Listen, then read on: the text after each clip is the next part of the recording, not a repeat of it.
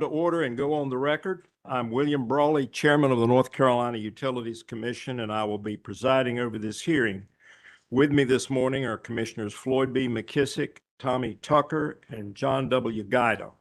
Pursuant to the State Ethics Act, I remind all members of the Commission of their duty to avoid conflicts of interest and inquire if any commissioner has any known conflict of interest with regards to the matter coming before the Commission. Let the record reflect that no such conflicts have been identified. I now call for hearing docket number E-100 sub 207, which is the Bicentennial Consolidated Carbon Plan and Integrated Resource Plan for Duke Energy Carolinas, Duke Energy Progress, pursuant to North Carolina General Statutes 62-2A, 3A, 62-110.1, and 62-110.9, as well as Commission Rule R8-60A, Duke Energy Carolinas, LLC, DEC, and Duke Energy Progress, LLC, DEP, which I'll refer to collectively as Duke, are required to file their Biennial Carbon Plan and Integrated Resources Plan, CPIRP, with the Commission no later than September 1st of each odd-numbered year.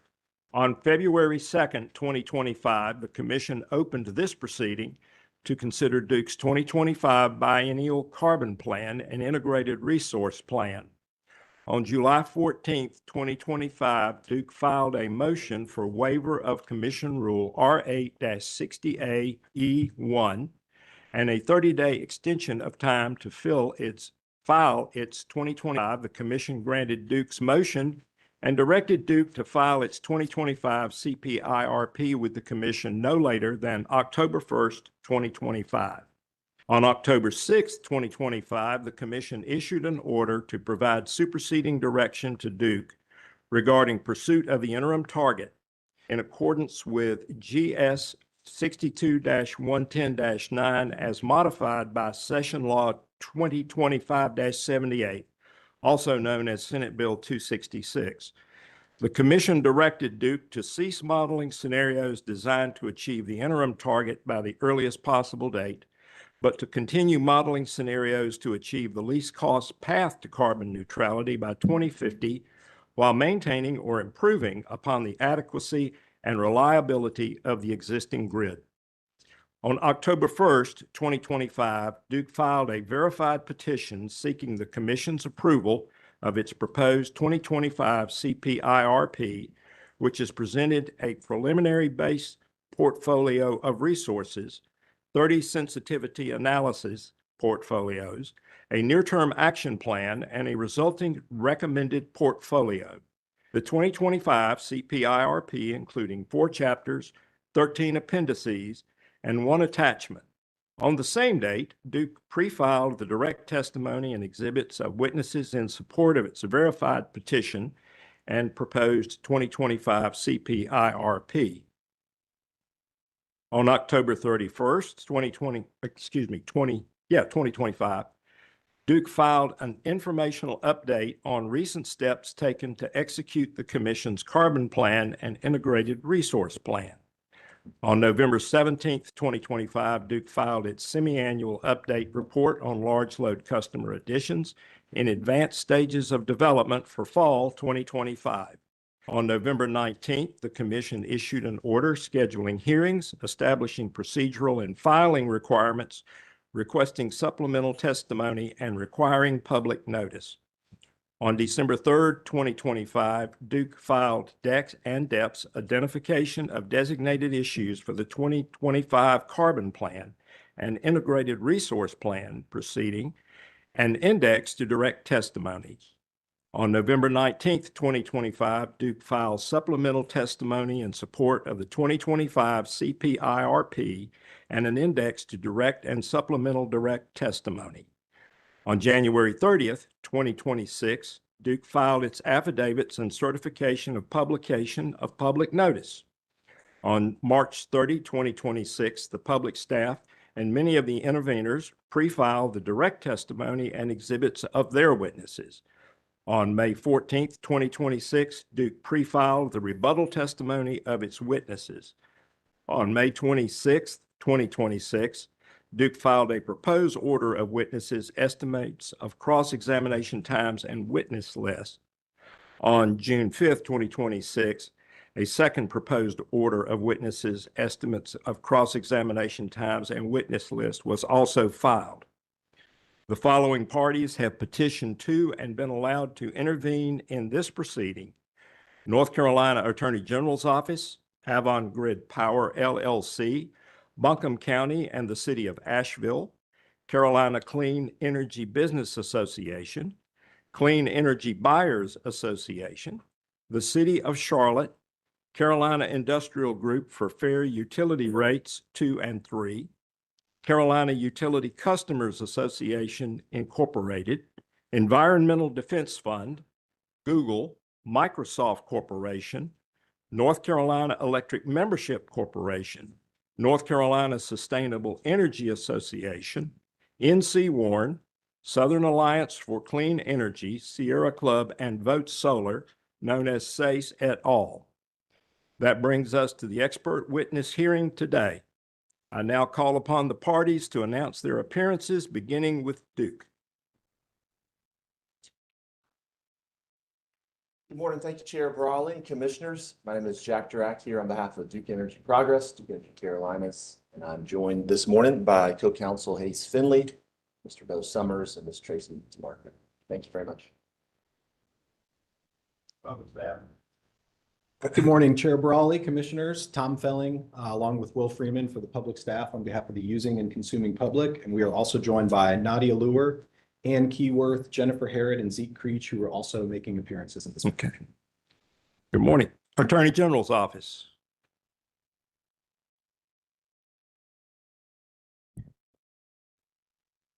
Good morning, Rita Coxton on behalf of the Attorney General's Office. Avon Grid Power. Good morning, Ben Smith on behalf of Avon Grid Power. Carolina's Clean Energy Business Association. Morning, Chair Brawley. John Burns for CCBA. Buncombe County. Not appearing. Okay. Sigford 2 and 3. Good morning, Chair Brawley. Peter Ledford of the law firm Warden Smith, appearing on behalf of Sigford 2 and 3. My law partner, Christina Kress, will be appearing as well. Thank you. Corporate Energy Buyers Association. Morning, Commissioners. Andrew Shores, the law office, Brian Bryce, local counsel, here with Gonzalo Rodriguez. Keys and Box will be primarily. Okay, thank you. Carolina Utility Customers Association. Good morning, Marcus Trathon of the law firm Brooks Pierce, here on behalf of CUCA, and my colleague Chris Dodd will also be there. Okay, thank you. City of Asheville. City of Charlotte. Environmental Defense Fund. Morning, Ben Smith again on behalf of Environmental Defense Fund. Google LLC. Morning, Heather Fennell of Brooks Pierce on behalf of Google. Microsoft.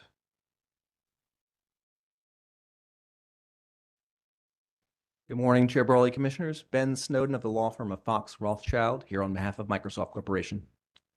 North Carolina Electric Membership Corporation. Good morning, Commissioners. Tim Dodge, appearing on behalf of North Carolina's Electric Cooperatives. Thank you. North Carolina Sustainable Energy Association. Good morning, Chair Brawley. Justin Smolovsky on behalf of the North Carolina Sustainable Energy Association, and my colleague Ethan Blumenthal will also be making an appearance. NC Warren. Good morning, Chair Brawley, Commissioners. My name is Matthew Quinn. I'm with the law firm of Lewis and Roberts here in Raleigh, and I'm here on behalf of NC Warren. Thank you. Okay, SACE et al. Morning, Chair Brawley, Commissioners. David Neal with Southern Environmental Law Center on behalf of SACE et al. With me is Menashe Margarira and Hannah Klaus. All right. Are there any preliminary matters that need to be addressed? Thank you, Chair Brawley. Just a few from the applicant. Yes, sir. At this time, with your leave, Chair Brawley, we would like to ask that the company's verified petition for approval of the 2025 CPIRP filed on October 1st, 2025 be entered in the record and copied at the appropriate time. We also ask that the company's 2025 CPIRP, consisting of the executive summary, 4 chapters, appendices, and attachments, also filed on October 1st, 2025, be entered in the record at the appropriate time. Without objection, so ordered. And Chair Brawley, one more preliminary matter, if I may. Yes, sir. First of all, Chair, we appreciate all the collaborative work of the parties to provide estimates of cross times and order of witnesses. As we've indicated in our filings to the commission, there are witnesses both for the company as well as for interveners and public staff who have miscellaneous conflicts. And as always, we'll do our best to notify the commission where those conflicts would necessitate slight adjustments in the order of appearance of the witnesses. And we'll continue to work with parties on a daily basis to update cross times to keep the commission up to date on expected duration of various witness appearances. For purposes of this morning, I would note that there's one conflict that we're going to be navigating, which is that our nuclear panel's not available the following 2 days. So depending on how things go this morning, we may need to flip an order there. But in general, you have all the information in front of you, and we'll do our best to inform you of any changes, work with parties to reach agreement on anything that needs to be done, and keep your staff closely apprised of those plans. So just wanted the commission to be aware of those items. All right, thank you. Are there any other items? Okay, so let's go over some procedure. Excuse me. Yes, sir. Good morning, Mr. Chairman. Gonzalo. Would you use a microphone, please, sir? Yes, sir. Good morning, Mr. Chairman. Gonzalo Rodriguez for the Corporate Energy Buyers Association. Yes, sir. A follow-up comment on witness availability. One of CBA's panels, 2 of our witnesses have certain schedule issues that have been noted on the matrix that was put together by Duke, specifically Mr. Stephen Levitas and Ms. Barua are only able to appear on the 16th, 17th, and 18th. I wanted to ask the commission to what would be the best way to handle that? Well, let's see how things proceed, and we'll take it up a little later in the week because it may be timing that we don't really have to worry about it. Thank you, Chair. All right, thank you. Are there any other issues? Okay, so I've got some procedural and logistical items. Order of testimony. We will follow the order of testimony and sequence cross-examination proposed by Duke in consultation with the parties in the Second Amendment witness list filed on June 5th, 2026. And if parties anticipate changes to the order of testimony or estimated cross-examination times, I request the parties confer and Duke provide the commissioners, court reporter, and commission staff with an updated witness list at the beginning of the next day of hearing.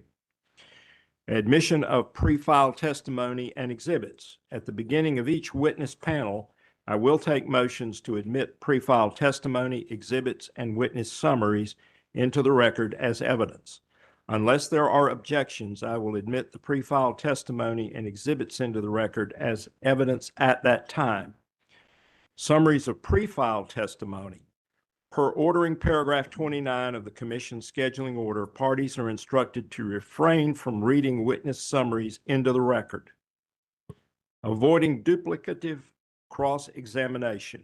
In the interest of efficiency and to ensure we can complete the hearing within the time scheduled, I ask the attorneys to avoid asking a witness cross-examination questions that have already been asked by another party. The naming convention for cross-examination and redirect exhibits. Parties have submitted potential cross-examination and redirect exhibits. When introducing these exhibits, please request they be marked in accordance with the following naming conventions. First, the party conducting the questioning. Second, whether it's cross or redirect. Third, the panel name or witness last name. Fourth, the testimony type, whether it's direct, supplemental, or rebuttal. Fifth, exhibit. And sixth, the number. And if we use this, we'll be able to keep all of this straight.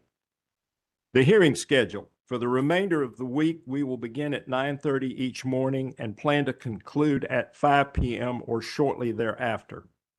On Monday, June 5th and Monday, June 22nd, we will begin at 1:30 in the afternoon to allow the commission to conduct staff conference and other business in the morning. For the week beginning June 15th, I may alter the schedule to allow us to begin earlier in the morning and conclude later in the afternoon, depending on our progress. If I have to expand or change the beginning and ending times of the hearing schedule each day, I will try to let you know by Friday of the week before. Another, commissioner absence. Commissioner Vandepart is not in attendance and may not return before June 19th. Under our internal procedures, if he attends only a portion of the hearing, he will still be allowed to participate in the decision-making of this matter unless a party objects.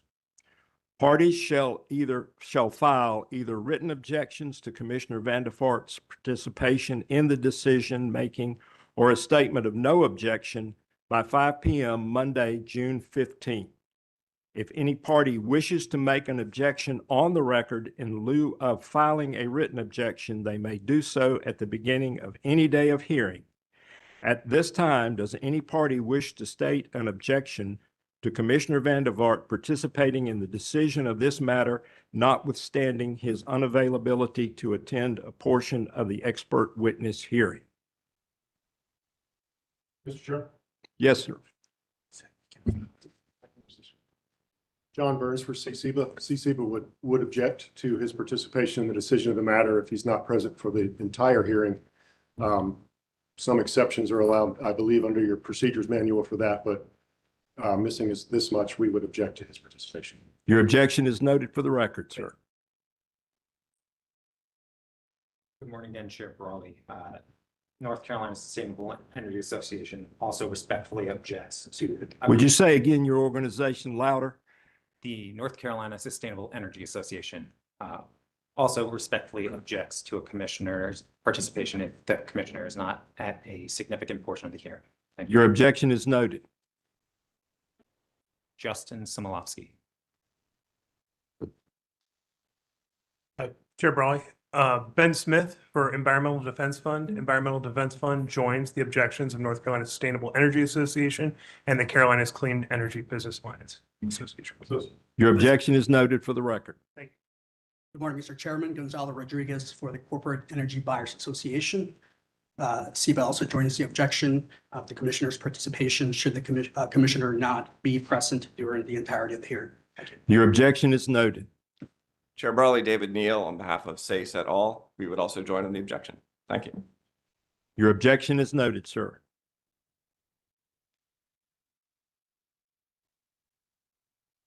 Okay. I now call upon Duke to call its first panel of witnesses. Thank you, Chair Brawley. At this time, Duke Energy calls to the witness stand Mrs. Kendall C. Bowman.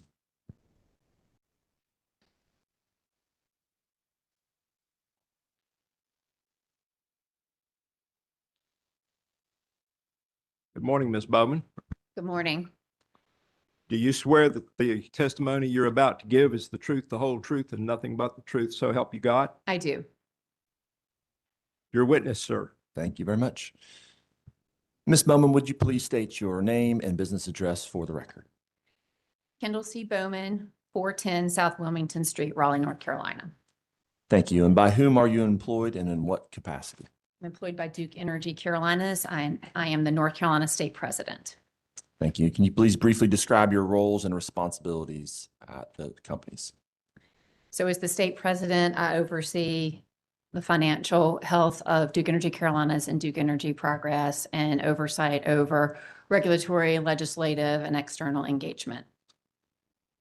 Turning now to your pre-filed testimony, Ms. Bowman, did you cause to be pre-filed in this docket direct testimony consisting of 21 pages and 2 exhibits? Yes, I did. And do you have any changes to make to your direct testimony at this time? I do not. If I were to ask you those same questions today that appear in your pre-filed direct testimony, would your answers be the same? Yes, And can you confirm that your direct testimony does not include any confidential information? that is correct. Did you also cause to be pre-filed a summary of your direct testimony? Yes. Chair Brawley, at this time, I would ask that Witness Bowman's direct testimony and summary be entered in the record as if given orally from the stand, as well as the summary as well as your two exhibits be pre-marked for identification. Without objection, so ordered. Thank you very much. At this time, Ms. Bowman is available for cross-examination. Okay. Attorney General's office.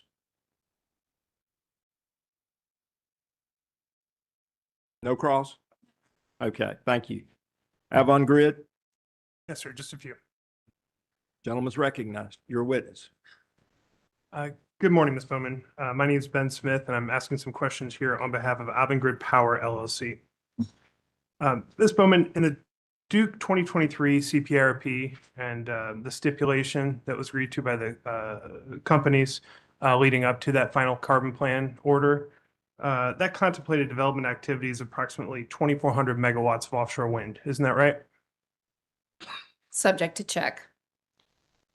And in the current carbon plan proceeding, the companies have now classified the resource need for offshore wind as beyond the base planning period, with no megawatts selected and no development activities proposed, only monitoring. Isn't that right? At this time, that is correct. And while offshore wind has been relegated to a monitoring situation, the company's 2025 NTAP proposes approximately 6,825 megawatts of combined cycle natural gas generation and approximately 2,825 megawatts of combustion turbines, totaling nearly 10,000 megawatts of new natural gas capacity, all supposed to be in service by 2033. Is that right? That is correct.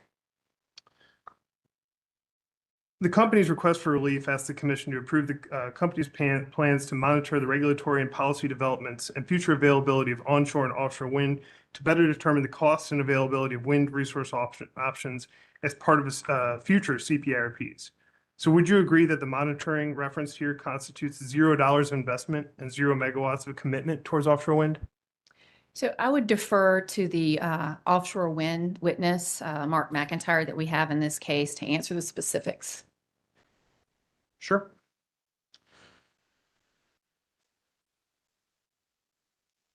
Also, and this might also be deferred, but you referenced it in Exhibit 1, page 3 of 4, if you want to open to that. Companies are requesting approximately $55.6 million in project development costs for Bat Creek 2 pumped storage hydro to safe harbor federal energy tax credits and preserve optionality by 2040. Do the companies consider whether comparable early stage development on offshore wind might similarly preserve that optionality for that resource? Would you please go back? Where are you speaking from? This is in your testimony, Exhibit 1, page 3. Oh, I have Exhibit 1, page 2 of, hold on, Exhibit 1, page 3. yeah, it says, let's see, sub 3 requesting incurring 19.2, it's at the very top, incurring 19.2 of additional project development costs for a total spend of 55.6 million by the end of 2028 is reasonable to safe harbor federal energy tax credits and to progress development of Bat Creek 2. Do you see that? Yes, I see that. So my question is, wouldn't a similar investment in an offshore wind resource be a best practice to preserve the same type of optionality?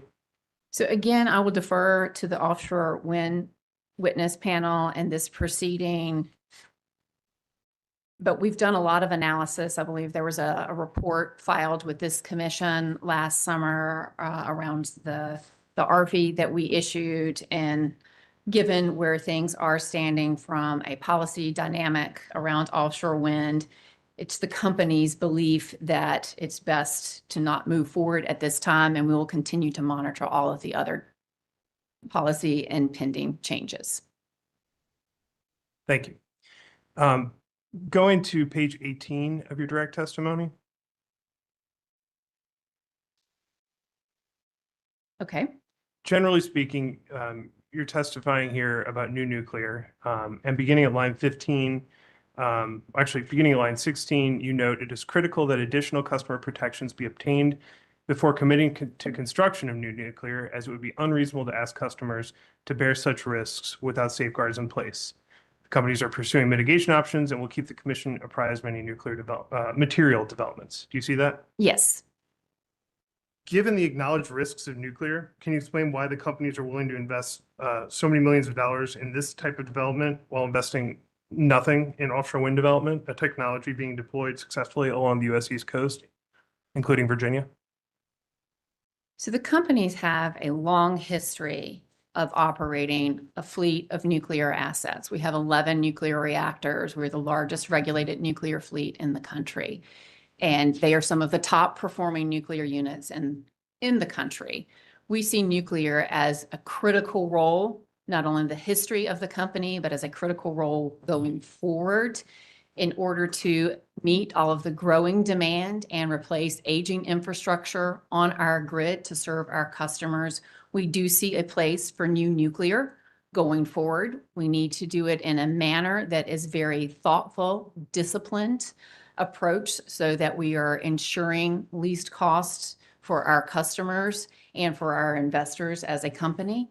We do see new nuclear as a fit, and so that is why we're continuing to look at new nuclear. I will also point out that in the Commission's last CPIRP order, we were instructed to continue moving forward with new nuclear and also looking at new large-scale light water reactors. In that same order, you were also told to move forward with offshore wind, isn't that right? Continuing to monitor offshore wind. All right, last question. Given the statutory obligation of carbon neutrality by 2050, and given that offshore wind is a long lead resource requiring years of development, permitting, and construction, isn't the company's decision to defer all wind development to some unspecified future plan inconsistent with prudent utility planning to meet that 2050 obligation? No, we do not view it that way.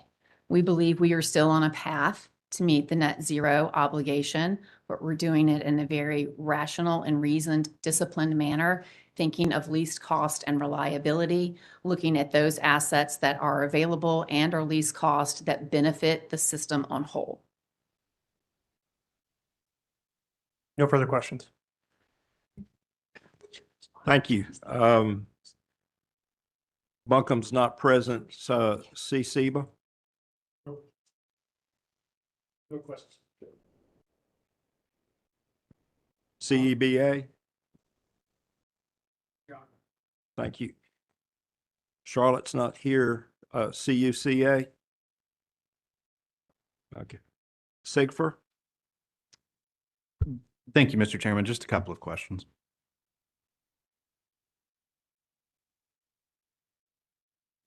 Your witness. Ms. Bowman, Peter Ledford on behalf of Sigfer. Good morning. I just have a couple of questions for you this morning regarding, in particular, nuclear. On page 10 of your testimony, you testify that the companies have continued to rigorously evaluate technology options, including an expanded focus on large light water reactors, LLWR, along with small modular reactors, SMR. Is that correct? That is correct.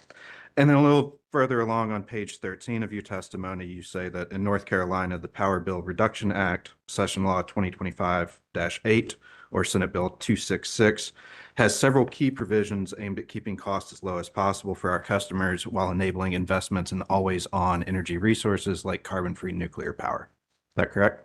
That is correct. Has Duke taken advantage of any of the provisions in Senate Bill 266 that enable investments in always-on energy resources like carbon-free nuclear power?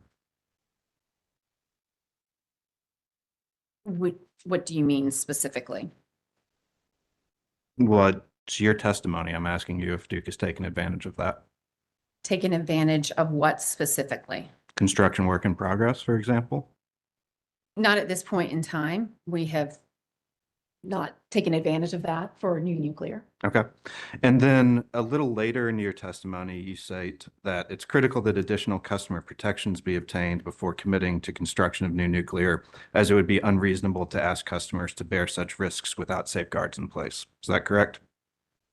Yes. And wouldn't one possible safeguard for customers be for shareholders to bear some of the risk? So shareholders are taking on risk. When you're constructing a large nuclear facility, it is an extremely risky undertaking. And so shareholders, we're out there and making the investment, so it is extremely risky as well. So the burden is not, it's a shared burden together. And is that why a moment ago, in response to a question from Mr. Smith, you stated that nuclear needs to be least cost both for ratepayers and investors? It's for both. Okay. Thank you. No further questions. Thank you, sir. EDF, Yes, sir. Just a couple questions. Mr. Smith, you're recognized. Ms. Bowman, putting on my Environmental Defense Fund hat, I'm going to ask you just a couple of questions. But I'm going to relate back to what I just asked you about with respect to offshore wind. Similarly, onshore wind, which was previously part of the company's plan, has been pulled out of the 2025 carbon plan, near-term action plan. Is that correct? Yes, we are not showing any onshore wind in the near-term action plan. So there's no new onshore or offshore wind in the near-term action plan. That is correct.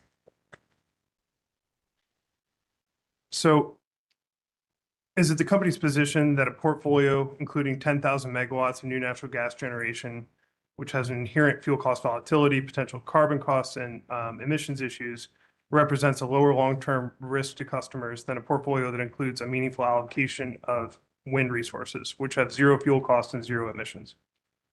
Could you repeat the question? Sure. Is it the company's position that a portfolio including nearly 10,000 megawatts of new natural gas, which has fuel cost, potential emissions issues, does that represent a lower long-term risk to customers than a portfolio that includes a meaningful allocation of wind resources, which have zero fuel cost and zero carbon emissions?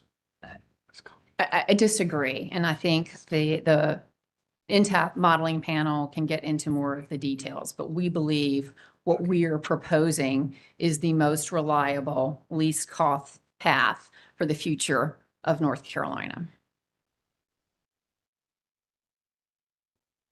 But wouldn't a risk-adjusted strategy account for that possibility for future natural gas price volatility? So we believe what we've put forward, and again, I will defer to the NTAP panel and also to our fuel panel, but we believe what we've put forward is the least cost path. No further questions. Thank you. Google. Microsoft. Oh. NCEMC. NCSEA. NC Warren. Thank you. I'm Matthew Quinn here for NC Warren, and if it's okay with the commission, I'd like to pass up our potential exhibit notebook to the witness before I get started. Okay.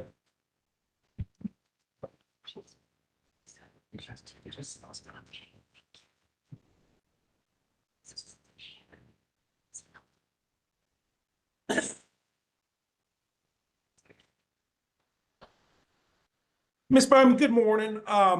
If I could please get you to look at your pre-filed direct testimony on page 5. On page what? 5. Okay. I'd like to ask you, just quickly, just to get us started here, about your testimony on page 5, lines 14 through 16. See that? I do. And you testified, quote, as explained in Chapter 1, Powering the Carolinas are continuing to experience a critical period of sustained and rapid load growth driven by population in-migration, electrification, and economic development. Did I read that correctly? Yes. And economic development plays an important role in the company's resource plan, does it not, ma'am? Well, the load growth plays a significant part. That's right. Yes. So yes. load growth is what is driving the company's proposed build out of assets like natural gas assets and nuclear assets, is it not? Not alone. There are other things that are involved in the resource plan. We are working towards meeting a 22% reserve margin. We're looking at focused on reliability as well. We also have aging infrastructure, retirement of facilities that need to be placed. So it is a factor, certainly a big factor, but it's not the only factor. Yeah, sure. So I appreciate the clarifications, just to make sure we're on the same page. Load growth is a significant factor that's driving Duke's proposed build out of generation assets. True? Certainly. North Carolina is growing. Okay. And well, and economic development is a major part of the company's load forecast that it's relied on in this docket, is it not? It is a large chunk. And of this economic development kind of bucket, data centers are a large part of what's driving that economic development, is it not? Data centers are definitely a part of this. Okay. So we have just the level set for us so we can move on with our conversation. You got, do you agree with this? You have load growth, which is being driven in large part by economic development, and that load growth is driving build out of generation assets, right? Well, we just went through, there are other factors in there, and there's also a lot of population growth. North Carolina is one of the fastest growing states. Charlotte's the fastest growing city in the country just recently. We're connecting over 354 new customers to our system every day. So it's not just all of the load growth coming from new businesses wanting to connect into North Carolina, but it's population as well. So this resource plan encompasses all of that. Absolutely. But, you know, economic development is an important role in that load growth. True? Yes, the growth is important. Okay. So I'd like to please identify for the record NC Warren's potential exhibit 7, potential cross-examination exhibit 7. And Ms. Bowman, I think you have a notebook in front of you of NC Warren's exhibits. Yes, yes, I see it. Okay. And we just like to, this was filed previously as NC Warren's potential exhibit 7. We'd like to identify it as NC Warren's Cross Bowman Direct Exhibit 1.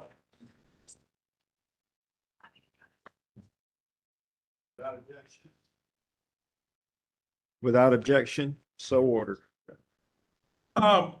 Ms. Bowman, have you ever seen, well, first of all, can you identify this as one of Duke's responses to NC Warren's data requests, specifically data request 1-9? Yes. Okay. And have you seen this before? Yes. Okay. So I can read it if you would like me to read it. But I mean, basically what it comes down to, would you agree with me, ma'am, is that Duke has in the recent past engaged on an economic development campaign designed to bring economic development into the state, including data centers, right? I'm going to disagree with how you characterized that. How would you characterize it? Duke Energy, and also I will defer to the panel and witness Tate as his job is our economic development director here for North Carolina and Duke Energy. But Duke Energy has a history of partnering with the state in terms of economic development growth. We are a partner. We work with the Economic Development Partnership of North Carolina. We work with the localities when they're out there trying to recruit new businesses to the state. A key part of new businesses coming is energy and electricity, and they can have that. So we partner with them. We're not out there leading the charge. We are a partner. When a local community or the state reaches out, even the North Carolina Department of Commerce reaches out, we partner with them. So we are a partner together, and we're doing our piece to keep North Carolina open for business. Ms. Bowman, I mean, I'm not trying to be glib or anything, but I mean, Duke is not a chamber of commerce, right? No, we are not. Okay, so when Duke entices data centers to come into this state, that requires more generation assets to meet that additional demand, right? We are not enticing the customers. North Carolina is the #1 state for business. People want to come here. People want to live here and work here. Businesses want to come here. So when a business comes to North Carolina and they reach out and ask, what's the electricity availability? The company, pursuant to our statutory obligations, needs to answer those questions and show the timeline in which you would take to get that service that that company is requesting. I would like to also add that our analysis shows, and you can look at witness Bateman and Morgan Beverage's testimony, that these large loads coming to North Carolina will actually benefit all customers. They will bring the costs down to all customers. All right, Ms. Bowman, when Duke builds new generation assets to meet this increased demand from economic development, ratepayers pay for that, those new generation assets, do they not, ma'am? Yes, Okay. all customers pay for the generation assets to serve the system. All right, and you're aware that there's a lot of notoriety involving Duke's rates going up, ratepayers complaining. Are you aware of that? Yes, we have a proposed rate case on file with this commission. That's right, and there's a great deal of resistance to that, those increased rates, right, ma'am? Yes, we understand customers are facing challenges, and there is never a good time to come in for a rate increase. But we need to make investments in the grid in order to ensure reliability. Yeah, but those investments in the grid are the result of the economic development that Duke worked in cooperation with local, regional, and state partners to entice, right? Not necessarily. What's embedded in the rate case are assets that we need to maintain the system. It's grid improvement, it's storm hardening and resiliency, it's connecting of new customers, not just large customers, but small businesses and residential. It's also the connection of new resources such as solar and battery storage, and that's all laid out in that separate docket. Okay, so there are a number of factors that require Duke to spend money, but one of them is building generation assets to meet increasing load growth from economic development activities. That's one component. All right, so if you could please turn to page 9 of your direct testimony.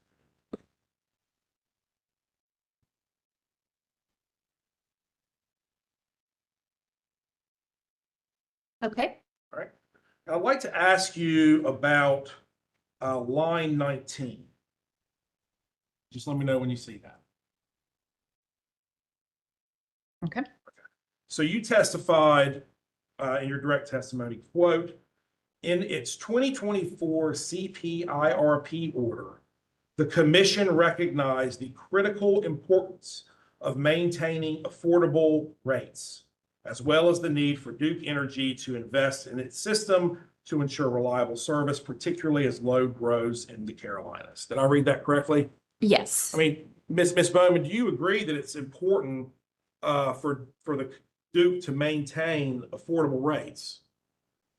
Yes, we absolutely believe it is important, and it's one of the things that has attracted North Carolina to customers is the competitive rates. We are below the national average.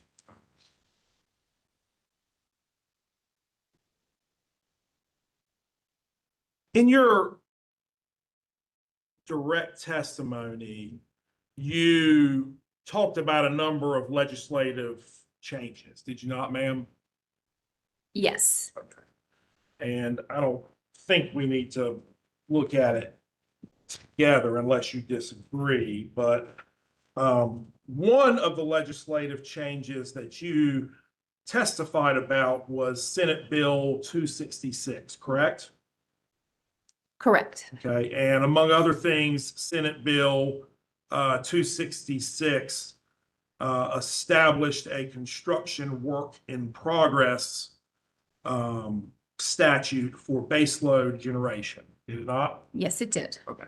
And some of my questions about that have already been asked, and so I'll follow the commission's admonition not to be repetitive. But I mean, would you agree with me, ma'am, that if there is, let's say, a nuclear plant that's going to be built, the way the world used to work is that if Duke made a mistake with that, then by and large, it wasn't used and useful, and the ratepayers were not going to pay for it. That's the way it used to work, right? No. Okay, what No, about what no, I? I disagree. Okay, why is that? Because the company has the ability and had the ability previously in a base rate case to ask for construction work in progress. And this new rule creates an additional construction work in progress. It allows more real-time recovery, which is beneficial for all customers by allowing the financing cost recovery starting earlier in the process. It's going to reduce the overall cost of financing along the way. So it will make that asset, in essence, cheaper over the long term to build. So if Duke makes a mistake, then it doesn't hurt its shareholders quite as much. Is that true? No, I disagree. Along the way, this commission, the way the structure is in North Carolina, this commission will be monitoring and have the ability to check and adjust and approve as we're coming in for any type of recovery in front of this commission. There'll be prudency reviews. There will be a lot of oversight and transparency to this process.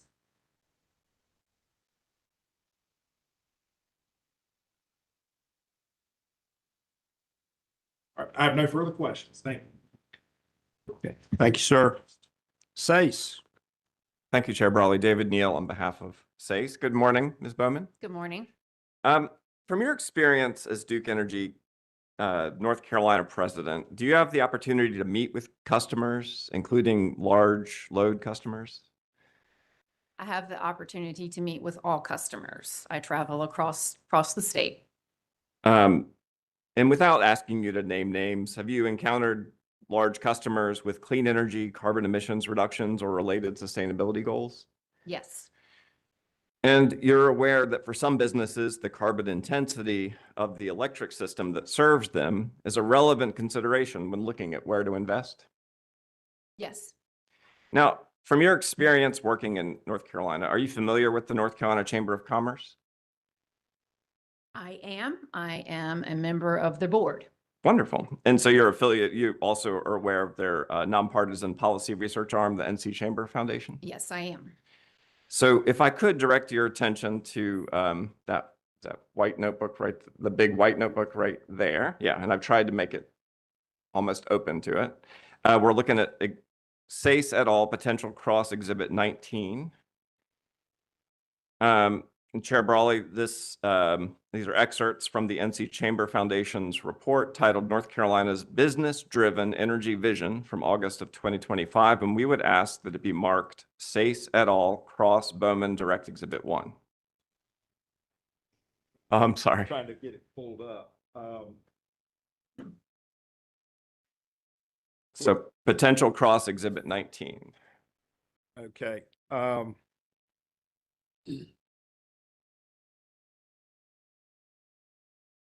All right, so that will be SACE Cross Bowman Direct number 1 from SACE Potential 19. Yes, Without Chair. objection, so ordered. So given that you're on the board, I take it. Oh, Briefly, could you just give us 1 minute? We're still pulling up the document. Oh, sure. Thank you. And can you reiterate the title of the exhibit, please? SACE et al. Potential Cross Exhibit 19.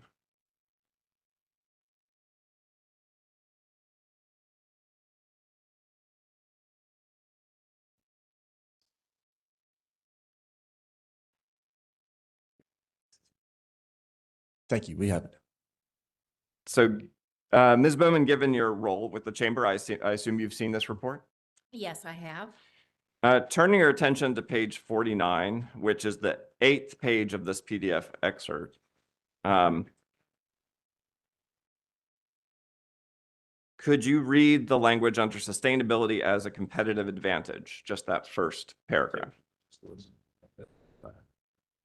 North Carolina's business community made clear that sustainability is no longer optional. It is a strategic requirement. Global customers, investors, and regulators increasingly demand low carbon low carbon products and operations. North Carolina manufacturers now face requirements that suppliers use a set percentage of renewable energy or risk losing contracts. This dynamic makes access to zero emissions power a competitive edge. As one stakeholder warned, sustainability is becoming a must-have for doing business with global partners, not just a moral choice. Business and industry leaders see clean energy and environmental stewardship as more than a cost center. It's an essential for growth and competitiveness. So given our previous conversation, you've encountered this sentiment in your role as Duke's North Carolina president? Yes, I believe that's one of the things that has attracted businesses to North Carolina is the policy framework that we have in the state and the plan to achieve net zero carbon emissions by 2050. And turning your attention to the next page, which is page 51 of the report, or page 10 of the PDF excerpt, can you just read that first two paragraphs under profitability through sustainability? I'm not sure where you are. It's page 51 of the report, so it was just the next page. Okay. Contrary to old assumptions, is that the right word? Yes. Contrary to old assumptions, cutting emissions often saves money and drives innovation. Cutting our carbon footprint is not only good corporate citizenship, it is good business, said Joe Kaiser, President and CEO of Siemens AG. And just that next paragraph, and we'll be done.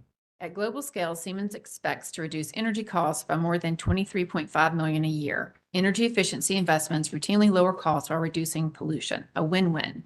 Likewise, boosting renewable storage and zero carbon nuclear power in North Carolina can hedge against volatile fuel prices and provide backup power during outages, directly benefiting bottom lines. So again, from your review of the testimony presented in this docket from a number of interveners, you would agree that more than one party has presented evidence about the risks that fuel price volatility pose to Duke's customers and the role that energy efficiency and renewables have in hedging against that risk? So we believe we've gone through this before. I'm going to defer to the modeling panel and the fuels panel. We believe that the plan that we have put forward does not overly expose us to fuel price volatility. There are gives and takes in that plan, and we feel confident that what we've put forward is the most reliable, least cost path to serve the needs of our future.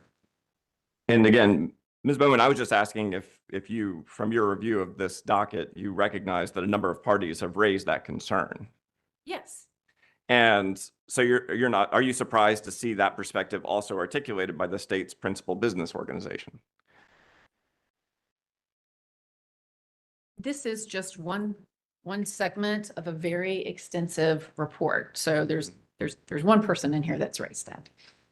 So you don't think this profitability through sustainability is reflective of the work that Chamber Foundation did as a whole? You think that's just... I think you were referring to, I was referring to volatile fuel prices.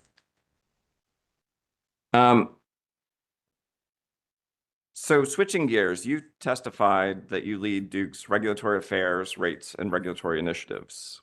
Among other things. Yes. And at page 9 of your direct, lines 19 through 23, you testify about the Commission's 2024 CPIRP order. Do you see that response? Yes. And you testified at line 22 that the companies have diligently worked to execute on the approved near-term actions designed to maintain reliable service. Yes. And so in your role as head of regulatory affairs for Duke's North Carolina operations, you recognize the importance of following those commission orders.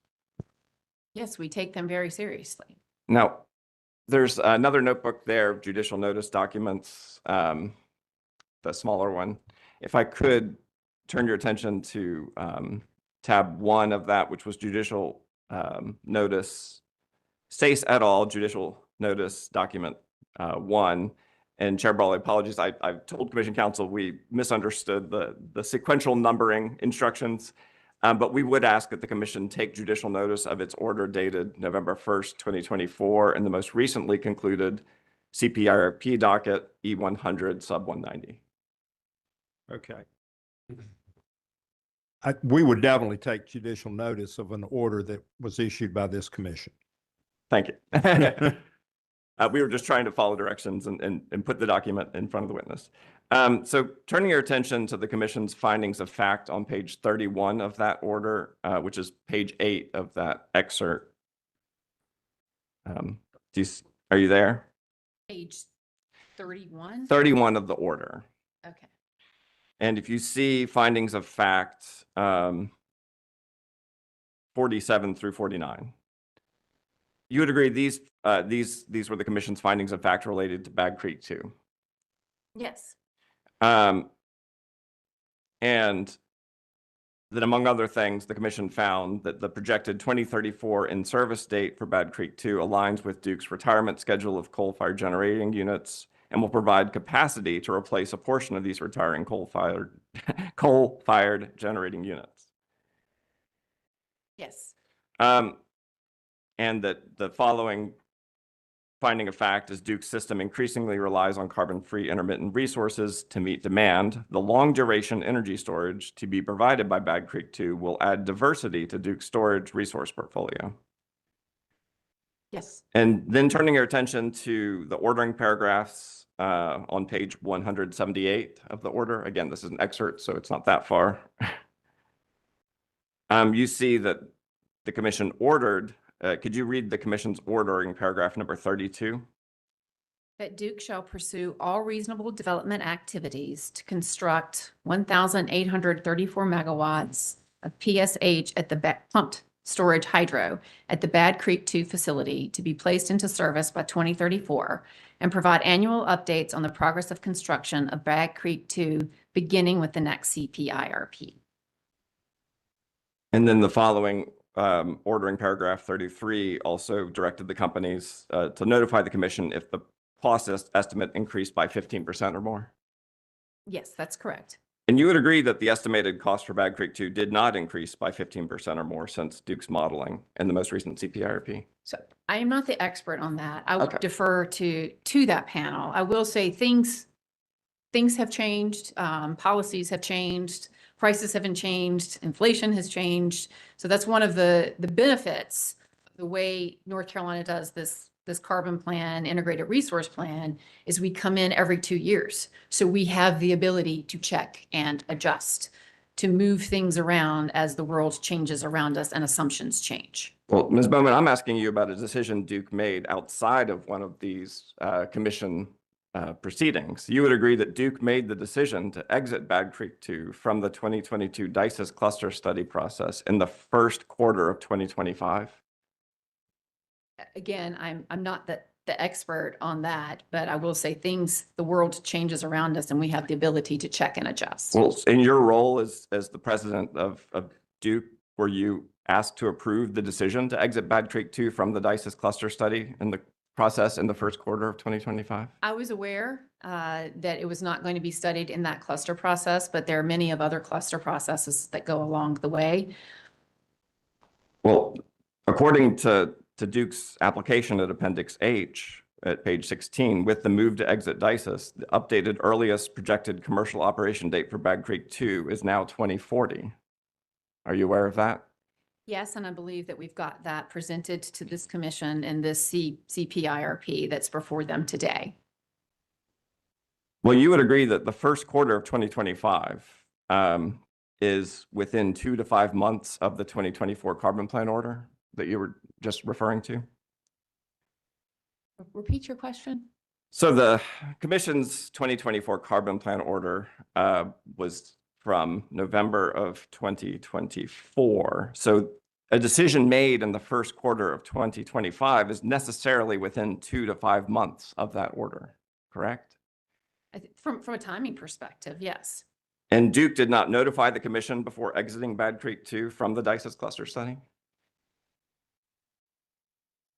I'm not aware that we did, but subject to check, I would really defer this to the panel on storage. Well, again, in your role is I think we've established that you have a role in making sure that the company complies with commission orders, isn't that right? Yes, we've been down this path before. And Well, and Duke was also a party to a stipulation with the public staff, CCBA, and Walmart in the most recent carbon plan, correct? Yes, we were. And you would agree that Bad Creek 2 was covered in that stipulation? Yes. And that the I'm going to commission, reiterate that the world, yes, the world has changed and we have the ability to check and adjust. do you know if you conferred with the stipulating parties before checking and adjusting with regard to Bad Creek 2?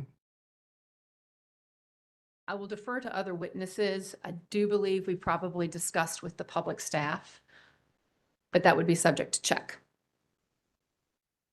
And you referenced in an earlier answer policy changes as reasons to check and adjust. You would agree that Senate Bill 266 that you discussed with Mr. Quinn was enacted in late summer of 2025. So that wouldn't have been a reason to pull it from the DICES in the first quarter of 2025, correct?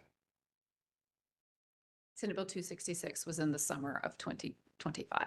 So you would agree that would not have been a reason to pull it from the DICES in the first quarter of 2025? Correct. Again, I'm going to defer Yes. to the other panel that has more insight over this. Again, I'm not asking for the explanation, just the facts. Last topic. On page 19, lines 11 through 15 of your direct, you testify about Duke's proposed near-term action plan and that it builds upon, quote, the company's progress executing in-flight resources approved in the previous plan. Hold on, I haven't. Oh, I'm reached there sorry. yet. Okay, I'm on page 19. Lines 11 through 15. Okay. So you testified that the company's progress executing in-flight resources approved in the previous plan is you're building on that in this plan. That's correct. And you would agree that those in-flight resources approved in the previous plan include the volumes of solar and solar paired with storage that remain from the company's planned 2026 solar procurement? Yes. And so and you're aware that this commission has issued a deferral order that's halted that solar and solar paired with storage procurement? Yes, I believe it's delayed. And so our plans would be to roll that into the 2026. But as things stand now, there's a gap in what you would consider to be the in-flight resources that this NTAP is building on because of that deferral order, correct? Again, I'm going to defer to the solar panel. My understanding is it should not, we do not need to make we're not making any proposed changes to the NTAP. All right, no further questions. Thank you, Mr. Neal. Public staff. Good morning, Ms. Bowman. Tom Felling with the public staff. Good morning. We have our exhibit notebook at the very end, closest to council table over here. If you're able to reach that, we will need to reference it. No shortage of exhibit notebooks up there. Ms. Bowman, in your direct testimony, you provide an overview of the CPIRP application and Duke's strategy for an era of unprecedented change. And in your role as North Carolina State President, you are one direct report away from CEO Harry Sedaris. Are both those statements correct? Yes. And as CEO, Mr. Sedaris sets the strategy, direction, and priorities of Duke Energy. Is that correct? Yes, he does. All right. And if you could turn with me to public staff, potential exhibit 1. That's tab 1 in your notebook there. This is the Duke Energy Corporation Q1 2026 earnings call transcript. Let me know when you're there. I am there. And the public staff would propose that this exhibit be marked for identification as Public Staff Cross Bowman Direct Exhibit 1. If you turn to page. That's your exhibit number. Exhibit 1. Your exhibit 1. Okay. Potential exhibit 1. Without objection, so ordered. Thank you. And Ms. Bowman, if you could turn to page 18 of this exhibit. At the very bottom of page 18.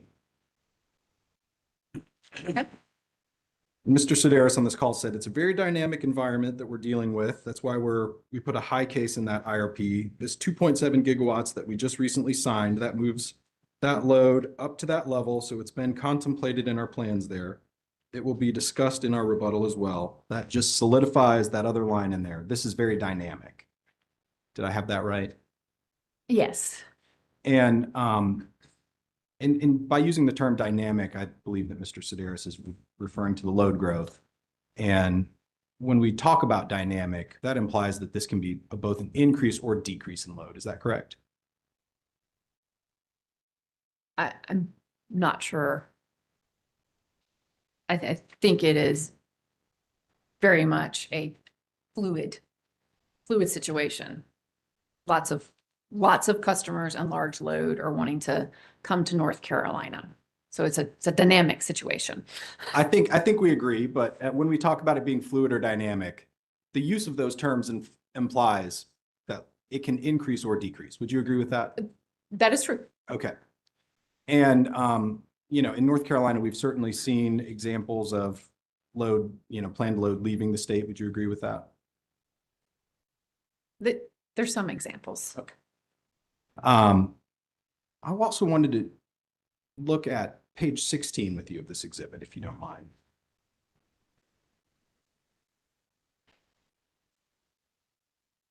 This is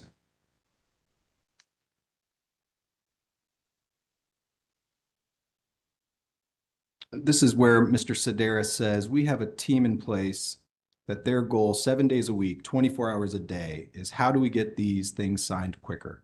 How do we service them quicker, maintaining the reliability and value for all our customers? Do you see that? I There do. on page 16. Mm-hmm. And then we'll jump one more, go to page 19.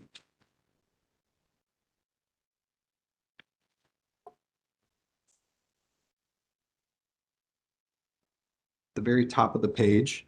And this is, we're doing everything that we can to make sure that we're planning the generation, staying ahead of it so that we can sign these ESAs as fast as possible and not have any delays. Did I have that correct? Yes. Okay, so we have Mr. Sedaris here talking about some strategy that Duke Energy is taking. And as state president, you're overseeing utilities in our state that are putting these corporate strategies in action to sign load as aggressively or as fast as you can. Is that correct? So I would like to take a step back because we're taking some snippets out in isolation and give a broader perspective here. Our CEO, yes, focused on meeting the demands of the request of large load customers coming to our system, trying to take advantage of that opportunity. I'll also note that our CEO is deeply focused on all of our customers. We truly believe that these large loads, we have a moment here in the Carolinas that will benefit all of our customers. It will help bring down affordability. As you look at witness Bateman and Beveridge testimony, we have done analysis that will show that over the life of these ESAs that the company is signing up, just the ones at that point in time that that analysis was done, will save customers $3.6 billion.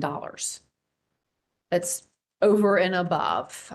So those are significant savings. So we're at a moment right now here in North Carolina that we really should be able to take advantage of. Not only is it beneficial to all of the customer base, it's beneficial to the state as well. They provide economic opportunities for different communities in the state, tax base there for those communities. So it's something that we see. Yes, it's going to help our investors, but it's also going to help our customers. We see this as a positive for everyone. Well, I appreciate that. I think I just want to focus on the North Carolina piece on this, though. We've got the CEO telling shareholders that there's folks at Duke Energy working around the clock to sign load and work to sign it aggressively and as fast as we can.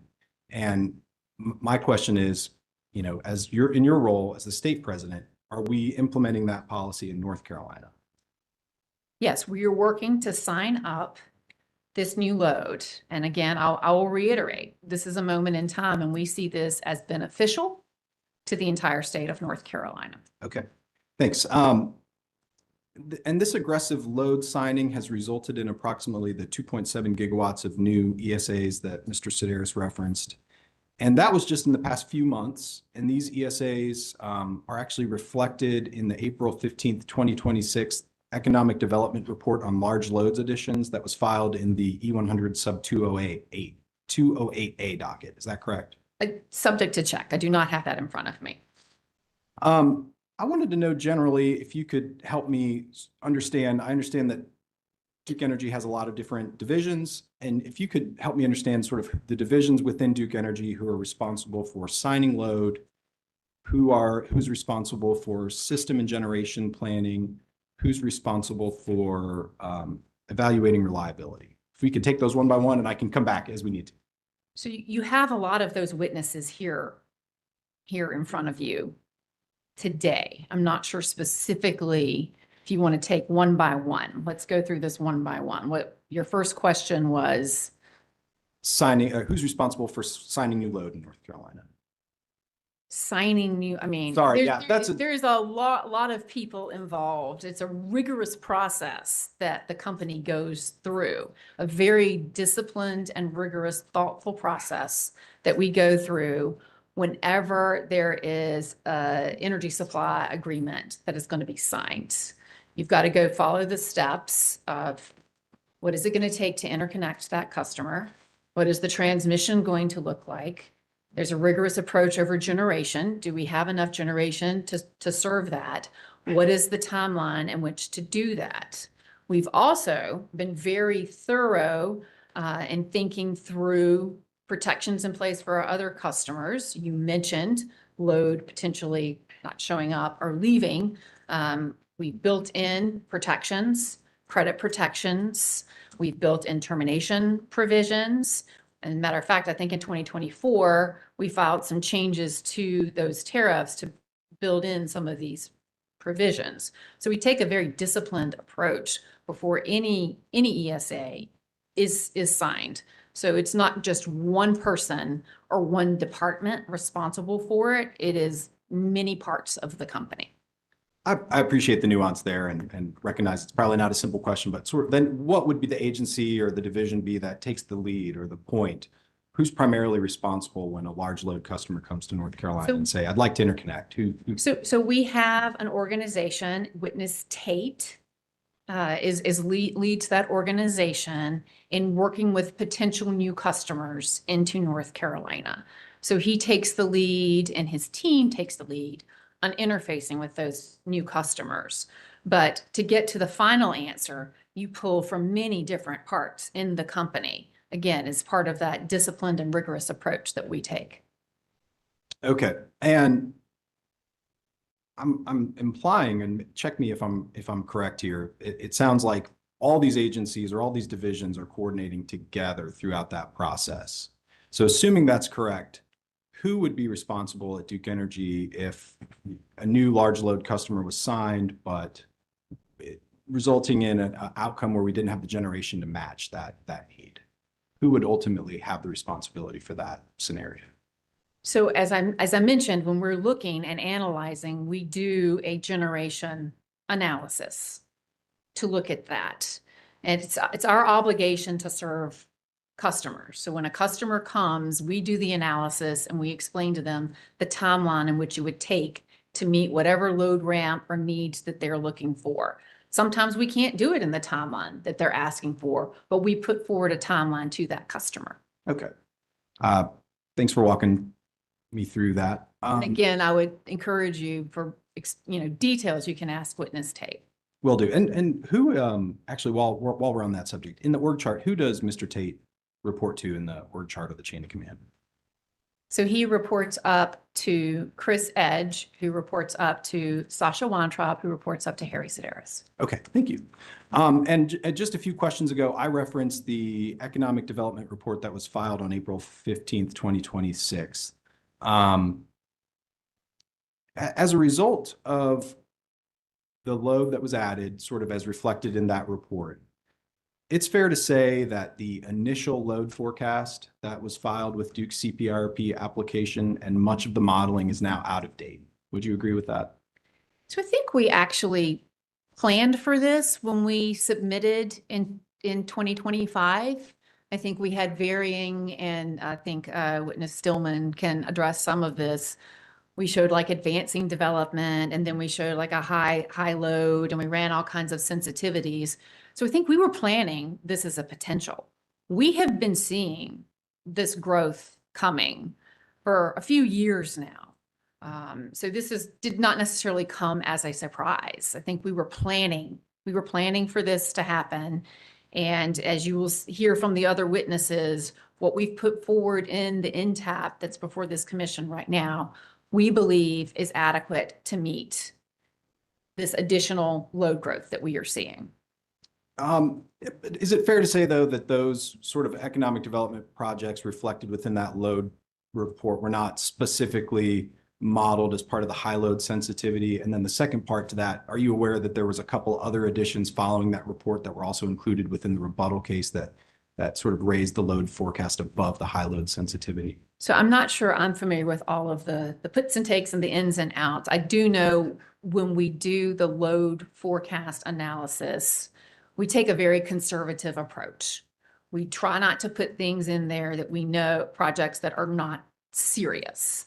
So you have to have signed a letter agreement, and then it becomes really tangible when you sign that ESA. So I think some component of this, I don't want to speak because I'll defer to the other witness, but I think some component of this was in there as well. Like I said, this did not come as a surprise. We were planning for a lot of this load.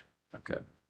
Well, would you at least agree with me that in Duke's initial CPIRP application, they modeled to the advancing development forecast, and now we're either at or above the high load sensitivity where we sit today? Yes. And would you agree with me that this updated information that was filed in the sub 208A docket was not filed until after the public staff and interveners filed their direct testimony? That is correct. Let me check my notes and confirm. No additional questions, Commissioner. Thank you, Ms. Bowman. All right, thank you. At this point, let's take a short break. Let's go for 8 minutes. We will resume with redirect commissioners' questions, questions on commissioners' questions.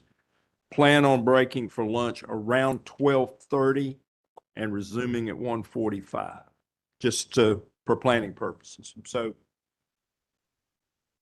all right, we'll come back at 11:26.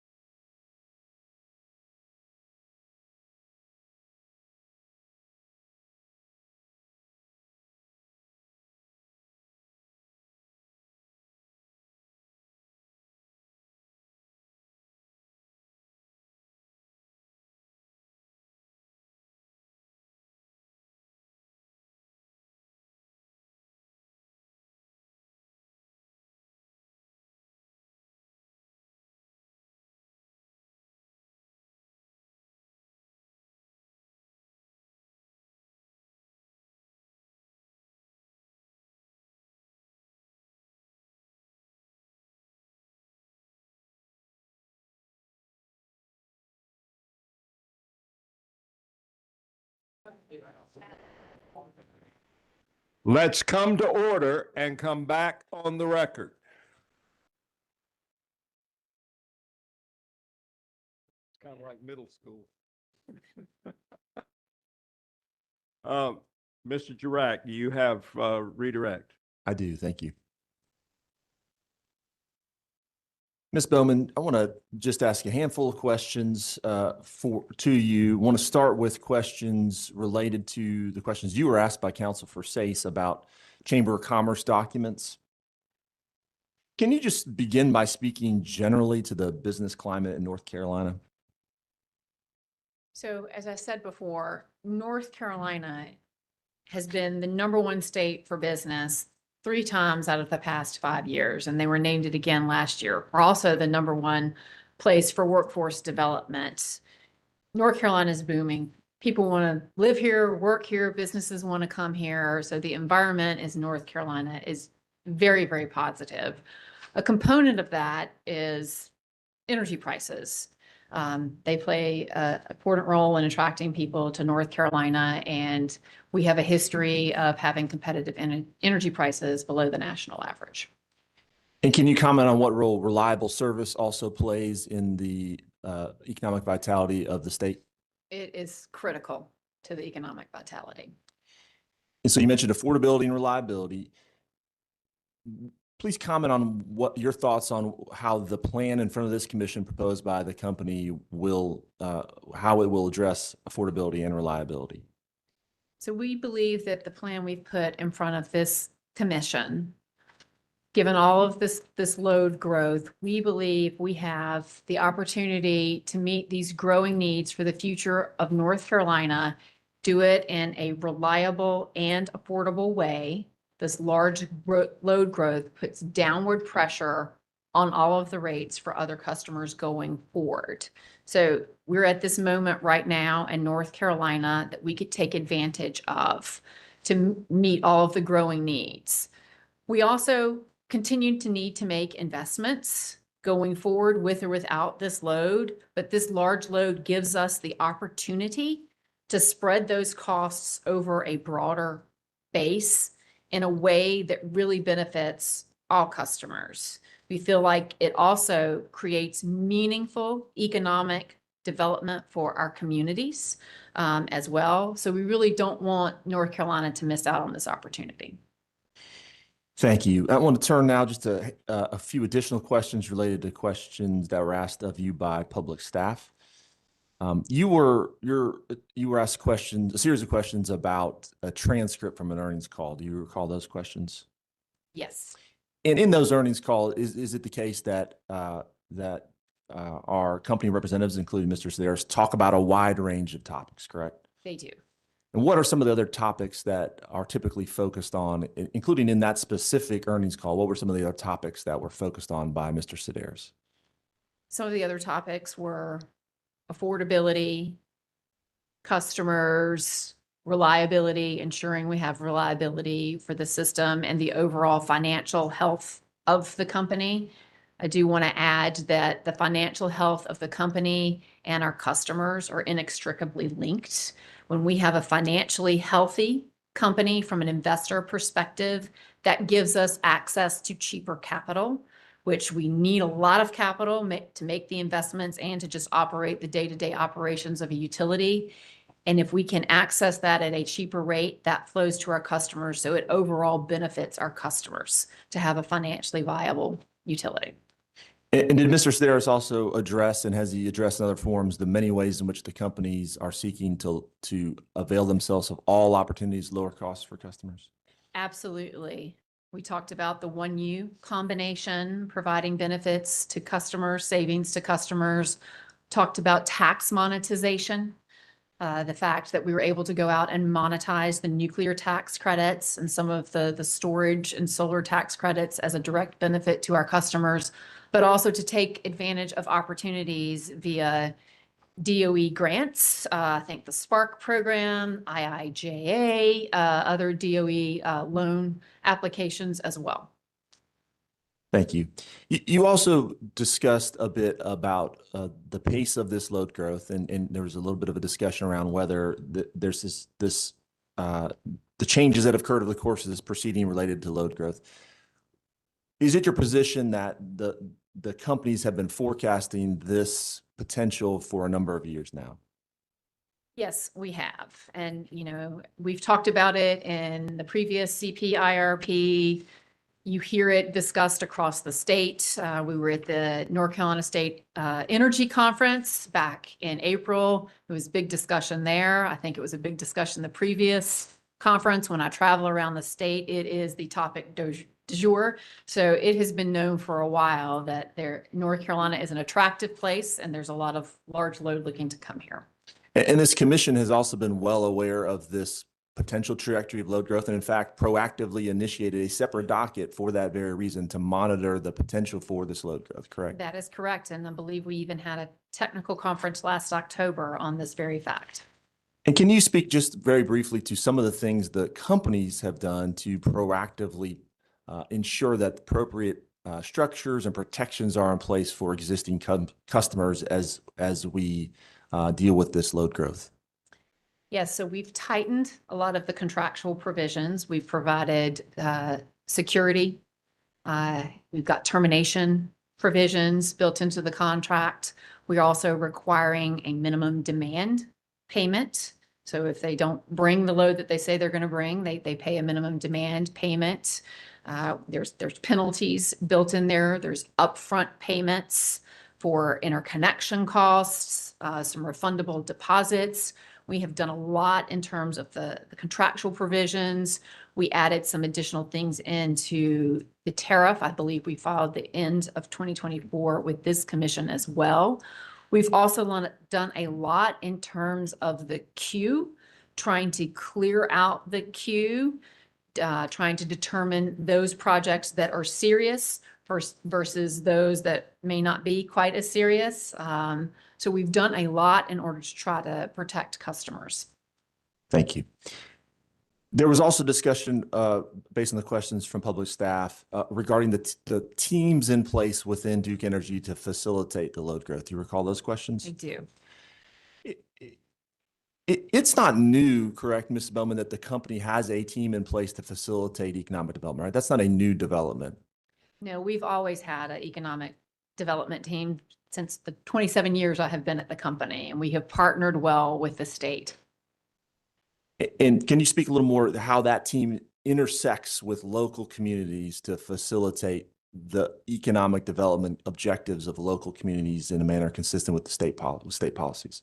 So we are spread out across the state, and we work very closely hand in glove with the local communities. They reach out to us when they have potential projects that require electric service. So we partner with them along the way. I myself have been out to several groundbreaking events or other big announcements across the state, and it is really a joy to see these communities getting these big projects. And it's not necessarily just data centers. We're talking about life sciences, Toyota battery, Jet Zero. I think they have an upcoming groundbreaking here in the near future, but just going across the state. And we do work with them. And also at the Economic Development Partnership and the Department of Commerce in North Carolina. And when you're at those ribbon cutting ceremonies as a participant, what do you hear from the local communities about why economic development is important to them? Well, it's important, one, because it brings jobs. It brings tax base to the community. It supports the community. A lot of these companies that are coming are very supportive of the community, supporting the local community colleges to help build the workforce, to help train people, helping with the infrastructure that's needed to serve them. So it's an overall win-win. And are you finding that more and more frequently energy availability, speed to power, reliability are critical factors in success in economic development? That is what we are currently seeing today.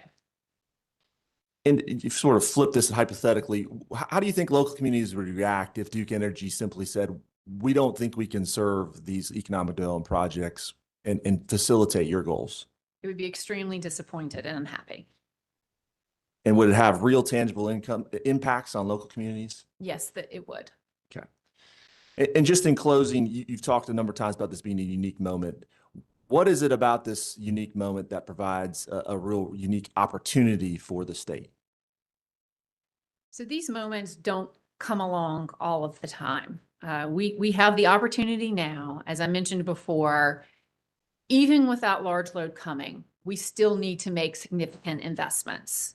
We have an aging infrastructure, whether it's T and D or plants that we need to replace. We've also got population growing, but this is that moment in time that if we take advantage of it, it can provide a lever to reduce the cost for our customers going forward. It's a real and tangible lever, and Witness Bateman and Beveridge can really explain that in detail.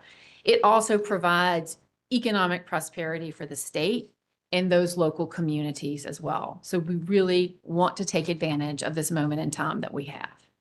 Thank you. Chair Brawley, I have no further questions at this time. Thank you, sir. Okay, we'll start with commissioners' questions, and I have a few from staff. But actually, you already answered a lot of them. Thank you. So I'll give an example of abbreviating and not asking repetitive questions. You've given us a lot of information on the things you've done with federal funds relative to nuclear, relative to Blues Creek. Would you just give us a quick overview of the additional federal opportunities and your efforts to maximize federal funding opportunities to benefit the customers? Sure. So I will add, we recently got another federal grant for our ROCKS units 2 and 3 that was awarded last week. Can't remember the 28 million, I believe, is the number for that. We have also applied for, they're called the SPARK program, and this is more DOE grant funding for some transmission specific projects. We have applied for those as well. We are optimistic to get positive news on that. We have also recently submitted a DOE loan application for a large chunk of our, if you think about our capital investments we need to make over the next 5 years. You've seen some announcement that other utilities have made. I think Southern Company, Georgia Power made one where they were receiving a significant amount of dollars from the federal government and would reduce cost to customers. So we are pursuing that as well.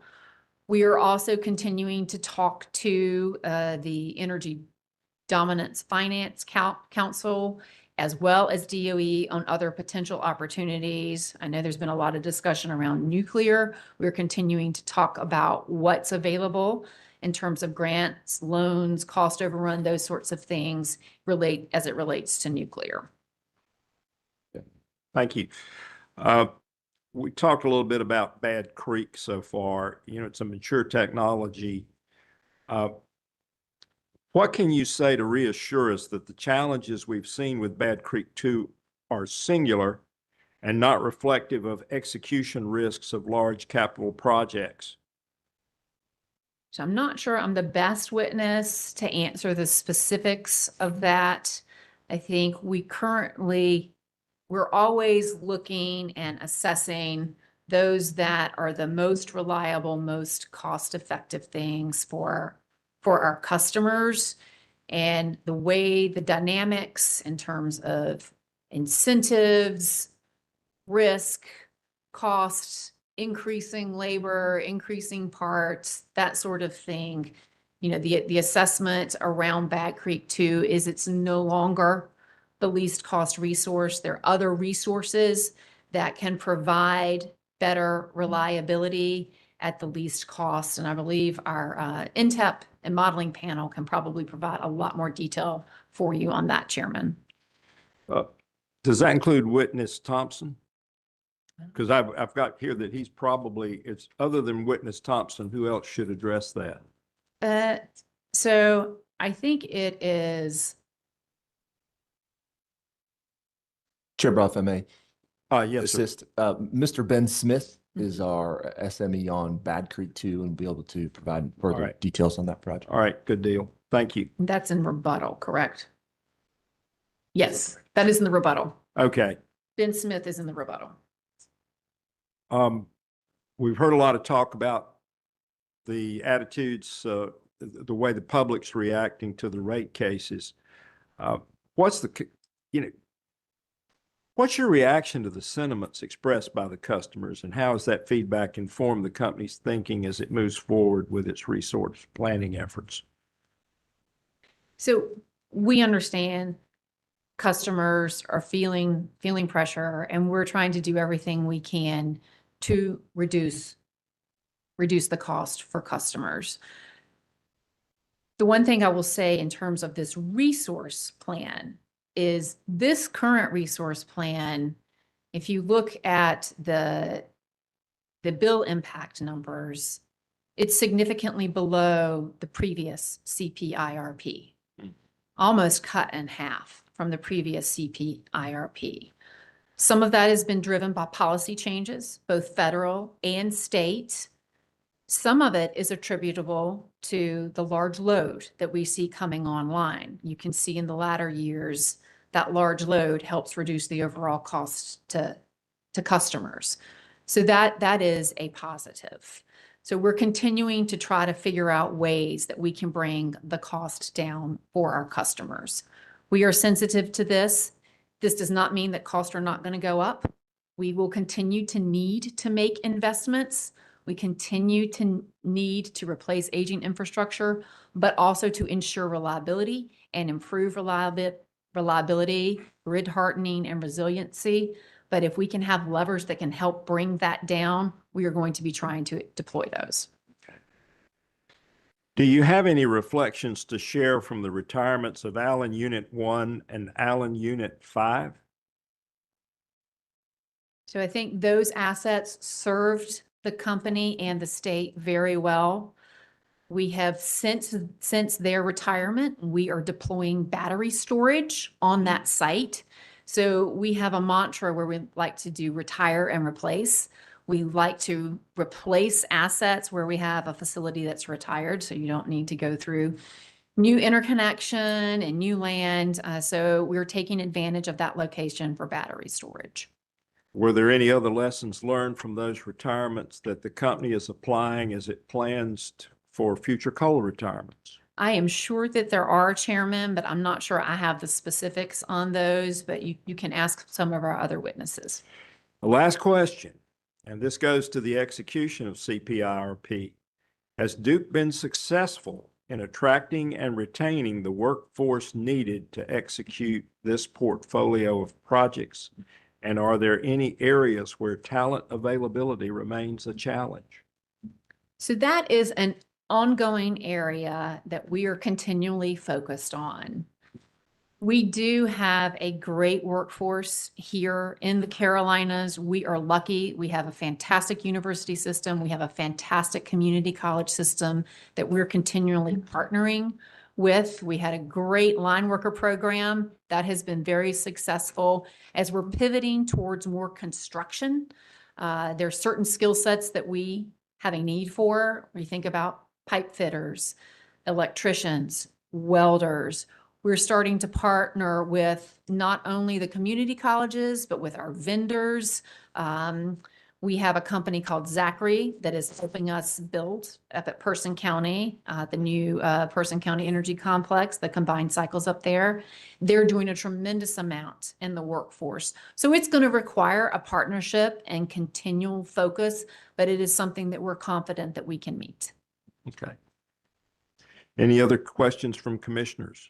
Commissioner Tucker. Well, still good morning, Ms. Bowman. morning. Thanks for being here.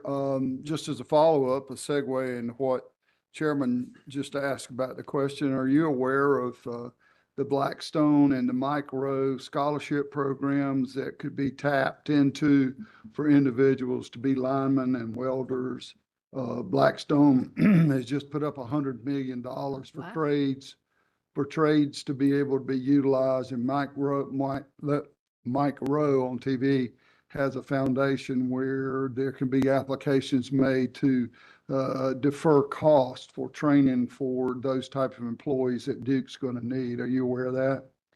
I am not. That is fantastic news. We will make Good. sure we share that. Okay. How many data center proposals that are pretty much a sure thing in the queue now? I read a number of 26. Is that correct, or what is that? So I will defer that to Witness Tate to give you the precise number of data centers. I think when we have ESAs signed, we count those because there's some stringent termination provisions. Those are pretty serious that they're committed to coming to the state. Okay. I really got a customer question. I think it'll end up being that way. Mr. Girock talked about the warm and fuzzy feelings of economic development in the various communities. You talked about the projects that are so great, but you, as I've seen, have been in public witness hearings all over the state that we as a commission statutorily have to attend.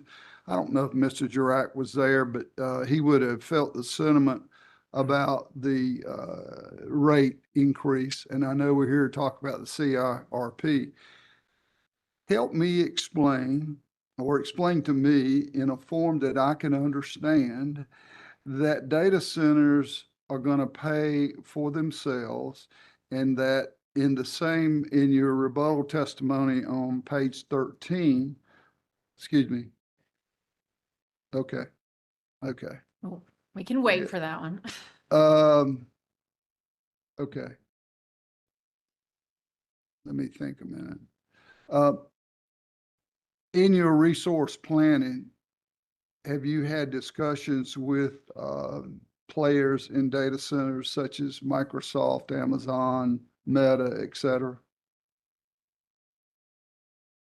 They provide us, so when a large customer comes, they provide us a load ramp of when they're expecting. It's not going to come, a gigawatt's not going to automatically come online day one. Okay. They have to ramp into that, and they give us the increments by year of when they plan to have, they're ready to take service from us. So we build that into our plans and into our modeling, and the modeling panel can explain that in more detail. My question, as we've traveled around the state, we have been accused, commission, public staff, and/or Duke, that we are raising rates because of data centers. And my question is, has the data center stated that they would pay 100% of the generation cost for them to come to North Carolina, and has Duke committed to doing that? So I'll take this in two parts. Okay. So the first, the current rate request that we have in front of this commission is not driven from data centers. Today, data centers represent about 1% of our load. We anticipate by the end of the decade that going up to 13, 15%. We can debate that, but it'll go up by the end of the decade. But right now, the rate increase in front of us is not driven from data centers. That is driven from investments that we have made to the grid to improve reliability, storm hardening, resiliency, some other, just O&M, general O&M, what it costs to operate the utility on a day-to-day basis. Also, some other solar battery storage is built into that rate case as well. And so remind me, the second part of your question is assurances that the data centers are going to cover their cost to the system. So in your planning, in your resource planning, if they were to pay for 100% of it, then that would maybe not change your goal to put that generation in, but would get the upfront cash for them rather than it flowing back through the system and having to raise capital within the system to be able to build the generation necessary for a data center. Does that make sense? It does, but it's not the way that we're thinking about large load in the context of this resource plan and in the context of rate making. The analysis that Witness, Beveridge, and Bateman have performed treats it, as load coming onto the system, and it is our traditional cost of service model. So what our model shows is the revenues that they will pay a very large power bill because they will be using a lot of energy. And these are steady, high load customers. They really don't fluctuate. It is steady, always on, always using. And their revenue over the life of those contracts will more than offset any of the generation build and any of the network upgrades to other customers. This is where you get that over the 15 years of the ESAs that we have signed up now, you will see 3.6 billion savings to the rest of the customers. They will bring that denominator down because they are a very large load. They will help the cost savings for other customers going forward. So it's a different way of thinking about it than what you were suggesting. So there wouldn't be any kind of refund to customers once those big numbers start coming in? I'm not saying there couldn't be. There might be a way to track it, but we need to think through that, and perhaps the rate case or a separate docket is another way to think through those things. Okay. Just help me with this, just clear. So if you need to build a gas plant, or we're doing that to meet load in the next 10 years, and some of that load is going to data centers, then where does that capital come from besides the markets and rate base to build those generating facilities for those data centers before they get up and running and more than pay for themselves by feeding continual power usage back into the system, that revenue? So we're modeling and planning for the entire system, not one specific customer. So the way we do the modeling is on a system-wide basis, and all of our customers take service from the system together. So one generating unit is not specifically driven by one specific customer. We're looking at the total projection and then what asset base do we need to serve that load. So we're looking at a system-wide basis, as best as I can describe it to you, not isolated, this customer pays for this generating unit. It is a complete system-wide basis. So the upfront capital to build a generation to meet the system-wide data center demand is coming from where? Is coming from, we raise the capital for the entire system from all of the customers, from all of the Duke Energy Carolinas customers. Thank you. Any, Commissioner McKissick? And this is just one question, Ms. Bowman, based upon your observations of the market today, particularly as it relates to economic development and all the other factors that come to bear in terms of looking at projections for low growth. And understanding we got a low growth panel coming up, and you're going to be back on rebuttal.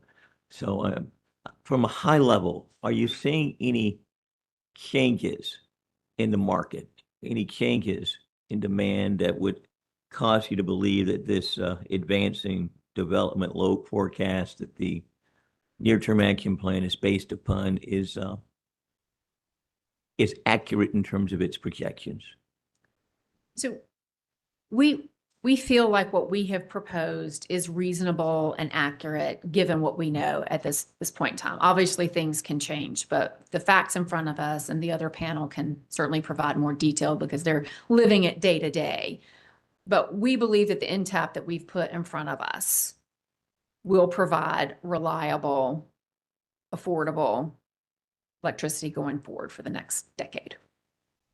And of course, if for some reason those numbers and projections do not come to bear as projected, we'd be back here in 2 years reevaluating it and kind of doing a check and balance. That is correct. Thank you. Any other questions from commissioners? Commissioner Gaida? Thank you, Chair. Ms. Bowman, this might sound like a trick question. I promise it's not. So it's comes with best of intentions, but I think it's best for you versus all the other witnesses.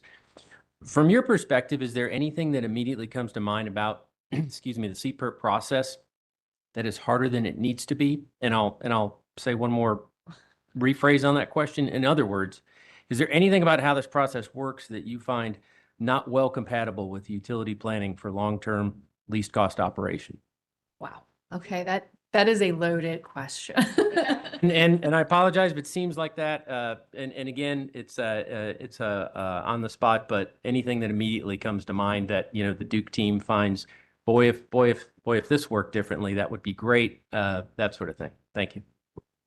So, you know, we've developed the process along the way.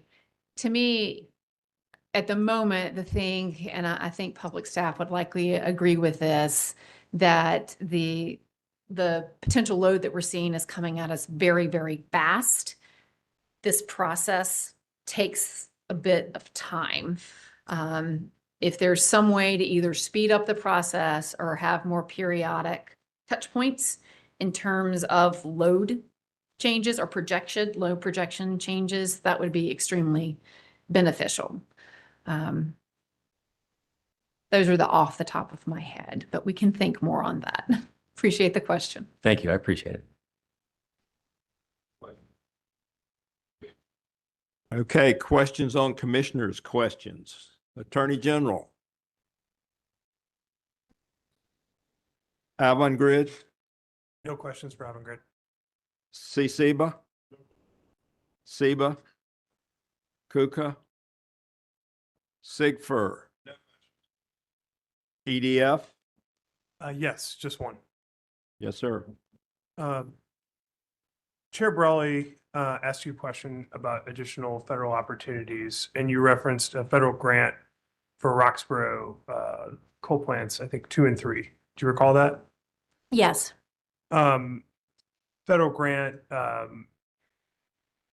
in applying for that, did Duke have to take any representations to the federal government that there would be any matching funds coming from ratepayers? I don't know. I don't have the ins and outs of that. Okay, so you don't know, as we sit here today, whether that grant requires any matching funds from Duke ratepayers? No, but we can find out. No further questions. Okay. Google, Microsoft. Yes, sir.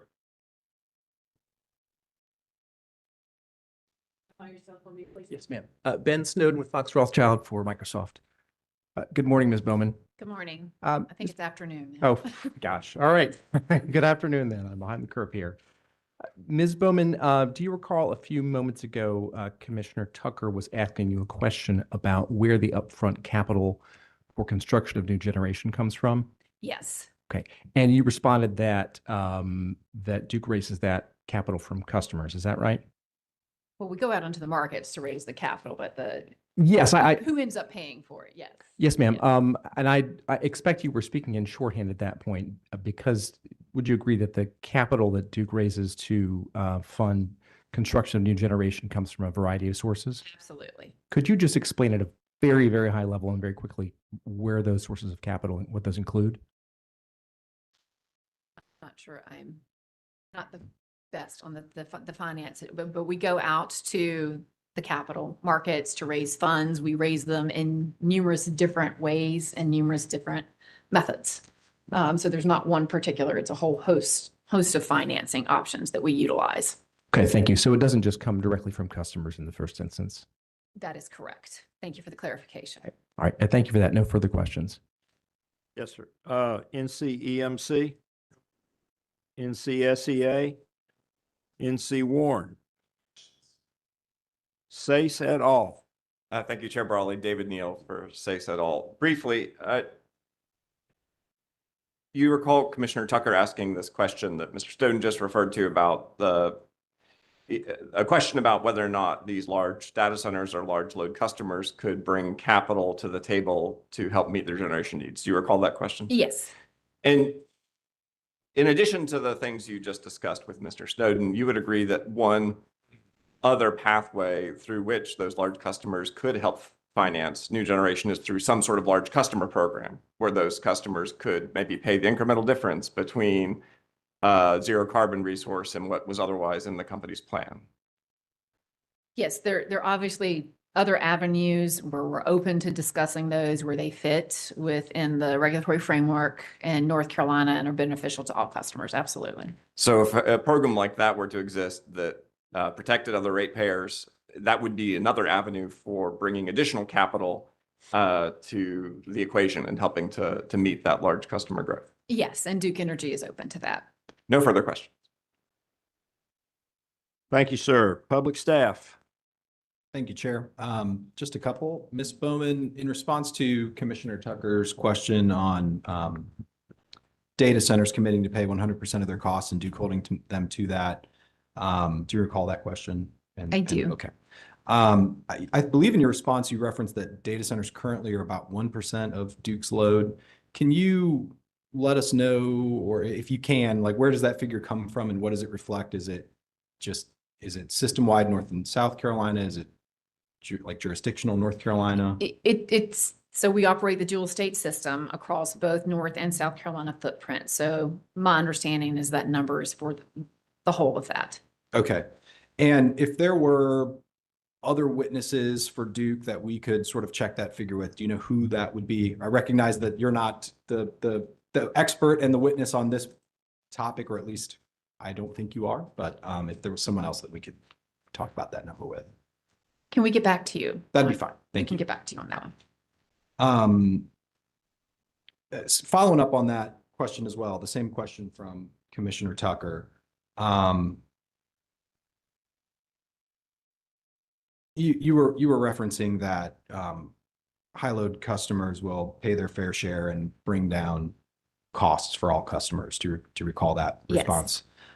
Would you agree with me that it's true that those customers will not, those large load customers will not bring down costs for ratepayers until they're online and until they're being billed and paying into the system? I would agree in part. That is correct. But we do have the provisions in place contractually, the upfront deposit, termination provisions, security, and the upfront deposit can help offset some of those costs before they actually begin service. But generally, I agree with your statement. I appreciate the clarification, and I think we agree, but isn't it true, though, that those type of obligations, financial obligations, won't impact cost for ratepayers unless and until they're sort of recovered in a cost of service and accounted for and credited to rate base? That is correct. Okay.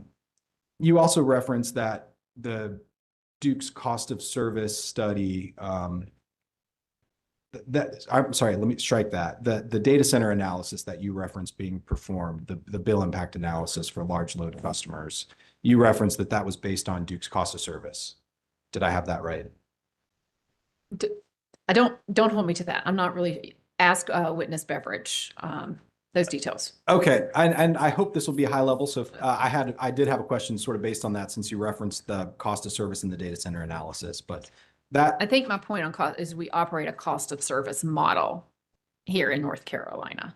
Okay, well, I'm going to give this a shot, and you can do with it what you will. But that sort of assumption assumes that the cost of service we have in place today is the cost of service that would be used in the future. Essentially, we're using the present cost of service to forecast future effects from rates. And that if that cost of service changes, or if there are sort of assumptions in the test year and the future test year that are captured in that cost of service, that would change that analysis. Is that correct? I would defer to that panel, the Bateman Beveridge panel. Fair enough.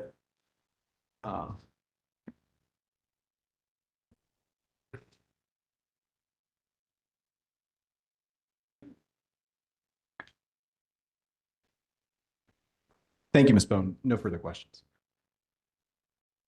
Mr. Jurack? No further questions. Thank you.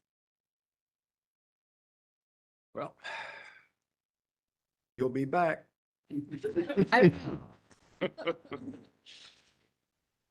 Mr. Jurack, would you call your next panel?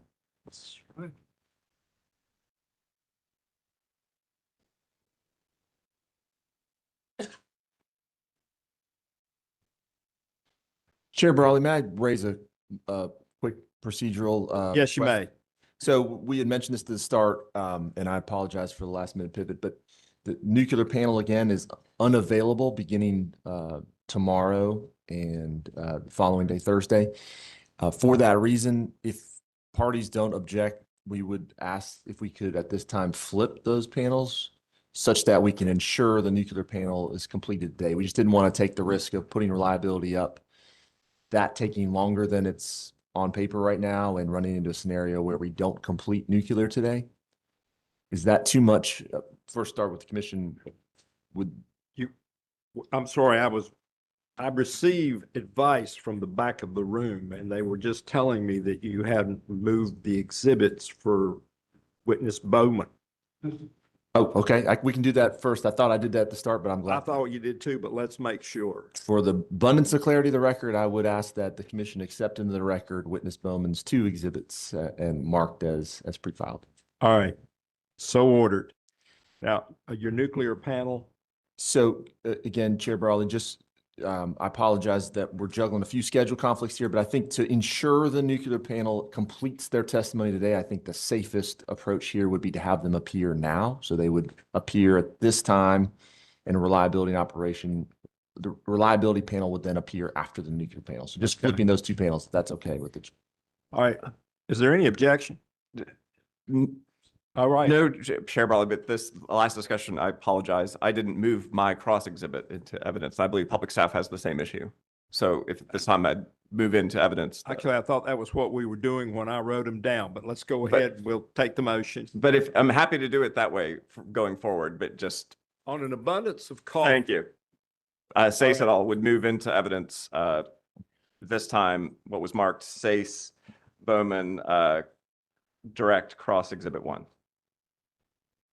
Which was actually Sace et al. Cross Bowman direct exhibit 1.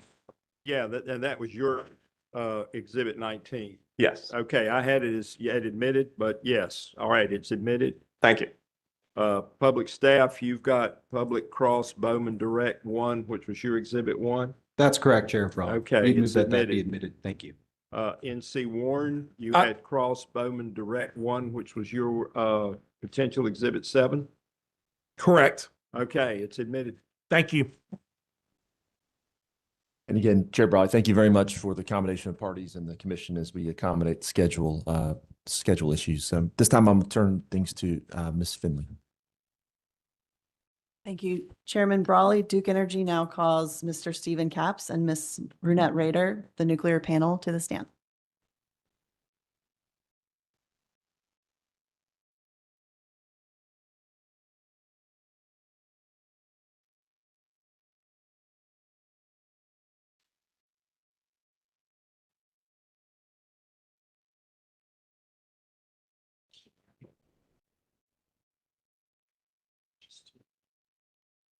All right.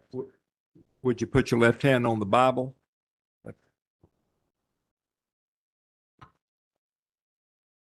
Yeah, thank you. Do you swear that the testimony you're about to give is the truth, the whole truth, and nothing but the truth? So help you God? Yes, sir. I do. Mr. Jurack, your witnesses. Thank you, Chair Brawley. Oh, excuse me, Ms. Finley, I apologize. That's all right. Mr. Capps, would you please state your name and business address for the record? My name's Stephen D. Capps, and my business address is 525 South Tryon Street, Charlotte, North Carolina. And by whom are you employed and in what capacity? I'm employed by Duke Energy, and I am the Senior Vice President and Chief Nuclear Officer. Can you briefly describe your role and responsibilities at Duke Energy? I have executive accountability for Duke Energy's 6 operating nuclear plants and the new nuclear development and licensed renewable organizations. And I'm also responsible for the nuclear corporate functions such as engineering, training, and nuclear protective services. And Ms. Nader, would you please state your full name and business address for the record?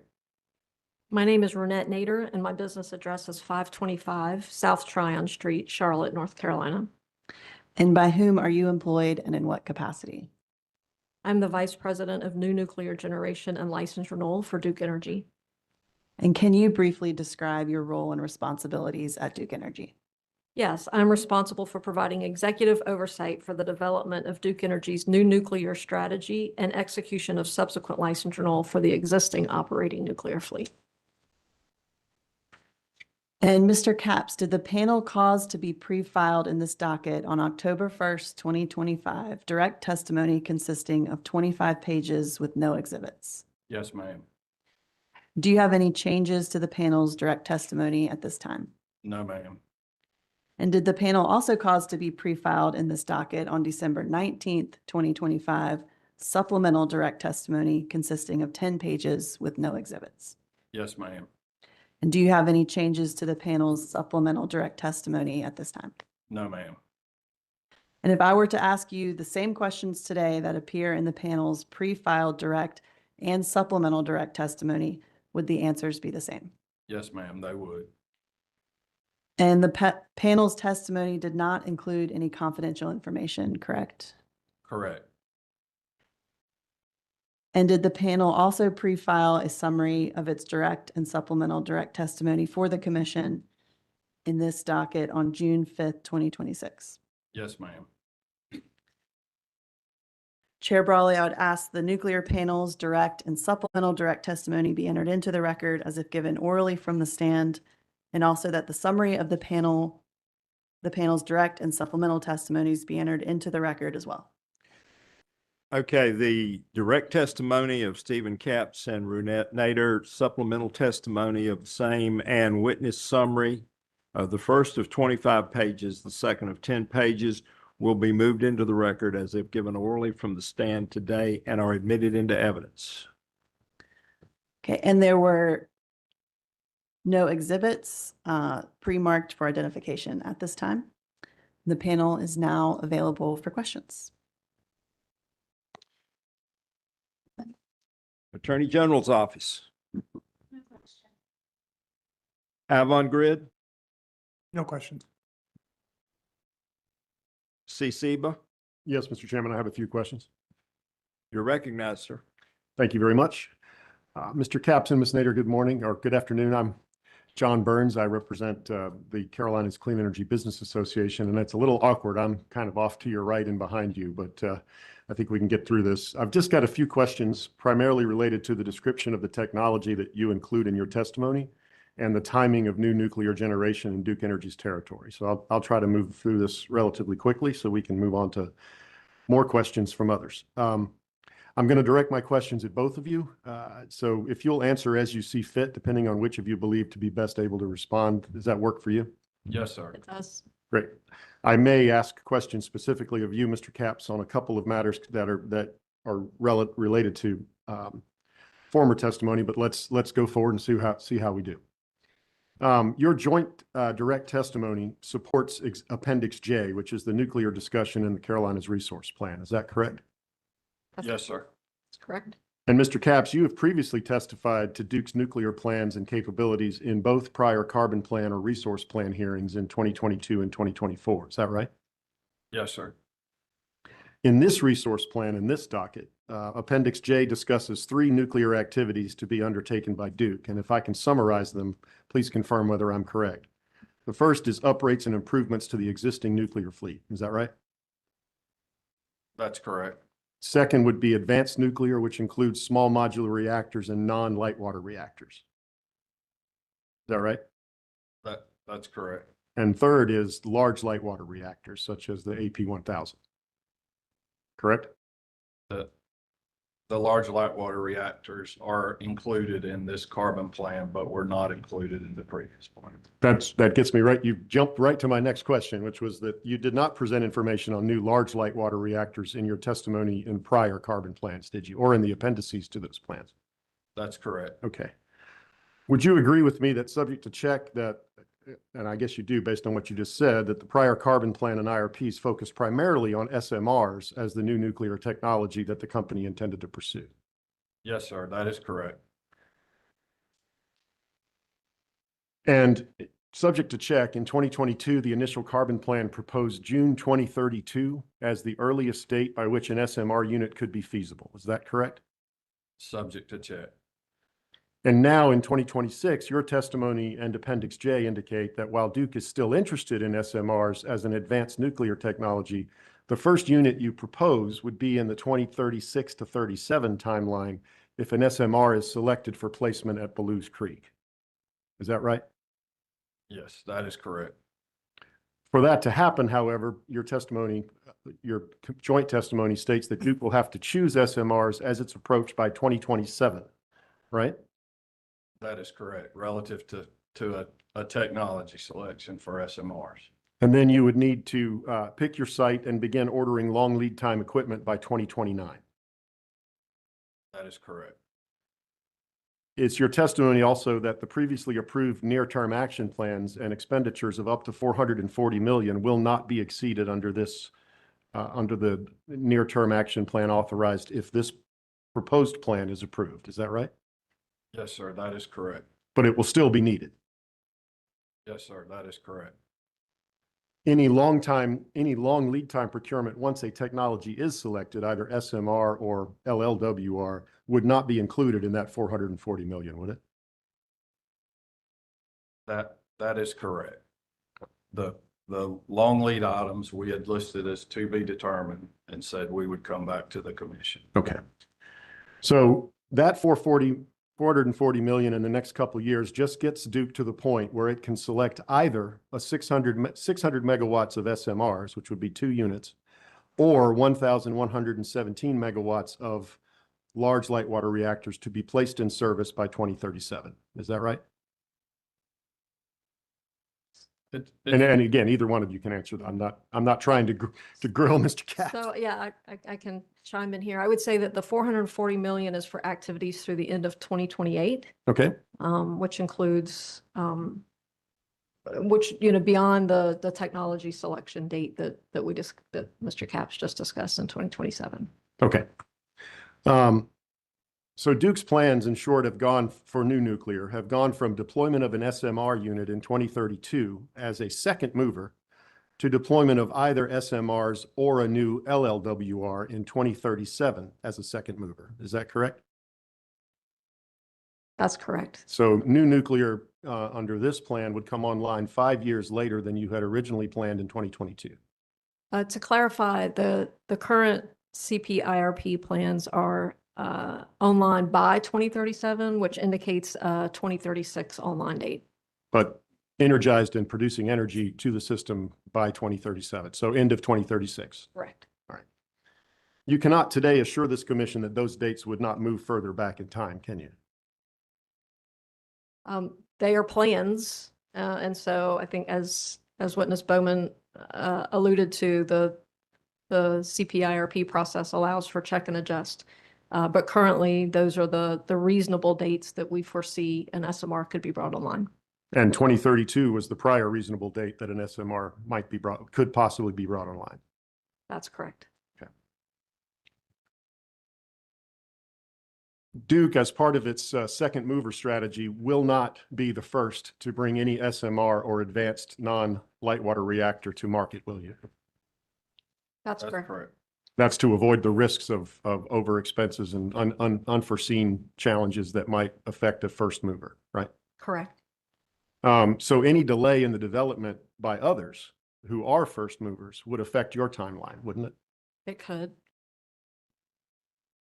As for the large light water reactor that is now in Duke's resource plan, the only viable model that already has a first user in place so that Duke would be a second mover is the AP1000. Is that right? The AP1000 is the only reactor technology in service in the U.S. today that is what we consider an advanced reactor. That's a large light water reactor. That's correct. Thank you. And that's currently deployed at the Vogel plant in Georgia. That's correct. And that was 2 units in Georgia, in Vogel? That's correct. And those are the only nuclear power plants to come online in the United States in quite some time, aren't they? That's correct.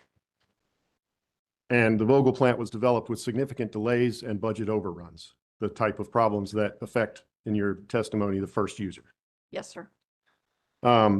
And those overruns are currently being paid by the ratepayers of Georgia.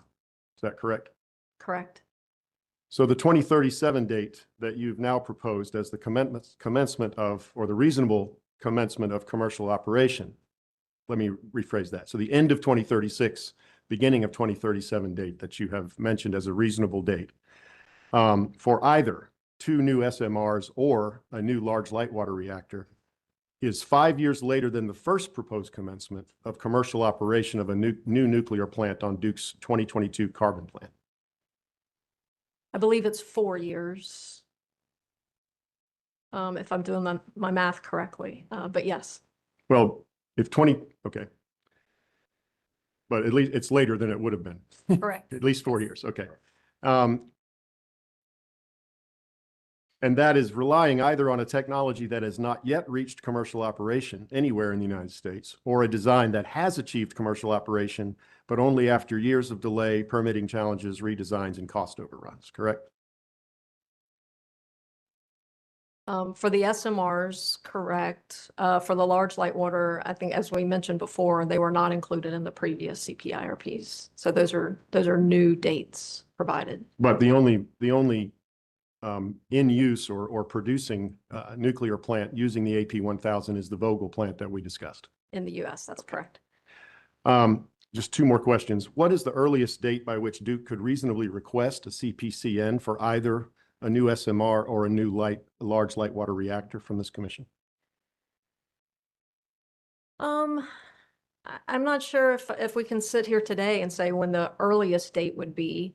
I would say that as you've read through our testimony and through Appendix J, as we get through a technology selection, at that point, we would look to file a CPCN before we would, move further into other decision-making and stage gating for the project.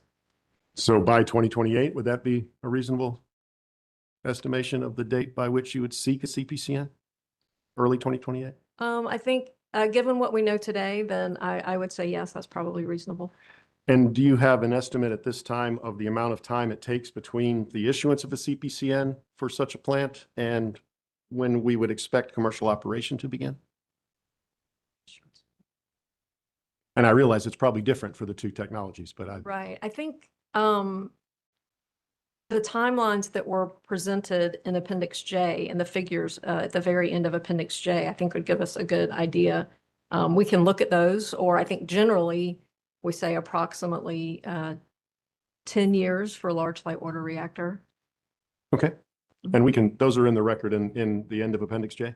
Yes. Okay. Thank you. No further questions. Thank you. At this point, knowing that we've got 90 minutes of reserved cross for this panel, I'm going to go ahead and pause for lunch. We will resume at 1:45.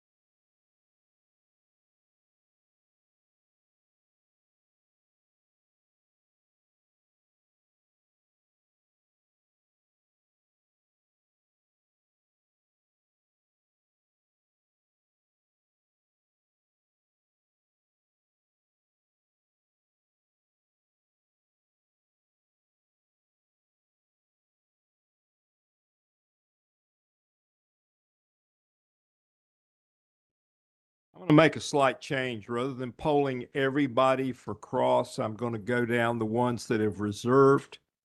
Then I'll ask if anybody that didn't reserve time wants to, so you don't have to listen to me call everybody's name. At this point, we will resume cross of the nuclear team. This will be Sigford, you're next up. Thank you, Chair Brawley. Good afternoon. My name is Peter Ledford, and I'm representing the Carolina Industrial Group for Fair Utility Rates. And I want to start by asking a few questions about what's actually in the carbon plan portions that y'all sponsored. Duke's not requesting approval for site preparation or procurement for new nuclear in this proceeding. Is that correct? That's correct. And Duke proposes to defer the decision on reactor technology at this time as a risk mitigation strategy. Is that correct? The technology selection is slated in the near-term action plan for 2027. That's correct. And if the decision is made to move forward with large light water reactors, the long lead time equipment would need to be ordered by the end of 2028. Is that correct? That's correct. So I want to talk a little bit about the timeline for this. Duke filed its 2025-2026 carbon plan on October 1st, 2025. Is that correct? Yes, sir. And the commission is required to issue an order before December 31, 2026, correct? That's correct. And so in the subsequent proceeding, Duke will be required to file its new CPIRP by September 1st, 2027. Is that correct? I believe that's correct. Subject to check. Subject to check. And then the commission will then subsequently need to issue an order by December 31, 2028. Is that correct? Subject to check. That's my understanding. So we've agreed that Duke's not requesting approval for procurement in this proceeding. When does Duke plan to request approval for procurement? So as outlined in Appendix J, we have near-term action plans identified for 2027 and 2028. Procurement of long lead equipment is a significant financial investment that's not contemplated by the $440 million that's requested in this proceeding. And so you'll see there that we say in the NTAP timeframe, which is until the end of 2028, within that timeframe, in order to meet the timeline laid out here, we would need to make a decision on a technology and site and proceed with long lead equipment procurement, but that those dollars are not included in this request. Yeah, I understand that the dollars are not included in the request. I'm just focusing on the timeline. So if Duke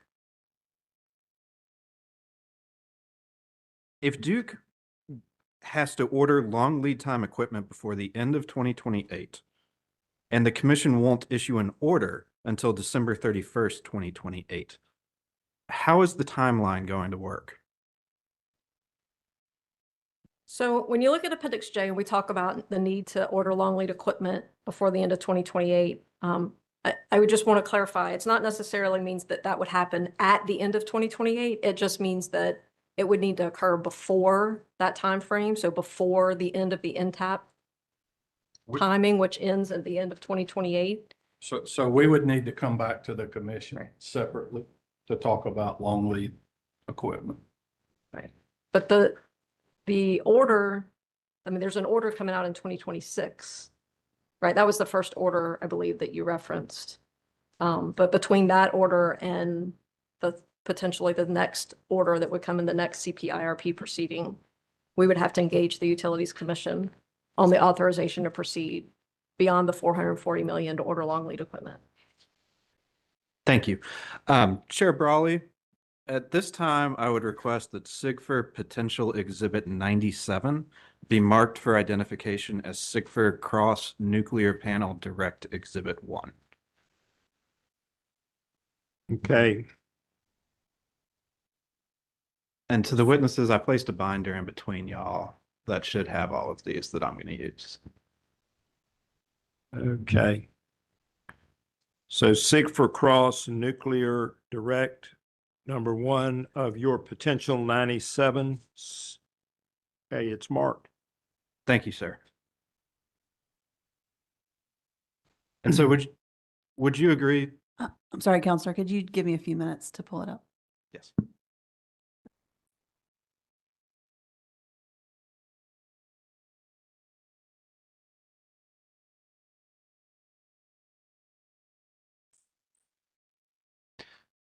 Chair Brawley, while they're pulling it up, would you like us to move exhibits into evidence as we go, or would you like us to move them at the end of the panel? Well, I had been wanting to move them in, but I was advised by counsel that traditionally y'all do it at the end of the panel. So just as long as we get it done. You are the chair. I will do it Okay, however well, you why would don't we like me go to do ahead and it. move it in right now? Then I would ask that this be moved into evidence. Okay. So Sigford Cross Nuclear Direct #1 is admitted. Thank you, sir. Okay, I have it. Thank you. Thank you. And to the witnesses, would y'all agree that this is a discovery request where Sigford asked the question, what does it look like for the company to seek approval to purchase the long lead time equipment? Yes, we would agree with that. And you agree that the company's objected to this request? That's correct. All right, thank you. So when will Duke propose to make the decision on reactor technology such that long lead time equipment could be procured? So within the next, the NTAP planning horizon, the 2027 and 2028, we would foresee making a decision. In terms of pinning down a specific date, probably not prepared to do that today, but what we are doing is working diligently on a very rigorous and methodical decision-making process to be sure that we fully have the information necessary and have the risks identified and mitigated to the fullest extent before that decision's made. Thank you. That actually provides a good opportunity to pivot. You ultimately report up to Harry Sedaris, correct? Correct? And he's the CEO of Duke Energy. Yes. Chair Brawley, at this time, I would request that Sigford Potential Exhibit 108 be marked for identification as Sigford Cross Nuclear Panel Direct Exhibit 2 and admitted into evidence. All right. Sigford Cross for Nuclear Direct Exhibit 2, which is Sigford Potential Exhibit 108. Yes, sir. Will be marked and admitted. Thank you, sir.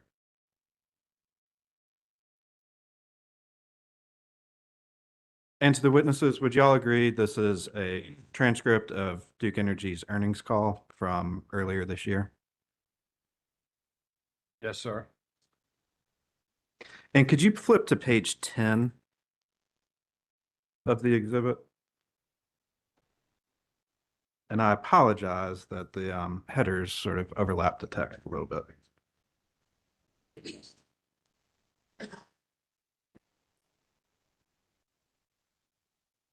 And would you agree that towards the bottom of the page, a representative from Goldman Sachs asks a question and Mr. Sedaris answers it?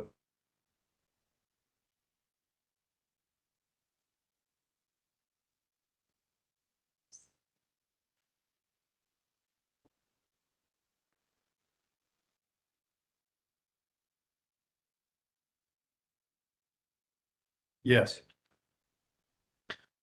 And would you agree that Mr. Sedaris discusses Duke's existing nuclear fleet and then identifies 3 outstanding questions that Duke has about new nuclear development? Those are first of a kind risks, supply chain and workforce, and financial risks from cost overruns.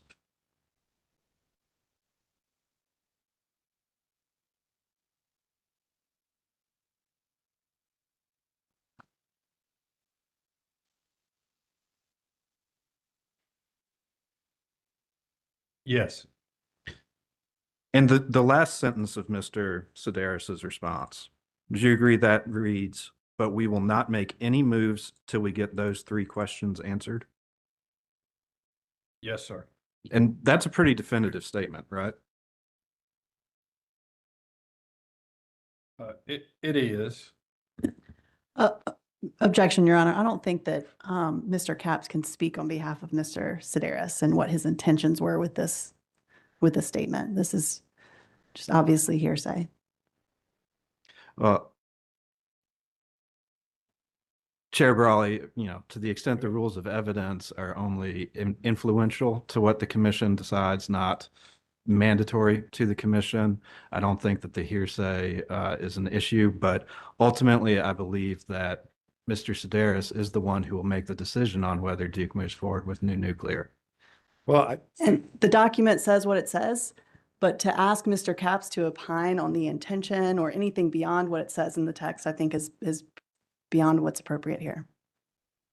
I think I'm going to sustain this one. I tend to err and just say we'll give it the weight it deserves, because I'm pretty sure he would just say he's not a mind reader anyway. But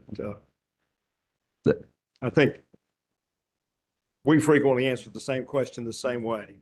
The document speaks for itself. Understood. So I'll move on. So to the witnesses, even though your testimony says to the commission that Duke will order long lead time equipment before the end of 2028, ultimately it is up to Mr. Sedaris, correct? Yes, it would be Mr. Sedaris and the board. Thank you. And I'd like to switch gears now to your supplemental testimony, if we could.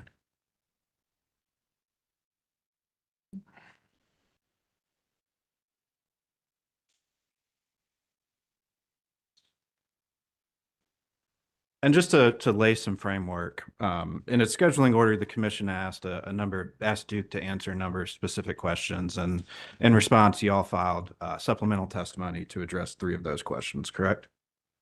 That's correct. And would you agree that questions C and D both involve federal assistance or financial support for the development of new nuclear generation? Yes, sir, they do. And so on page 5 of your testimony, starting towards the bottom, the last paragraph at line 18, you discuss 3 potential federal mechanisms to provide further cost overrun protection for new nuclear development. Is that correct? That's correct. And then on the 2 pages later, on page 7, you testify that the companies are committed to pursuing structures that become available that would provide benefit to customers and the companies at the appropriate time. It's lines 17 through 19. That's correct. And so the companies are committed to pursuing structures that become available. Are the companies committed to encouraging the federal government to create new structures? Yes, sir, we are, and have. And have? And so Duke regularly engages with decision makers at both the state and the federal level. Is that fair? Yes, sir, it is. Can you offer any insight into how Duke is encouraging the federal government to create new structures? I mean, an easy example to talk about would be the ARC Act, the Accelerating Reliable Capacity Act. I mean, we have worked federally in both the Senate and the House to try to move that forward. It was reintroduced in the Senate in, I believe it was February of this year. And as introduced, it's not perfect, but it is a vehicle to work with the bodies to try to improve, to try to get to a point that it would satisfy more of what we see as needs. So that is an example. And presumably Duke also engages with the Department of Energy? Yes, sir, we do. Chair Brawley, at this time, I would request that SIGFR Potential Exhibit 98 be marked for identification as SIGFR Cross Nuclear Panel Direct Exhibit 3 and admitted into evidence. Okay. SIGFR Potential 98 will be marked as SIGFR Cross Nuclear Direct Exhibit 3 And you're asking for admitted Yes, sir. without objection? So ordered.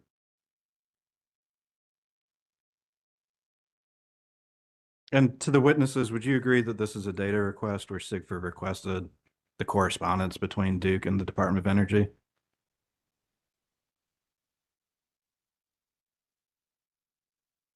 Yes, I would. And Duke declined to respond? Yes, that's correct. Chair Brawley, at this time, I would request that Sigford Potential Exhibit 99 be marked for identification as Sigford Cross Nuclear Panel Direct Exhibit 4. Okay, SIG for potential 99 will be entered as Sigford Cross Nuclear Panel Direct Exhibit number 4 without objection. So ordered. Thank you, sir. Joe, may I? Yes. Thing on that, just, I don't want to be the fly in the ointment, but I think it'll be easier for the record if I might object to the entry of that document until such time as the foundational questions are laid for the document. If you introduce it right away without the foundational questions being asked, then the witness doesn't have an opportunity to say, yes, I recognize that document and it is X. At that point, it's the foundations laid and then it can be moved in. I don't want to be flying the ointment and make things slower, but that would help the record. And I just speak up as a counsel for one of the parties on that. Well, thank you for having the courage to speak truth to power. And I think your point is well taken. So what I will do is sustain your objection.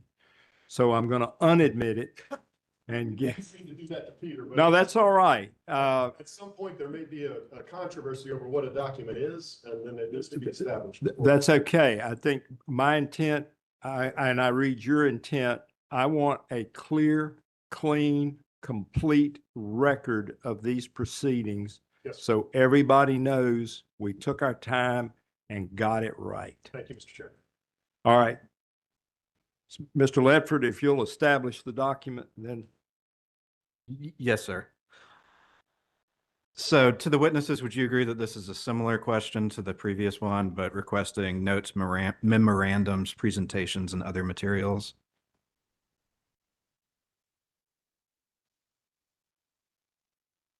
Yes, relative to interaction with the Department of Energy. And again, the company's objected? Yes, that's correct. So Duke has refused to share exactly what has been communicated with DOE and refused to share any meeting materials with stakeholders.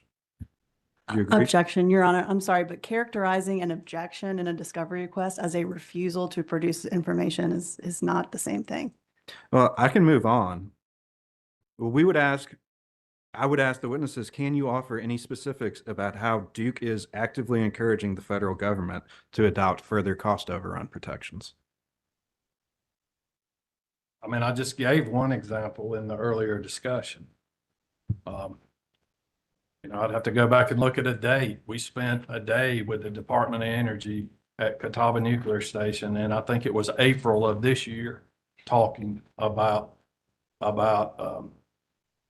potential plans and agreements. I mean, those are two examples. But examples that have not been previously shared with parties to the proceeding.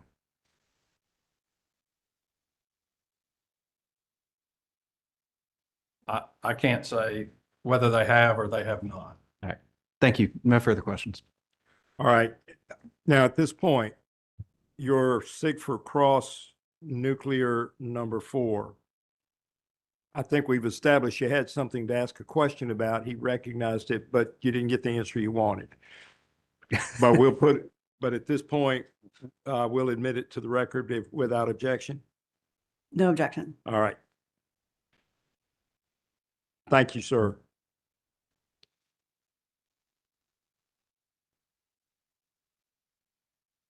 Okay.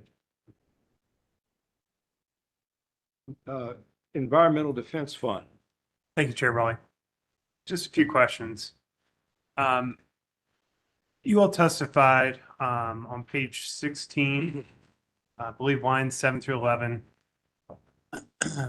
that the companies are performing deep dives on lessons learned at Plant Vogtle Units 3 and 4 to understand the issues incurred during development and to prevent recurrence. Can you talk a little bit about what those issues are that the deep dives are being performed on, and what the companies have done or what they plan to do to prevent those issues? So the technical information associated with the information that we received from Southern Nuclear Operating Company in this endeavor are confidential. So I can't talk about answer the question and talk about the details. But what I will say is that our team spent several months engaging with the folks at Southern and going through the different aspects of engineering, licensing, construction, and lessons learned with the Vogtle plant, which I think most people are familiar with the intent of being able to use that information and not repeat some of the issues that Southern Company saw at Vogtle. And so we've incorporated what we've learned from Southern into our plans as we look forward with our large light water reactor plans at, particularly at W.S. Lee and at Harris. Okay, thank you. And sure thing. The vendor, is that vendor for Vogtle the same vendor that Duke is considering using should they pursue AP1000s? I think you called it Southern Nuclear. When you say vendor, are you referring to something in the testimony? I'm sorry, I heard you mention Southern Nuclear, and I was just following up on what you just said. If they were the folks that you were planning on partnering with, should you all pursue AP1000s? Not necessarily. I think so. What Southern did is the Southern company, the larger Southern company, created a small division that can be contracted to get these lessons learned from Vogtle. And so that was when I said vendor, I was referring to kind of that small arm or subsidiary of Southern Company that we worked with. And so that's kind of their sole purpose, is to work with others in the industry to share their lessons learned to prevent recurrence. Thank you. That's helpful. Sorry for going a little off outside of testimony, but that was helpful context. I think that this has been covered to some extent, but I have a couple of things to sort of pin down on technology selection and post or the equipment expenditures that are not yet being realized. With the two sort of distinct technologies being considered, SMRs or light water reactors, excuse me. Is there and I realize that you all haven't yet put in evidence what the supposed equipment costs are going to be, but you said they're considerable. That's right. Is there a distinction between the two technologies for how much those equipment costs are going to be in your mind? Or are they more or less the same amount of considerable investment? The small modular reactor equipment costs would likely be less than the large, just by nature, the nature of the size of the plant and the size of the equipment. But in terms of total buy, if we're talking about, well, I'll ask a different way. In terms of like a per watt produced, are the costs sort of similar, or is there a discrepancy there? There would be different between a large and a small. And the large would be higher? The large would be higher. If you went back to I haven't done the math, on a per megawatt or per kilowatt, they may be in the ballpark. I don't know. But the large, in an absolute sense, the large would be, I mean, a big round number. If I just pulled something out of the air, I would say probably 4 times, 3 times, 4 times, but considerably more. Thank you.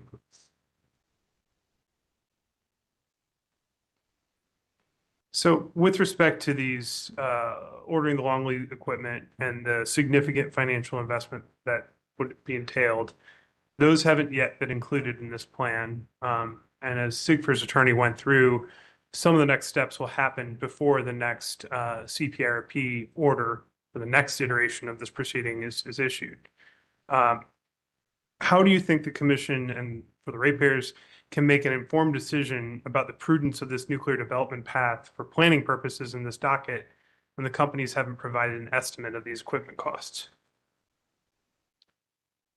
Well, in this proceeding, we're not asking for for those costs to be covered. So all, the limits to what's being asked in this proceeding is the $440 million for development costs. So whatever procedural process that would be followed, which is Mr. Capps and I are not the expert in that area, but whatever procedural process that would be followed to come back to the commission would bring the relevant information, I would think, in order to get the approvals to move forward with the purchase of long lead equipment. Sure. And just to be clear, I'm not saying that the company is asking for any sort of rate recovery in this proceeding outside of what you just mentioned. But with respect to planning the future of the generation of the state over the 15-year planning window, this long lead equipment would be included in that 15-year planning window and is a significant financial investment. So wouldn't it be prudent for you to include some sort of estimates for the commission to consider?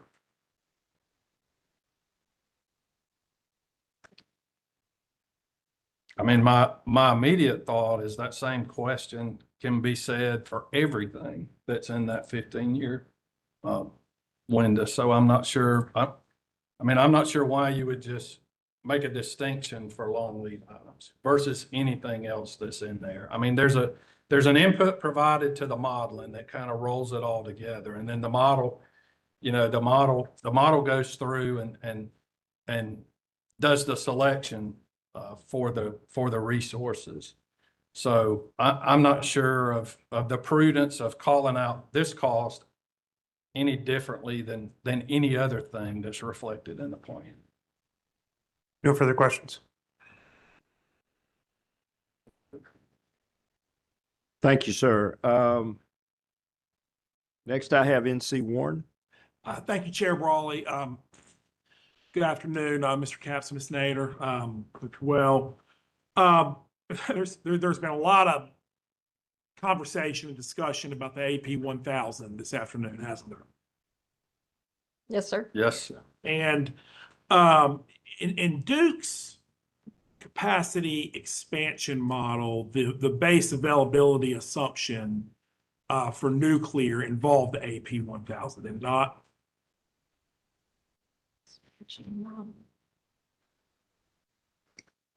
Are you asking about the portfolio generation modeling that was performed? Yes, ma'am.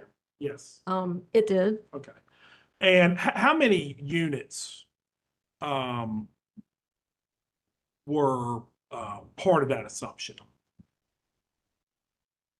AP 1000 units, I should say.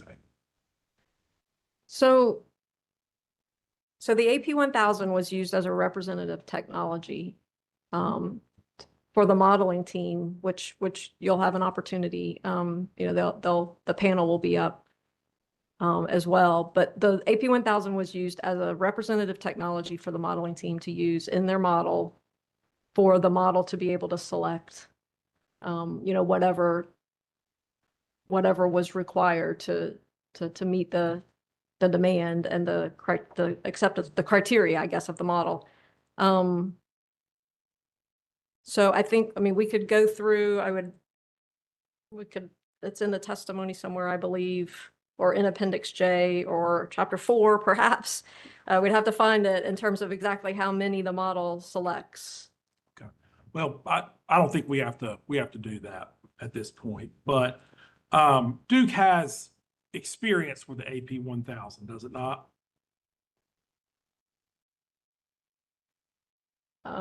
We have experience with similar technology. We do not have experience with that particular plant. Gotcha.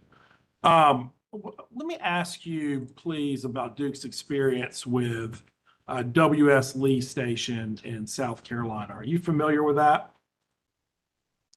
Yes, sir. Yeah. Can I please get you to look at NC Warren's potential cross exhibits? And Mr. Capps, I think it's the notebook that's at the bottom of the stack to your right.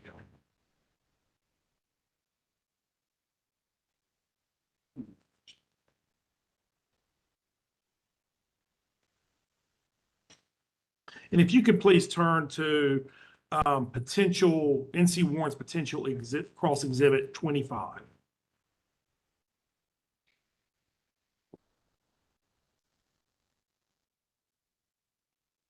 And just for the record, right now, I'm going to identify this as NC Warren Cross Nuclear Direct Exhibit 2.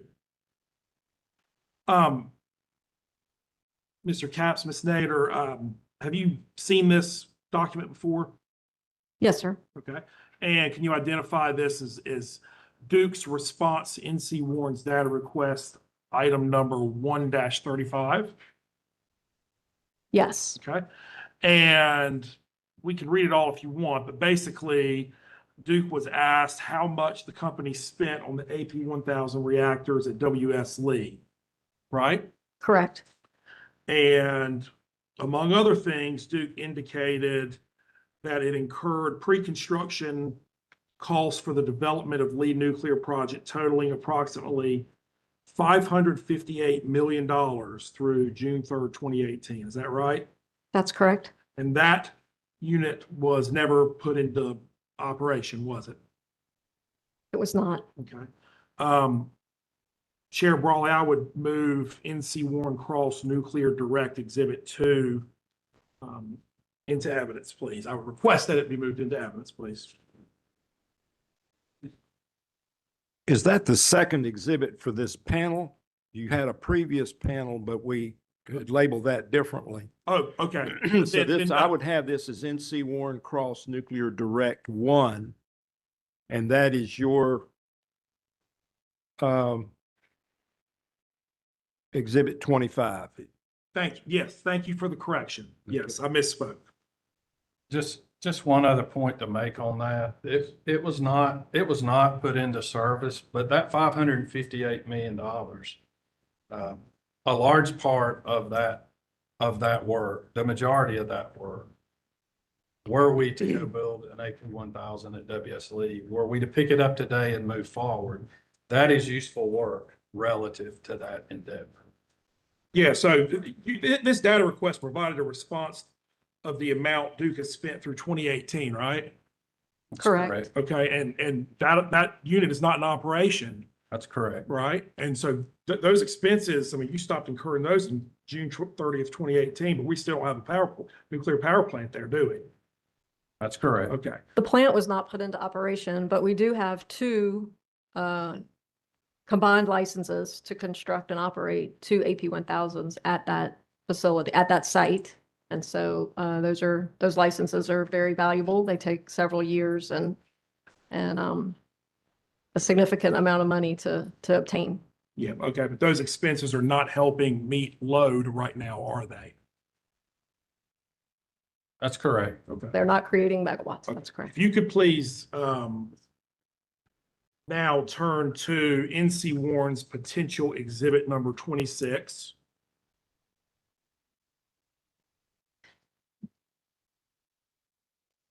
And for the record, I'd like to identify this, please, as NC Warren Cross Nuclear Direct Exhibit 2.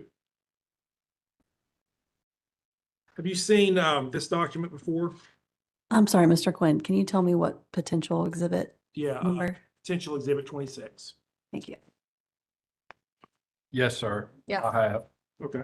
And is this exhibit Duke's response to NC Warren's data request number 1-36? It is. Okay.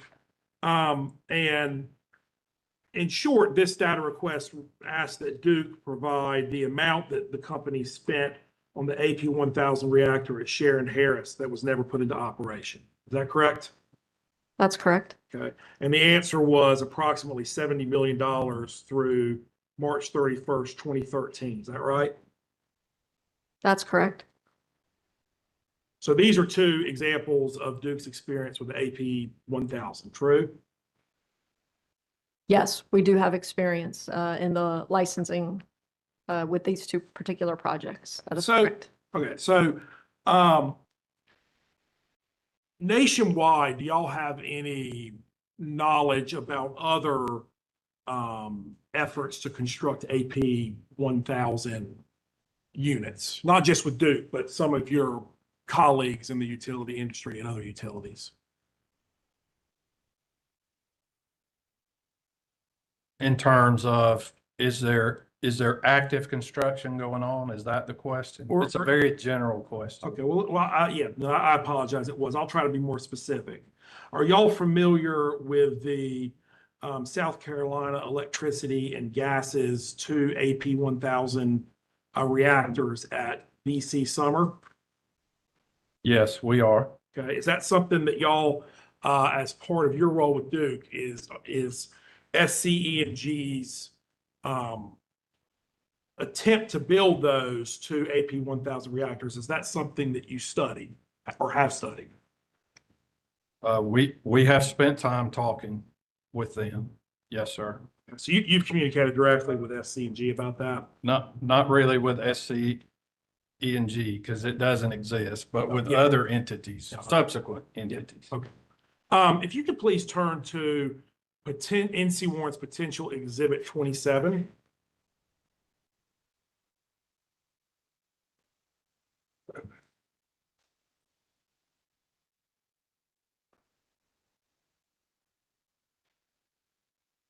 And just for the record, I will identify this as NC Warren Cross Nuclear Direct Exhibit 3.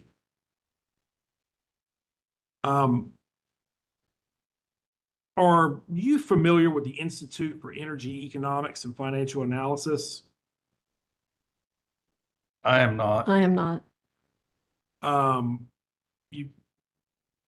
I guess, have you never seen this document before? I have not. Okay. Well, then I'm just gonna ask you about something in it, and you can tell me whether it's something you're familiar with, and if you're not familiar with it, I understand, and we'll move on. But if you are familiar with it, I'd like to know about it. So if you could please turn to page 7.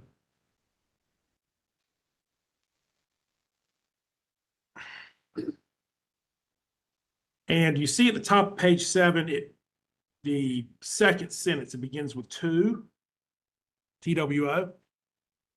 See that? Yes, sir. Okay. I'm going to read this and then ask you about it. So, quote, 2 at the summer project in South Carolina were canceled in 2017 when the estimated cost of the project ballooned from an initial $11 billion to $25 billion. By the time the project was canceled, the developers had spent $9 billion on the 2 reactors, end quote. Now, first of all, did I read that correctly? Yes, sir, you did. Okay. Now, second of all, in your study or whatever the right word is of the experience with the 2 AP 1000 reactors at BC Summer, did you become aware of those numbers? I can't attest to those specific numbers. Does that sound about right? The general idea that the cost escalated and that they eventually abandoned the project and there was a significant sunk cost that yes, sir, we are aware of. Okay. And I mean, to be clear, those involve 2 AP 1000 reactors, right? Yes, sir, they did. All right. Now, there's been some examination previously about Vogtle 3 and 4, so I'll try to move along quickly on this. But Vogtle 3 and 4 were constructed by Georgia Power, right? Or developed by Georgia Power. That's correct. Okay. And those are AP 1000s, right? They are AP 1000s. That's correct. And if you studied Georgia Power's experience with that development of those 2 units? We have. Okay. So I'd like to, in this same exhibit, same page, if you can just go down to the paragraph below it.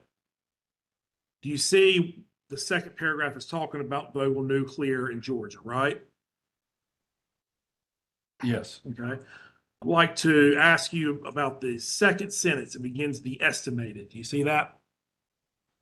Yes. Okay. It says, quote, the estimated cost of these reactors was $14.1 billion at the time construction began in March of 2013, with estimated completion dates of 2016 and 2017. By the time both units were in commercial operation in April 2024, the project had experienced a cost overrun of about $22 billion and a schedule overrun of almost 7 years. Did I read that correctly? Yes. Okay. Is there anything about those sentences with which you disagree? There's nothing about the sentences that I disagree with. I mean, I can't attest to the exact dollar values. Okay. But I think to put the sentences in context, you have to get deeper into the why. You know, what, not just what are the numbers, but the why for the numbers. Okay. But those numbers sound approximately, I'm not asking you to the cent or anything, but those numbers sound approximately right, true? They do. Okay. Chair Brawley, I would move NC Warren Cross Nuclear Direct Exhibit 3 into evidence, please. Well, we didn't actually move the first two either. So Then, I'll tell you, all right, we'll take them now one at a time. NC Warren Cross Nuclear Direct number 1 without objection. Yes. Admitted. NC Warren Cross Nuclear Direct 2 without objection. No objection. Admitted. NC Warren Cross Nuclear Direct 3. No objection. Okay, admitted. thank you. And thank you for the reminder. Now, Mr. Capps, Ms. Nader, Duke has set out in its Appendix J involving nuclear that it will attempt to avoid the mistakes of prior nuclear projects by being a second mover instead of a first of the kind. Is that right? That's correct. Okay. But I mean, based on the history that we just went through together, W.S. Lee, Sharon Harris, V.C. Summer, based on that history, Vogtle 3 and 4 were not first of a kind either, were they? I mean, there's a lot of experience in this country with AP 1000s, right? Vogtle 3 and 4 were the first AP 1000s to be constructed in this country. I think in that regard, they do constitute first of a kind projects. They were for the not the US. first, however, that a utility had attempted to construct, though, true? Yeah, Vogtle, Southern Company Vogtle was the first I guess AP 1000. VC Summer and Vogtle construction were going along kind About of the hand same in time. hand at the same time. There have been multiple development efforts as to AP 1000s in this country, right? No, sir. I fear we must be passing like two ships in the night. And I'm sure it's my fault. I got no doubt. But I mean, I think we talked about earlier how Duke has had two AP 1000 projects that it attempted to bring into development, right? That we did design, licensing, and pre-construction work on. Okay. That is correct. So I used the word construction, and that's what the hangup was there. So let me ask the question again. There have been multiple AP 1000s in this country where there has been an attempt to develop those units, right? Whether it's pre-construction, construction, whatever you want to call it, it's been attempted multiple times, right? It has been attempted, it has been started more than twice. You and I may not agree on what multiple is, but more than twice.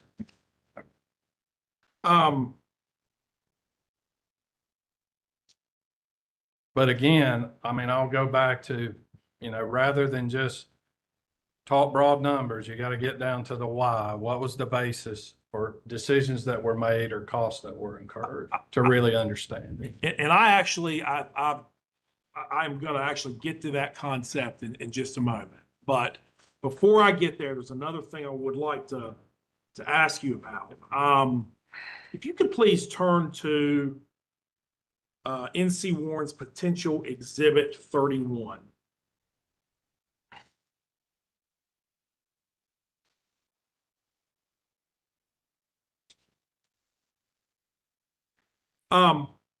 And I'll just, for the record, identify this as NC Warren Cross Nuclear Direct Exhibit 4.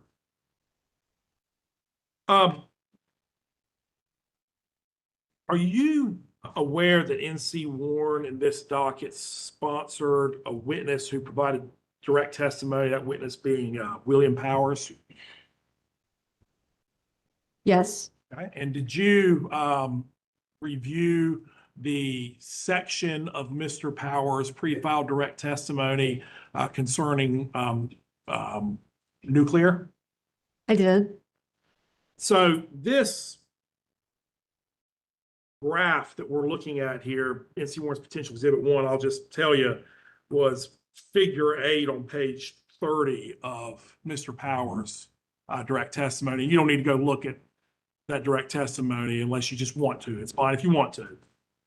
But I just took the liberty of taking this graph out and putting it here in this exhibit so we can talk about it, okay? So just let me know whenever you're ready for me to start asking questions. Okay, we're there. Okay. So does this appear NC Warren's potential exhibit 31, which I've identified as NC Warren Cross Nuclear Direct exhibit 4, does it appear to be the same graph that was in Mr. Powers' pre-filed direct testimony? It does. It does. Now, this graph looks at multiple different AP 1000 unit projects, does it, and sets forth a comparison of the projected construction schedule versus the actual construction schedule, does it not? It does. Now, you as a panel, you filed rebuttal testimony in this proceeding, right? And I'm not going to ask you about the rebuttal testimony, but you didn't criticize this graph in your rebuttal testimony, did you? We did not Not that I speak to it. recall. I mean, is there anything about this graph that you disagree with in the sense you feel like it's inaccurate in some way? I can't say one way or the other because I haven't gone in and tried to validate or verify the numbers. Okay. All right. Well, then I guess, looking past that, and you can just, accept, subject to check that Mr. Powers' analysis is accurate. But, with that caveat, there are 8 different AP 1000 projects that are listed on this graph, are there not? There are. Okay. And they are arranged in chronological order from 2009 through 2013, right? That's right. Yes. All right. And with each project, there is a estimated construction schedule, right? Yes. Yes. And with each project, the actual construction schedule, actual or estimated construction schedule when the project was canceled was greatly in excess of the estimated, right? That's what it shows. Yes. Based on what's reflected here. And as a matter of fact, the final project listed in here chronologically, 2013 summer 3, the actual construction schedule when canceled it surpasses the estimated by a wider margin than any of the other projects listed, right?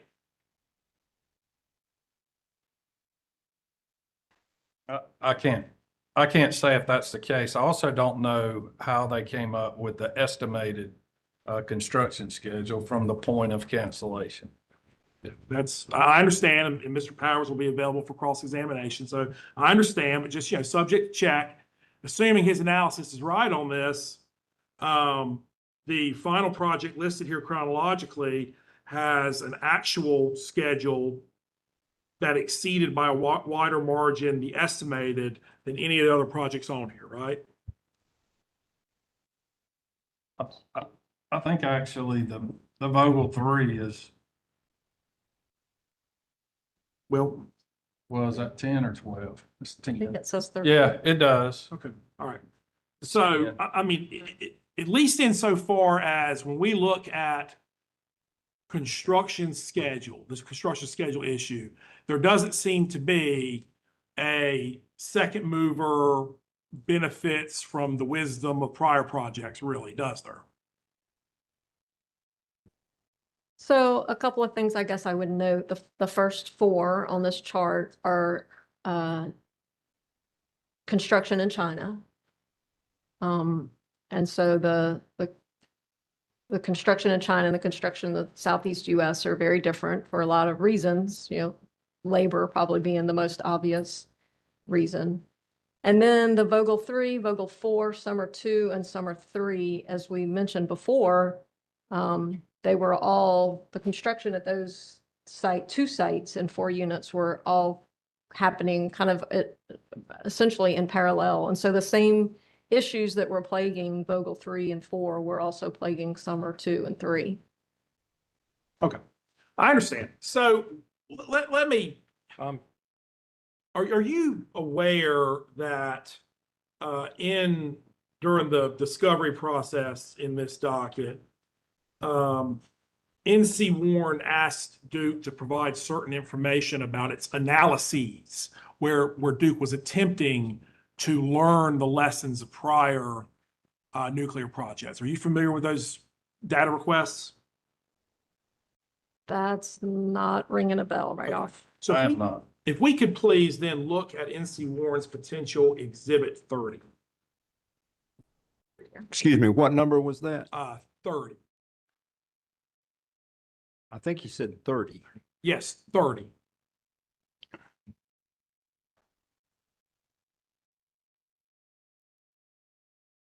And I will identify this for the record as, actually, hold on, before I do that, can I please move into evidence, Chair Brawley, NC Warren's Cross Nuclear Direct Exhibit 4, which we were talking about a moment ago. Okay, without objection? Okay. Yes, no objection. Admitted. So going back to where we were heading, this is NC Warren's potential Exhibit 30, which I'll identify for the record as NC Warren Cross Nuclear Direct Exhibit 5. Can you identify this document as Duke's response to NC Warren's data request number 1-37? That's correct. And there were a few questions we asked that were along this line, but here's one of them I'd like to show you and ask you about. So NC Warren asked Duke, quote, if the companies have studied the cost overruns at Vogel, I'm sorry, let me start over. NC Warren asked, quote, if the companies have studied the cost overruns at Georgia Power's Vogel nuclear units 3 and 4, please produce non-privileged documents reflecting the company's analysis of such cost overruns. Now, did I read that correctly? Yes, sir. Okay. And in response, Duke indicated that no non-privileged documents exist for this request, right? That's correct. Okay. And there was no analysis of cost overruns or Duke's ability to avoid those cost overruns or Duke's analysis to try to learn from those cost overruns. Nothing like that was provided in your direct testimony, was it?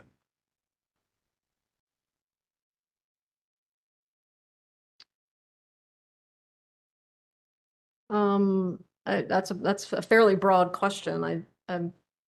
I can be more specific if it helps. I mean, really all I'm asking is, in your direct testimony, you didn't provide any analysis or examples of any analysis of Duke's effort to avoid cost overruns that plagued Vogel 3 and 4, did you?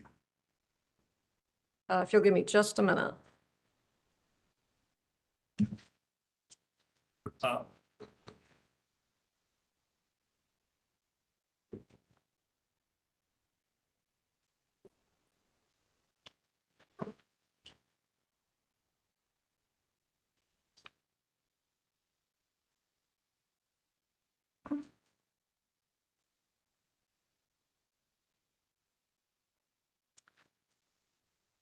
I thought there was just general statement about completed design, but I'm not sure where it shows up. Right, that's what I was looking for.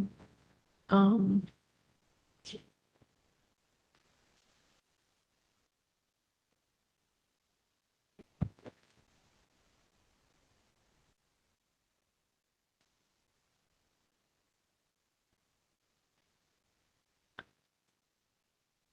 So I mean, I think we just answer it by saying there's no specific reference to Vogel and lessons learned in the testimony.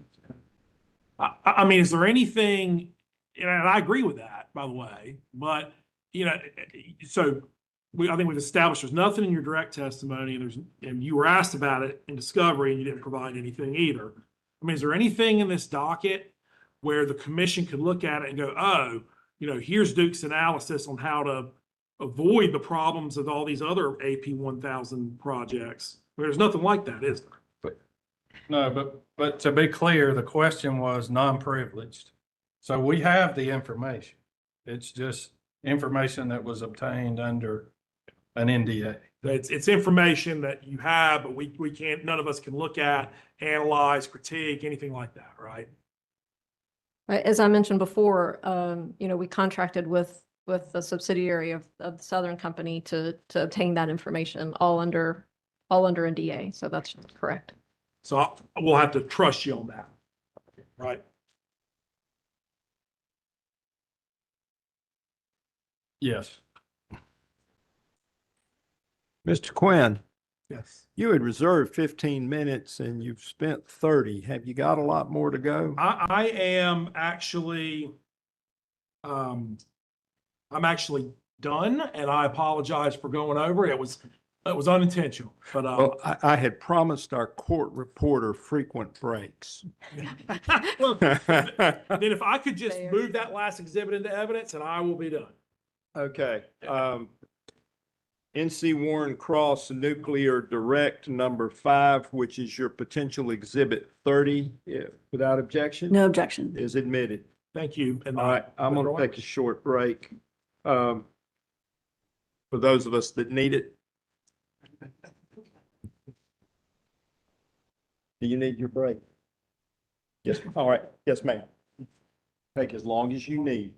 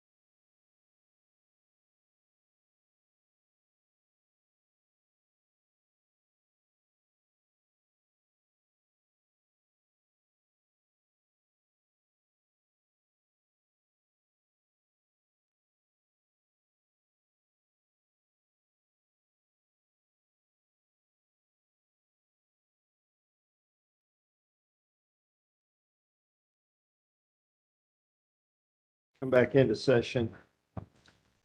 So, say said all. Mr. Neal. Oh, sorry, sir. No worries. Good afternoon, Menashe Magaru for Say Said All. Given the questions that were asked already, Say Said All would waive cross, but would reserve the right to ask any questions on commissioner questions. Thank you, sir. Public staff. Thank you, Mr. Chairman. Will Freeman for the public staff. Thank you, panelists, for speaking with us today. I'd like to talk not so much about large light water AP1000s, but about advanced nuclear SMRs and what we talk about as new nuclear in that sense. Is that okay with y'all? Yes, sir. Yes, sir. And I'd say generally this is a field where there's a lot of, and help me, a lot of development, rapid development, a lot of scientific change, a lot of financial issues, loans from the government. Just in the last, I'd say, several years, we've seen a lot of changes in this field. It's a very dynamic field. Do you think that's fair? It is. And I'd say it was probably that way in 2022, 2023, 2024. Would you all agree with me? It was. And that's sort of one of the things I get to is in 2024, when the stipulation between the public staff and Duke was entered into, there was all this change, but still Duke made these SMR commitments, no later than 2034.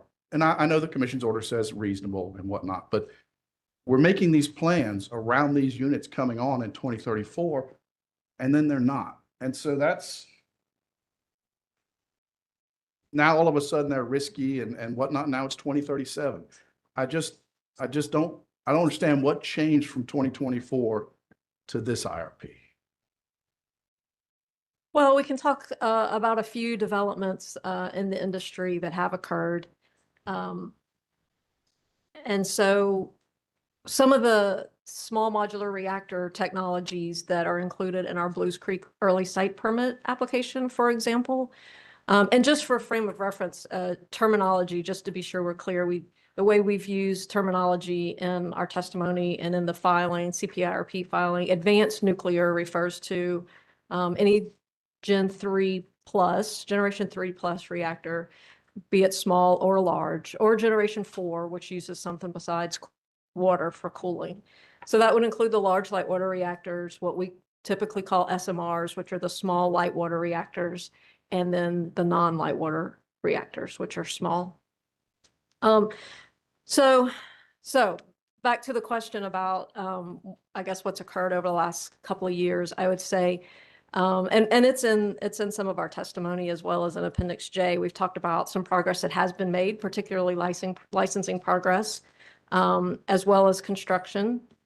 The TerraPower Natrium design out in Kemmerer, Wyoming has begun construction. They got a construction permit application approved. The BWRX 300 design is being constructed in Ontario. They've set the foundation for the reactor building just in the last couple of months. And there's some other licensing activities that have progressed. I would say we've said several times throughout our filings that Duke is committed to be a second mover so that we don't see these kind of first mover risks in terms of schedule and cost issues. And so as we follow some of these technologies that are first movers, we've seen a few things happen. First of all, for example, the GE BWRX 300 that's being constructed in Ontario in the 2023 IRP proceeding, they were OPG, Ontario Power Generation, had a 2029 expected online date. They have recently publicly stated a 2030, by the end of 2030 expected online date. So that's about a 1-year delay from in their schedule from when we were here last time to today. I would also note that there's Holtec design that's in our Blues Creek early site permit application that was a 160 megawatt design when we were here 2 years ago. And Holtec has spent the better part of the last couple of years updating that design to a 300 megawatt design, which we fully support. But and they have submitted a construction permit application for a plant in Michigan for that design. And so while we support the redesign from 160 to 300 megawatts, it has, I would say, pushed the maturity of that design because they had to spend the years updating that. The other designs are making progress, but I would say probably not as, maybe not quite as quickly as we would have anticipated a couple of years ago. I just wish some of the riskiness had been communicated before we entered that stipulation, because we planned I'm around sorry, 2034. Chair, can you ask the public staff, Mr. Freeman, to frame his question in the form of a question and not an opinion? I thought I was, but I will endeavor to do that better. Can we have a conversation, please, about if you knew these risks a couple of years ago, why was there such a firm commitment made to 2034 in the stipulation? And then the commission's order that was issued November 1st of 2024? So the information presented in the previous IRP proceeding was certainly the best available information we had at the time. That's what we always provide. In terms of commitment, you keep using the word commitment. I believe, it was a plan, and it was a reasonable time frame at that time that we felt as a second mover that we could reasonably potentially bring a small modular reactor online. And as some of the things I've just discussed, we have different information and evolving and better information today. But I think the key is Runette's comment that it was based on the best available information that we had at that time. And there have been changes over the last 2 years. How strong is 2037 in y'all's opinion? It's our best information we have. Based on the information we have today, we feel like it's reasonable. It's why we as a nuclear team provided that date to the modeling team to put in the model for potential selection. I mean, things have continued to progress, but they're not done. So SMR, there's no mature, complete design for an SMR in the US yet. Okay. Just a slightly related but different topic. Duke submitted a sensitivity that addressed what would happen if nuclear came online in 2039. Is that y'all's understanding? That you would have to ask the modeling team panel that question. Okay. Let me just add sort of a broad question then. What do we do to meet this high load if nuclear SMRs are not available or nuclear is not available in 2037? That's a modeling question. Okay. If you'll give me 1 minute.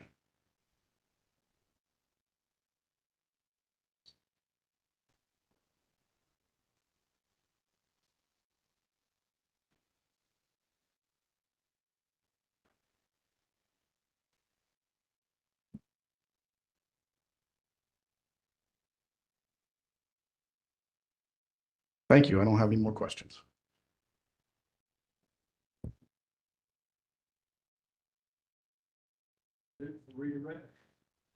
Yes, Chair Brawley, thank you. Mr. Capps, in responding to NC Warren Council, Mr. Quinn, you used the term when you were looking at the exhibits about cost overruns experienced at Vogel and BC Summer. You said it was important to understand the why. Yes, ma'am. Has the company taken efforts to understand the why? Yes, ma'am. We have had extensive meetings with Southern Nuclear Services to go through their lessons learned for the Vogel construction, and we have captured those for us to use in our own plans going forward. But that was done under an NDA with Southern Company. Okay, and that NDA protects the privileged information of Southern Company that they have shared with you. Is that right? That's correct. Okay, and you were asked about try to say this, NC Warren Cross Nuclear Panel Direct Exhibit number 5, which asked the companies if the companies have studied the cost overruns at Georgia Power's Vogtle Nuclear Units 3 and 4, please produce non-privileged documents reflecting the company's analysis of such cost overruns. And the answer was there are no non-privileged documents. Are there privileged documents that reflect the company's analysis? Yes, ma'am, there are. Okay. And is it true that NC Warren did not sign an NDA in this proceeding? No, ma'am, not that I'm aware of, but I wouldn't know who, but they did not express that to us relative to the data. Okay. And if the question had been phrased, does the company can the companies produce privileged documents reflecting the company's analysis of such cost overruns? Would that answer have been different? Yes, ma'am, it would. Okay. And under that NDA with Southern Company, is there a process to disclose that information? Can I answer? Sure. There are stipulations in that NDA to share the privileged information with third parties who also engage in an NDA with Duke Energy to ensure that the information stays privileged. But the Southern Nuclear Services has to approve each of the third parties that we engage with. Okay, so is it fair to say that this is highly sensitive commercial information? Yes, ma'am, it is. Okay, and is there any big picture lessons learned that you can share with the commission today about some of the themes that you've collected? I mean, I think big picture for any of the, the examples we talked about, whether it was VC Summer or whether it was Southern, when you get into construction for the project, you need the design to be complete. If you're building it and designing it at the same time, that proves to be very problematic in terms of being predictable. And then, the new generation of plants are modular. So the module quality and the availability of the modules when you get to that point in the construction is very important. If the module is not ready, then you're stuck. And that proves to be very, very expensive relative to the construction. And then the other thing I would say is for these projects are really any big infrastructure project, the way the contracts are set up between in our case, the utility, the engineer, and the constructor are important. It's got to be done in such a way that everybody shares risk and everybody has a common interest in getting the project finished. There are other arrangements that have been used, but it's important contractually that the risk be shared between the key principal players. And so understanding the why for these cost overruns that have been experienced in the industry, is this informing the company's rigorous, disciplined, and detailed approach towards the development of new nuclear? Yes, ma'am, it is. I mean, it's really about how do you make sure you set yourself up not to repeat history. Okay, no further questions.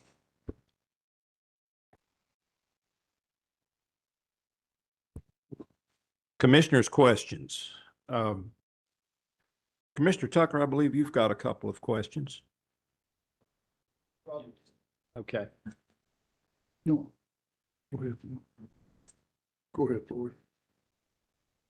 Okay. All right. Cool. Okay. A few questions, because some discussion has occurred about the work on a common design or an SMR. As I recall, Duke Energy, Ontario Power, TVA, and Synthos Green over in Poland were working on a common design, looking more specifically at the GE Hitachi SMR. How has that progressed? Where does it stand at this time? Yes, sir.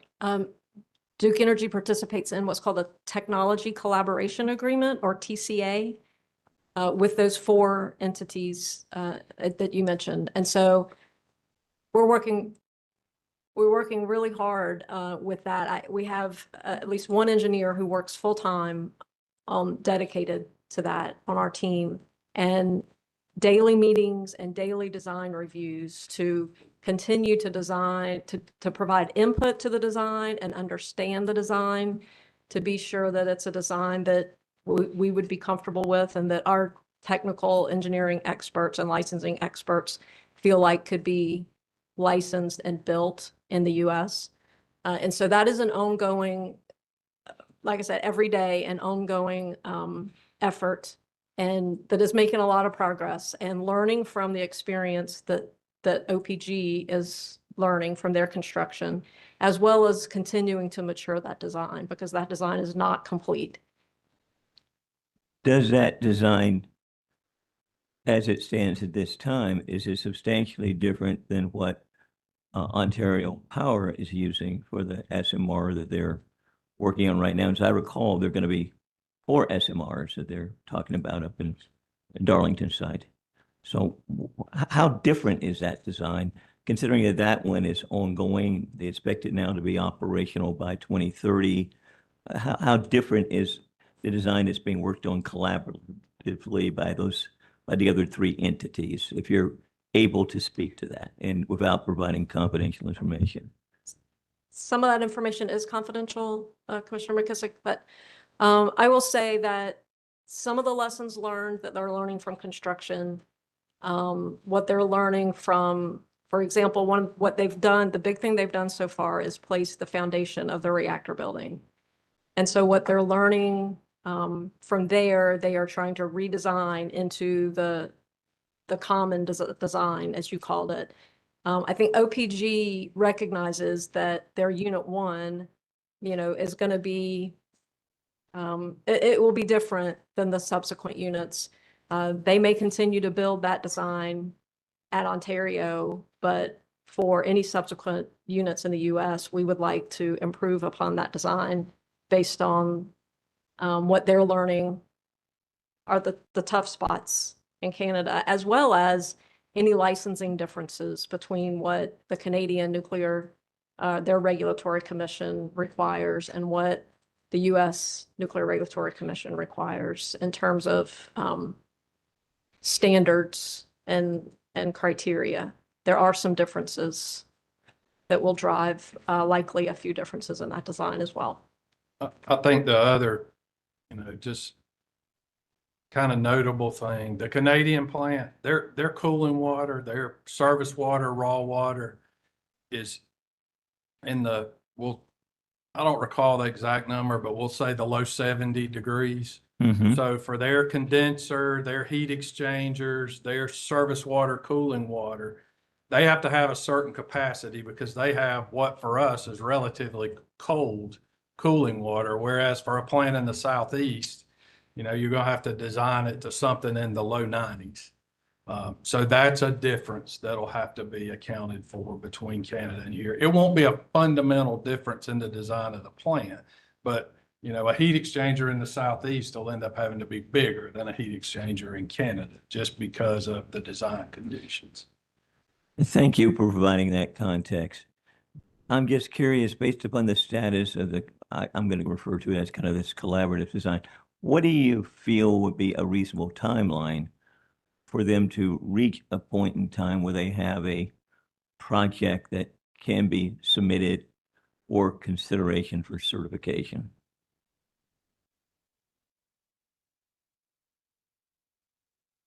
I believe GVH has some plans and schedules, but that is information that we've received confidentially. Okay. And now I'll shift gears a little bit to the AP 1000, because we do have a design there now that has been certified by the NRC, even though it's my understanding that they're looking at revising or updated it to take into account the way the as-built conditions are for units 3 and 4 at Vogel. Yes, sir. So as it presently stands, how quickly do you believe, and I'm going to take into account the fact that you had presidential executive orders that were entered that want to shorten the time frame for review and to expedite the large-scale reactors. How long do you think, based upon information you have available to you today, it would be before there'd be a design that can be used based upon the as-built conditions at units 3 and 4 at Vogel?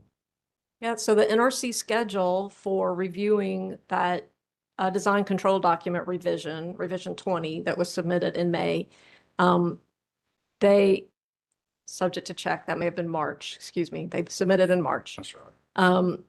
The NRC intends to have a safety evaluation report in August and issue a direct final rule by the end of this year.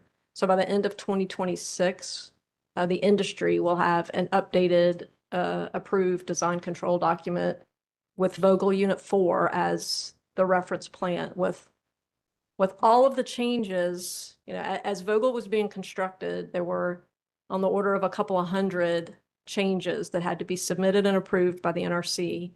All those will get incorporated into this reference DCD 20 revision, as well as almost a couple of thousand self-approved changes that Southern Company were able to approve themselves, but changes to the design as they were constructing. So all those have gone into this update that Westinghouse submitted.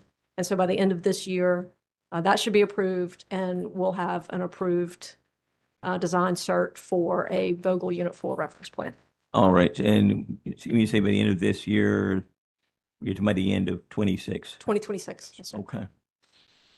So I take it at that point in time, it would put Duke in a better position to evaluate the competing technologies. When I say that, you know, an AP 1000 versus alternative SMR designs that are along the way, and perhaps make a recommendation as it concerns a preferred technology. Having the approved DCD 20 for Vogel 4 is definitely important input. You know, Duke Energy has the 2 combined licenses for 2 AP 1000s at the WS Lee plant. What we would then in turn do is update that license using the newly approved DCD 20. And so those licenses were approved in 2016. And so that gets the WS Lee 2 licenses, you know, up to date to the Vogel 4 reference plan. And that's a subsequent action. In fact, it leads into my next question. It's almost as if you were reading my mind. Assuming that was the decision that was made and you're looking at WS Lee, and I understand they want to reduce the review time in half at the Nuclear Regulatory Commission. I mean, what would one reasonably anticipate if you were moving forward with that as a preferred technology that we'd be looking at? And I say that all within the context of what's been proposed now in terms of identifying a technology, ordering long lead time equipment, or whatever might be required, just to get some idea of whether what's being proposed now as a timeline is realistic and whether it's doable. Yes, sir. So the licensing timelines have been, you're right, under the executive orders, a lot of the NRC reviews have been occurring more quickly, more efficiently.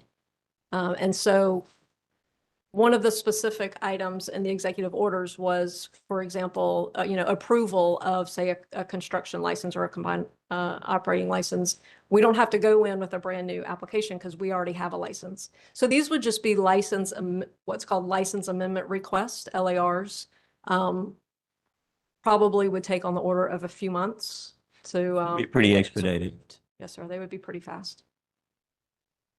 So where it stands today, and I don't want to put words in your mouth, but does it sound like, based upon the status of the technologies that are being contemplated, that something like an AP 1000 might be potentially quicker to move forward with in terms of a viable project than, say, an SMR design, such as the GE Hitachi, which you're reviewing? Of course, there are others out there that I'm sure that you're reviewing within the same context, but I'm just trying to really get some sense about the time frame for nuclear, particularly since when we approved the CPIRP, I thought we were really looking at 2034.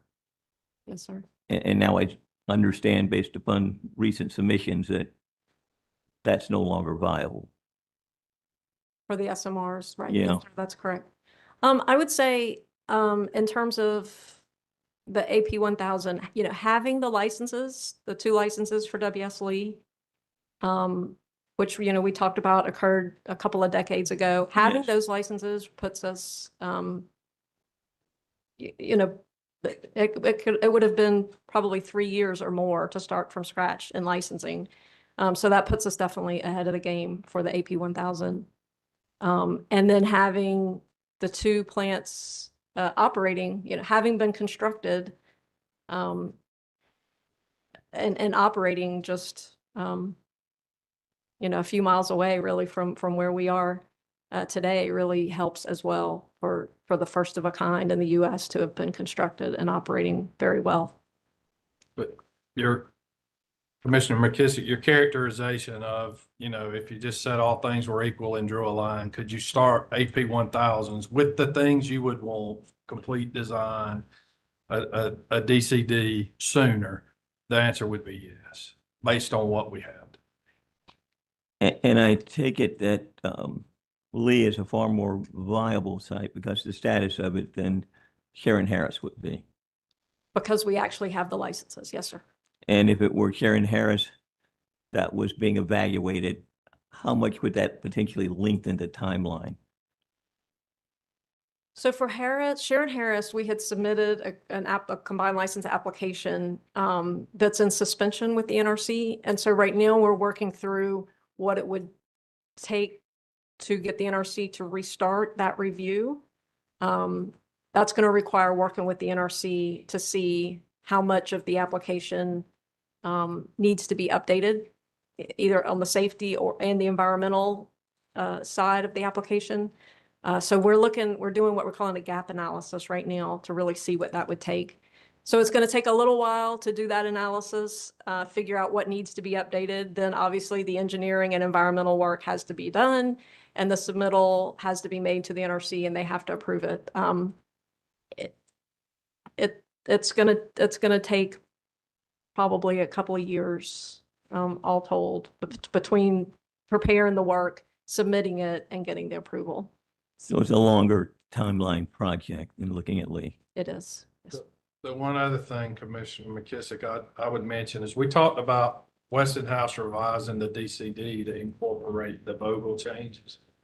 That's a benefit to us, because if that didn't happen, we would have to revise each COL to incorporate those changes individually. But with a DCD revision, we can just revise the COL, point to the new DCD, and we can do that at Lee, we can do that at Harris, we can do that at another site. So it helps shorten that timeline as well, not having to deal individually with each previous license amendment or change. Exactly. And in terms of the uprating, I believe there are 3 existing facilities you're looking at uprating to get upwards to about 245 megawatts of additional power. What's the timeline on getting that accomplished? The bigger uprates are at McGuire Unit 1, McGuire Unit 2, and Catawba Unit 1. And there'll be a McGuire unit uprated in 2029, a McGuire unit in 2030, and then Catawba Unit 1 in 2031. So by 2031, it should all be accomplished. Yes, sir. And you've reduced the fueling cycles, or I should say extended the fueling cycles Yep. from 18 to 24 months. Yes, sir. And it's a similar timeline. And we're doing those two projects kind of together in parallel because there's a lot of analytical work you have to do for each one that's common. You know, a calc for the safety analysis and you know, a lot of the analysis that supports the plan that each of those has to touch. So we chose to just touch it once and kind of move them forward in parallel. It's more efficient and more economical. Got it. I think you probably have answered most of the questions I've had have been asked by one of the interveners. So I thank you providing some context for the information that's come to us. There's a lot to study and review here, a lot for us to consider as a commission. I do get concerned about the certifications and approvals that are required and trying to maintain the timeframes that have been proposed. And the other thing that I guess in concluding, I'd like to ask about in terms of preliminary cost at this time, and I'm going to address it and answer it to the extent you can, understanding I don't want you to get any confidential information, but knowing what the cost was of Vogtle units 3 and 4, perhaps you can discuss the magnitude of what you think an investment in an AP1000 would be. Let's say we were looking at a lease site in terms of percent of cost savings that might be realized from what they spent, knowing that those were the first reactors built in the last 3 decades. I'd have to think a little bit to turn it into a percentage. And the one piece is if you look at the 2 Vogtle units, their cost was dramatically different. And I don't know the exact number, but Vogtle 4 was like 30% less than Vogtle 3 because of challenges during construction and design changes, licensing changes that had to be made for Vogtle 3, that by the time you got to Vogtle 4, they were done and you could just incorporate the same thing and keep going. So certainly those same things we would be able to incorporate at Lee. I would have to sit down and do some math. Do some math. Percentage.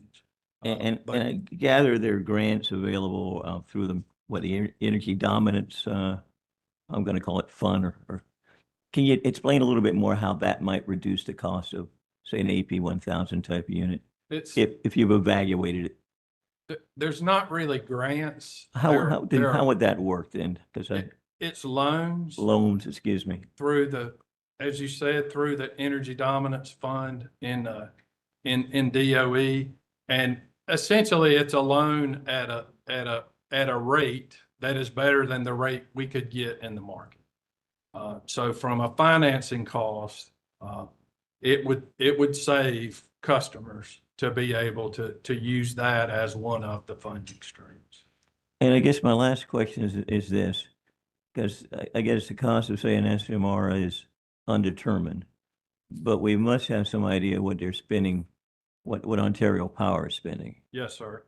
Do you know what that figure would be, and is that something you can disclose? There has been a public number for the 4 units, and Runette can kick me if that's not right, but I'm pretty sure it has. It's been in a trade press. For the 4 units, they're projecting to spend $15 billion US.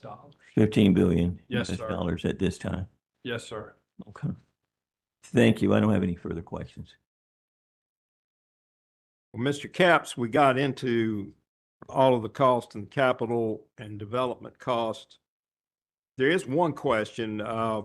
Is there opportunities to structure the future contracts so that vendors and contractors bear a greater portion of the construction and execution risk? Yes, sir. That would very much be our desire.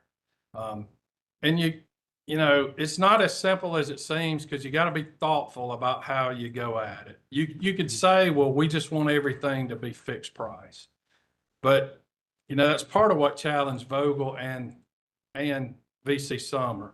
If if it pushes the engineer and the constructor to the point they go bankrupt, then the project kind of turns into a train wreck. So you gotta do it in a thoughtful way, but you'd like to do it in a way that, you know, if you get to a point you're at a target price, then, you know, everybody's bearing some of the cost. I mean, a simple thought in my mind is when you get to that target price, then, you know, say a constructor, they should be recovering their labor costs, but they shouldn't be making a profit. I mean, we're certainly not, you know, we're going to be above the cost that we had communicated to you all. So they should likewise share in that risk. So that's the thought. The other thing is if you structure a contract that way, they have an incentive to finish.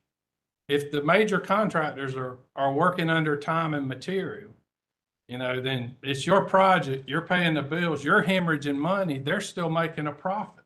They have no incentive to get done while, you know, you're in dire straits. So just structuring it in a way, you know, not where it's disadvantageous to anybody, but where we got a common goal and a common endpoint, and all sharing the risk. All right. How is Duke evaluating workforce availability risks? And do you believe the industry is developing a sufficiently deep pipeline of skilled workers to support the level of nuclear development currently being contemplated? We have spent some time looking at workforce availability. There are areas that we know would be challenged or would be tight, and that we'll need to do some work. And it'll take work on two accounts.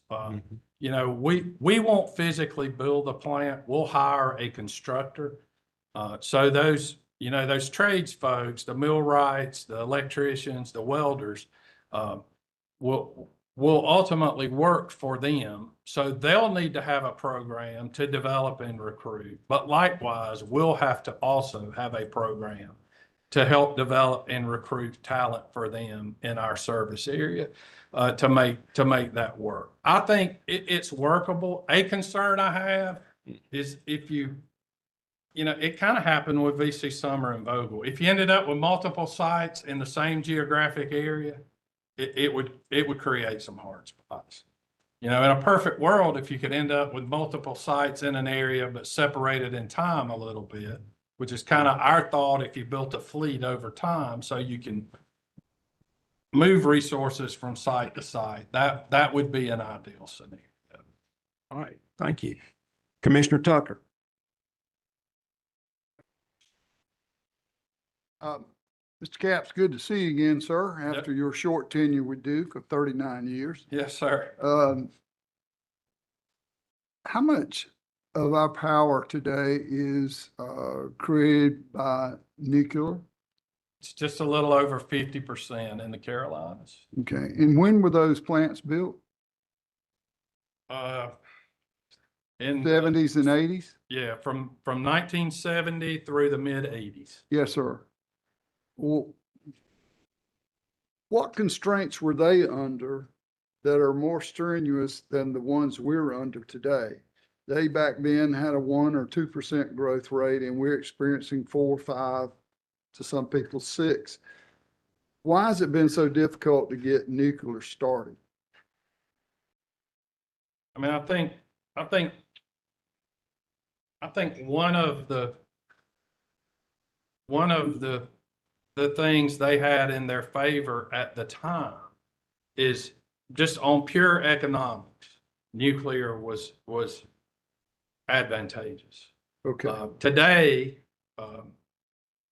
with gas prices and other things, that picture is not as clear. Not to say it's not a good decision. It's just not as obvious a decision is the way I would characterize it. Okay. So a little bit different scenario. I went back in the archives and looked back in the 70s when Mr. Lee was around, and I looked at what he stated and other engineers stated, some of whom you worked with, I'm sure, because you started out as an operator, didn't you? Started out as an engineer and was then an operator. Right. At any rate, some of their questions are the same questions we have today. Yes, sir. And I mean, we're under the gun 3 times what they are. Ms. Nader, do you follow, and I suppose you do, the Idaho lab and what they do? It's my understanding they're putting on the test site this month a 10 megawatt SMR, and they're simply waiting for the fuel source to come in this month to do the testing on that. Are you aware of that? 10 megawatts is all it is. I'm not sure I'm familiar with that project. Okay, There okay. there are actually 3 small reactors. They're Right. trying to get critical by July the 4th. Yeah, and At they different can labs. cascade them together, right? If they had to. And then that company has a 300 megawatt SMR, just larger, same design, that could be tested out pretty soon too, in a year or so, right? Yeah, I know like Floyd, like Commissioner McKissick, I'm asking you to predict the future, but there are, is in your mind, are there questions? I mean, are there answers with those things that would ramp up the time for SMRs to be available? I don't know that, at least based on my understanding, that the work they're doing at the labs for the small reactors will directly translate to pulling up the time frame for the Right. at-scale SMRs. Yeah, I've been flustered a little bit. I've talked to most people in leadership at Duke. It's actually gotten somewhat comical about the fact that I'm a broken record. Why don't you start now? Why don't you start now? Sharon Harris Lee, why don't you start now? David Wright told me, NRC chair, we can get it through in a year, not 2 years, a year. We don't have to do that 2 or 3 year site selection. All those things. And then they always talk about Duke needs to be the first to go because they've got 11 in their system of all different kinds. They're the most experienced power company in the country with nuclear. So, everything's setting up for for you to go first. But I heard we don't want to go first. We don't want to be the first ones in, but Vogtle 3 and 4 have kind of shown you things, a 30% decrease in 4 over 3. What's the holdup? I may be able to state that, and Ms. Finley will get me for not putting it in a question, but I mean, here we've sat 2 years, now we're talking 2037. We've been spinning our wheels a little bit, I think, and I personally know why, but how about the discussions with DOE and the loan program that you mentioned to Senator McKissick? I heard about those loan programs 2 years ago. I heard about you not having to carry all of it on your balance sheet. I've heard about the fact that it's a 30-year loan. So, I mean, it seems like everything's lining up with one exception, and that exception, what would stop that now? What's the one major hangup that you have heard in your dealings with DOE? I think, relative to just the big picture, the 2 years, if you look at the time frame over the 2 years, one thing that's made that different or that's been introduced is the large light water reactors. When we talked before, we were just talking SMRs. And, you all raised the question, to be quite honest, the political and public opinion for large reactors changed. Vogtle came online. So that has certainly added to the, to the complexity of things to be considered or to be analyzed. But I mean, big picture, what we're going through, I would kind of put it in 3 big buckets. There's a business case or an economic analysis for new nuclear. There's a risk piece. Can you identify and manage the risk? And it gets back to things like what Chairman Brawley asked about. Can you get the workforce? Will the supply chain support it? Can you get the permitting? And then there's a finance piece. So those are the 3 big picture things that we're trying to work through in the near term to get to the final decision that you're talking about. I just keep on asking.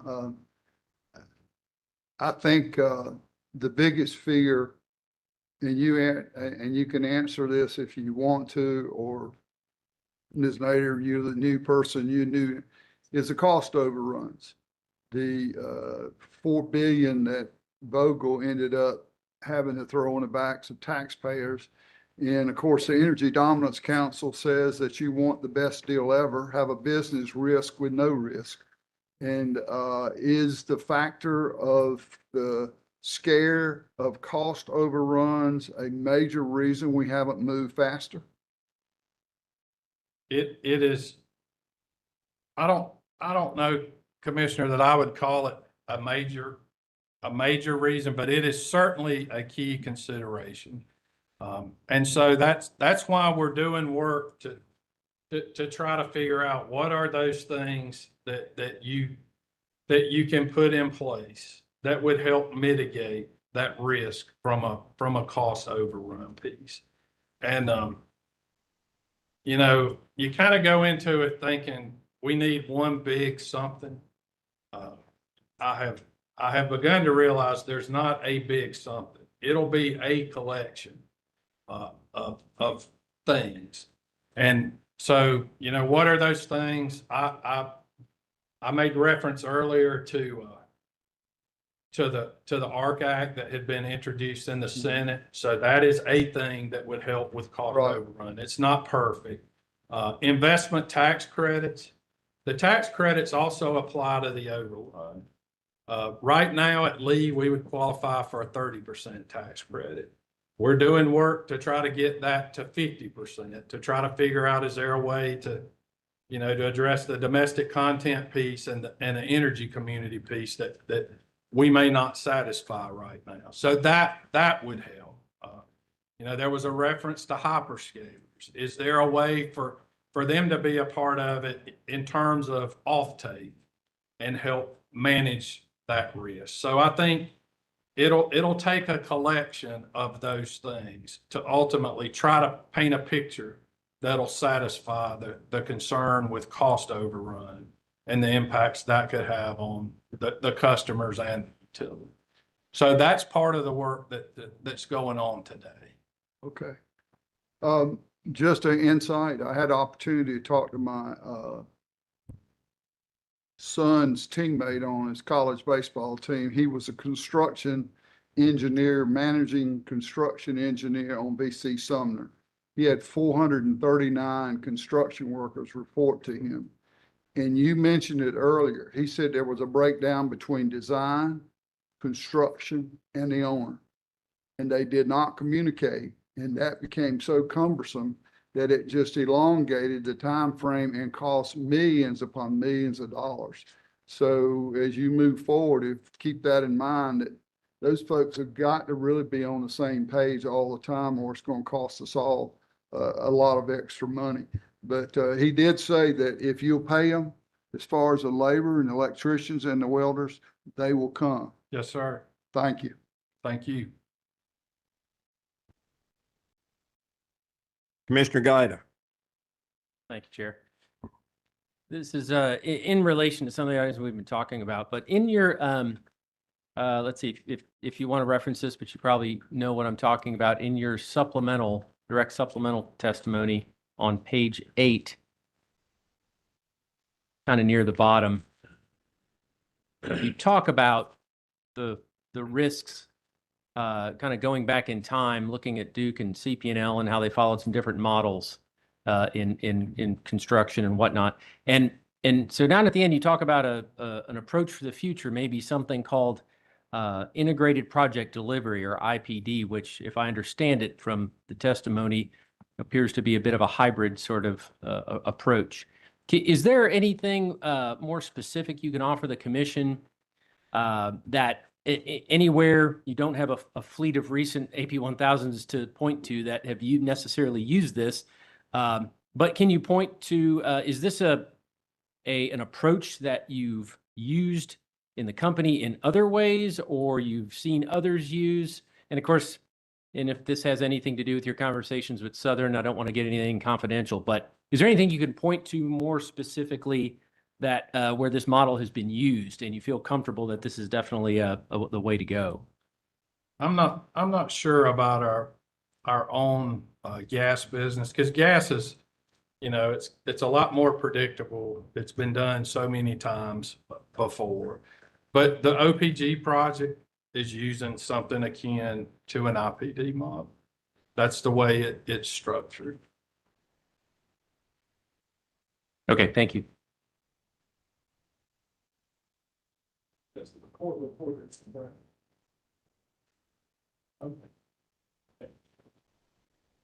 Make it short. Commissioner McKissick. Yeah, just one quick follow-up.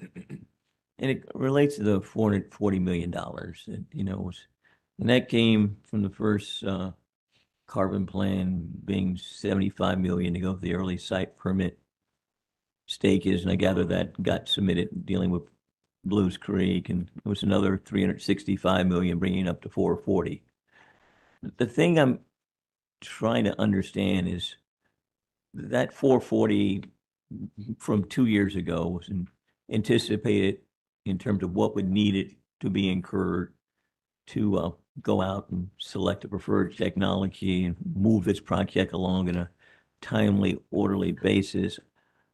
Now we're talking about doing far more additional work, looking at, a large scale reactor potentially. And I'm trying to understand how that all still falls within the $440 million. Because I would think that what's being approached now in terms of a methodology, additional analysis, that if you were to have just set back and identify what would be an appropriate budget for it, well, maybe my question should be, how much would that be? Because maybe I can understand how we're getting all of this done for the 440, or what we perhaps didn't get spent that we thought we would have incurred. Yes, sir. I understand the question. It's a good question. I would characterize the 440, if you look at the actions that were in the near-term action plan from the 2023 CRP, and you look at the actions in the near-term action plan for this 2025 CRP, you'll see some differences that came to be because of the focus, or, the additional interest on large light water reactors. So I would say the money has been maybe repurposed. So some of the things that before large light water reactors, for example, were in the plan at all, we were going to go, straight to construction permit for Blues Creek. We were going to go to a second site. We were going to start an ESP. Everything was SMR related, and we had activities that were going to be ongoing over the course of the next couple of years. And so in the 2025 and 2026 timeframe, we've maintained our focus on Blues Creek. We did submit the early site permit application at the end of 2025. It's under review with the NRC now. But the other activities that are associated more with the large light water reactors are the things we talked about earlier, updating the Lee license, looking at the Harris license, studies there. So it's really a repurpose, and whereas the 440 in the previous IRP was looking through 2026, the repurpose just takes us out to 2028. It's hard to do a line for line kind of comparison. Yeah. In general, that's the way it works. It was just one of those questions that puzzled me in going through it. How do you get all of this done now for 440, considering what you reasonably anticipated would have been occurred before? And I guess we'll just see as things move forward. Thank you. Okay. Questions on commissioner questions?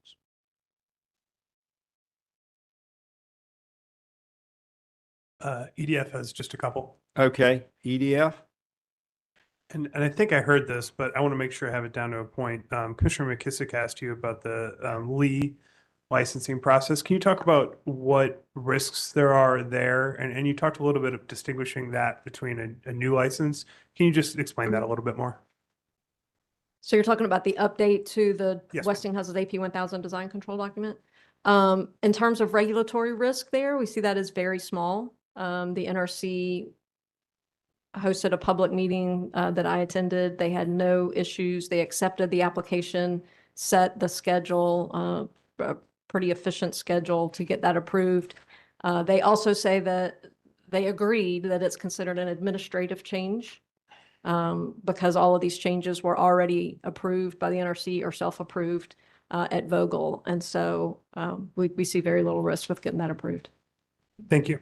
And then just one other question, discussing the Ontario unit, we went through that with a couple of commissioner questions, and it was mentioned that 4 units would cost 15 billion. What are the sizes, the capacity of those units? Are those 300 megawatt? They are. No further questions. Okay. Anyone else with, you say? Yes, Chair, just a couple questions. And this will kind of build off of what counsel for Alvin Grid and EDF just asked. And this is a response to questions from Commissioner Kissick on the cost for the Ontario project. Just want to clarify, is that $15 billion figure, is that the overnight capital cost or what's? Okay. And so I think you said in response to his questions that that was for each unit, it's about 300 megawatts. It's a 1,200 megawatt project. Yes, sir. So subject to check, obviously I'm not right with math. Is the per KW cost about 12.5 thousand per KW? That sounds in the ballpark. Okay. And then just one, I guess, might be a couple questions. So this is in response to, I just want to make sure I have this right. I think this is in response to questions from Commissioner Tucker with regards to cost overruns and whether that's a potential constraint or challenge that's sort of holding up the build out of nuclear. Do you remember that back and forth? I do. So I think you said, and I'm paraphrasing, I don't know if this is a direct quote, that is an important consideration, but it's not the maybe most important or most significant. Do you recall that? It is one of several. Okay. Can I have you turn to your direct testimony? This is page 23, lines 9 through 12, and just let me know when you're there.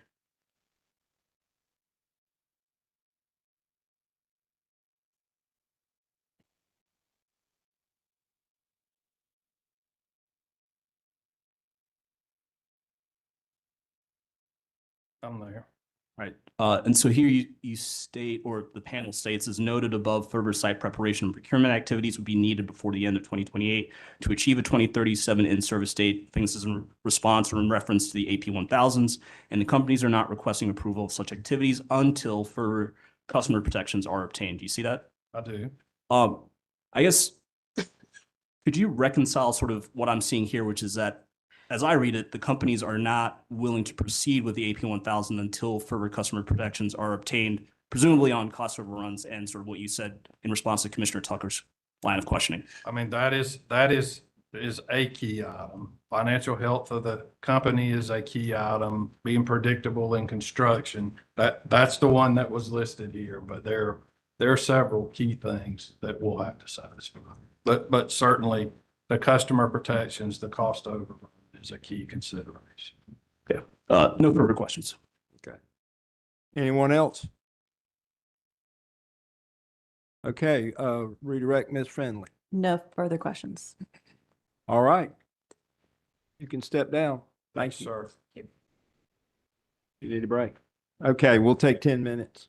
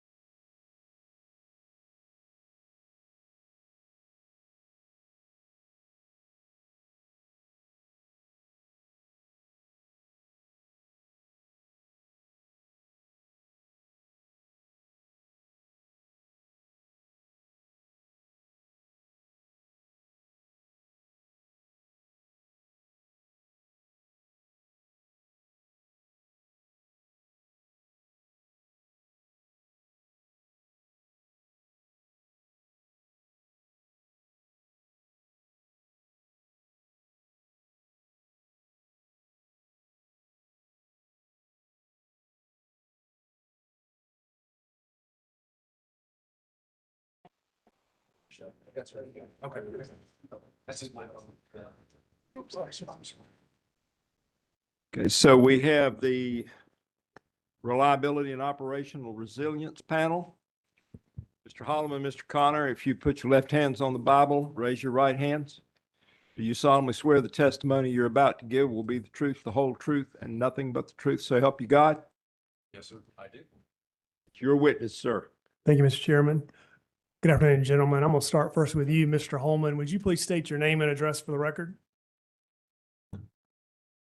Yes, sir. My name's John Samuel Holman III.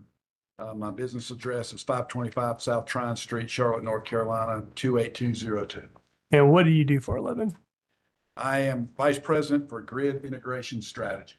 And would you please briefly describe what your responsibilities entail? I'll give a brief history. So for approximately 40 years, I've been in system planning and operations on transmission side.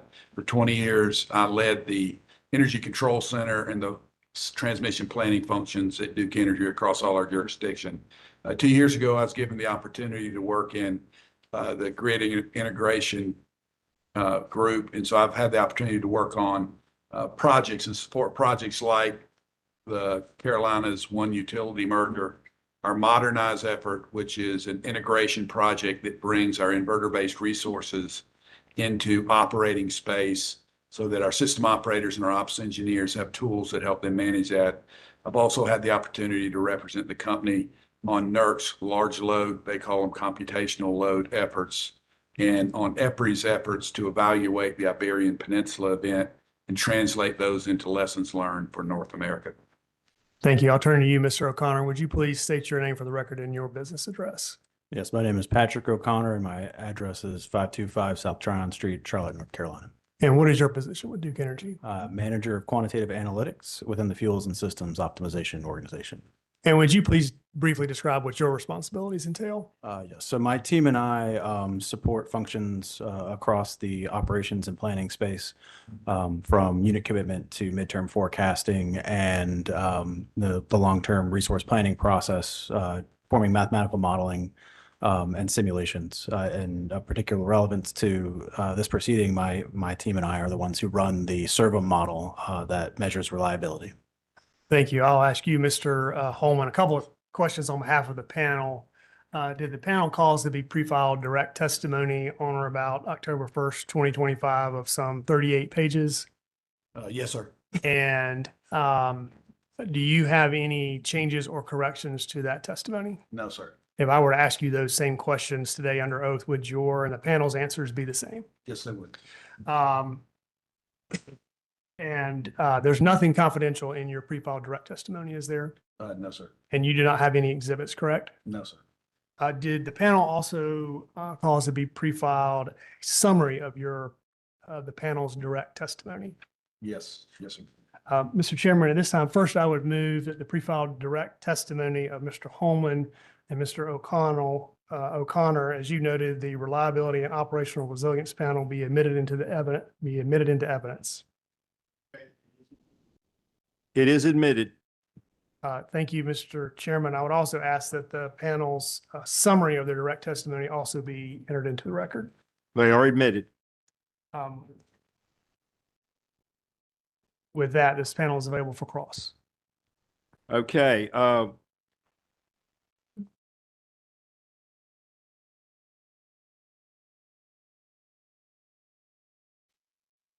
right. So Avangrid, Yes. Avangrid, excuse me.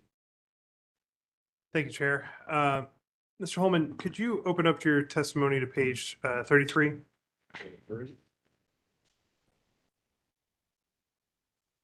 There. Lines 2 to 3, just very simple. You state a balanced and diverse portfolio is more resilient portfolio because it will not be overly susceptible to any particular risk and therefore will contribute positively to grid reliability. Is that right? What lines did you cite? It begins at line 2, goes until line 4. You know, page 33. Yes, sir.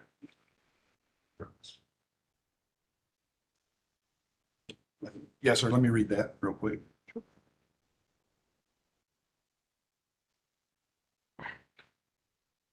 Yes, sir. And then, and you can pull to it if you'd like, on page 20, on line 1.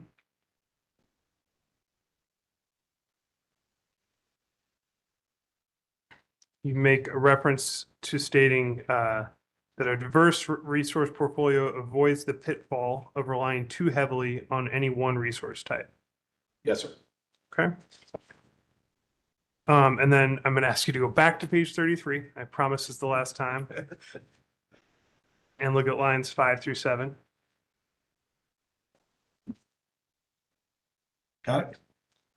And in that, when listing the different resource types, you specifically identified wind alongside solar as holding the promise of a fuel-free, zero-emission resource. Did you not? Yes, sir. Okay. Do you have any concerns? Actually, scratch that. I'll ask differently. The recommended portfolio does not include any offshore wind resources, does it? No, sir.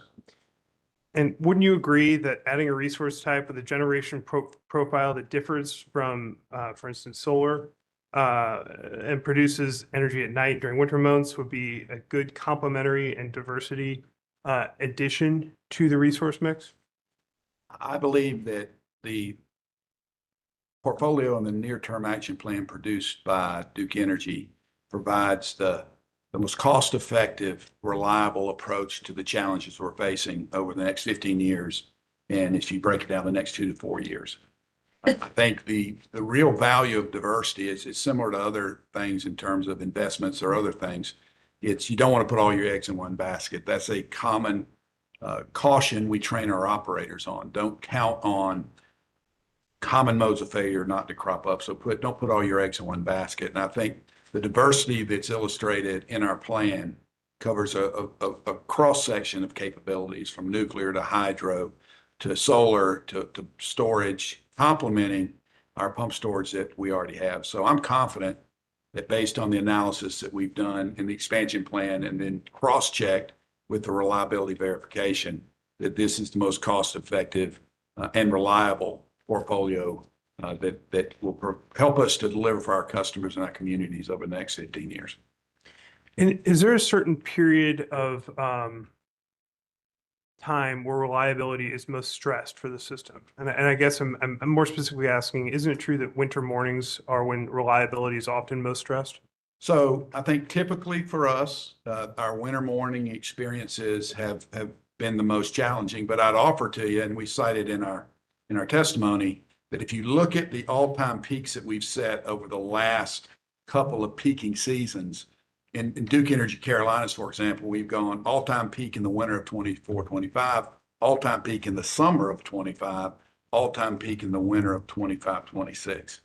And so it's typically the peaking windows in the winter and the summer. And in the winter is probably our more challenging times because of nature of the peak. But I think, and I think NERC shares this concern, it's becoming a resource adequacy challenge.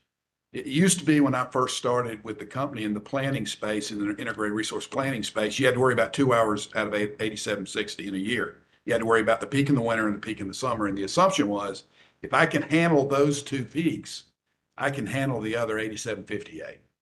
That's no longer the case. We've got to focus on all 8760 to ensure that we're delivering for our customers and our communities. But I would agree that we are a winter peaking company in the Carolinas. And would you agree that a fuel-free resource like offshore wind would be beneficial for a winter peaking system? I would say that the system we developed through our processes is the most cost-effective and reliable portfolio to meet the needs of our customers here in North Carolina. I mean, there are other resources that were considered. And based on my knowledge of the process and my operational sensitivities to the process, I believe it is the most cost-effective and reliable portfolio that meets the needs of our customers and our communities. I think you answered a slightly different question. What I'm asking is, do you think that based on your experience with wind, offshore wind in particular, that an offshore wind resource that performs at its best during winter morning peaks might be beneficial to a winter peaking utility like Duke Energy? So I have no experience with offshore or onshore wind. In the Carolinas, we don't have that. And I would offer that that doesn't diminish the potential in the future, but having operating experience with technology is really important, especially for a system operator. We're asking them to make the toughest decisions that they possibly have to, and that's making proactive steps to ensure that we can deliver for our customers and our communities and comply with NERC standards. And operating experience is critical for them. We've got to train them on how to use these technologies. We've got to put them through scenario-based training and to integrate a technology that we have no experience with, the other technologies we do. And I think that's why I believe that this is the most cost-effective and reliable portfolio that we've brought before the commission. Do your system operators have experience with inverter-based resources? Yes, we are experienced solar operators. We've been operating solar for, subject to check, 5 years. We are growing in our experience with battery technology storage. We have vast experience with pump storage. That's not IBRs, but it's storage. And so, yes, we have vast experience with solar and growing experience with storage. Thank you. Bringing up storage, it brings me to the next point, or my next question.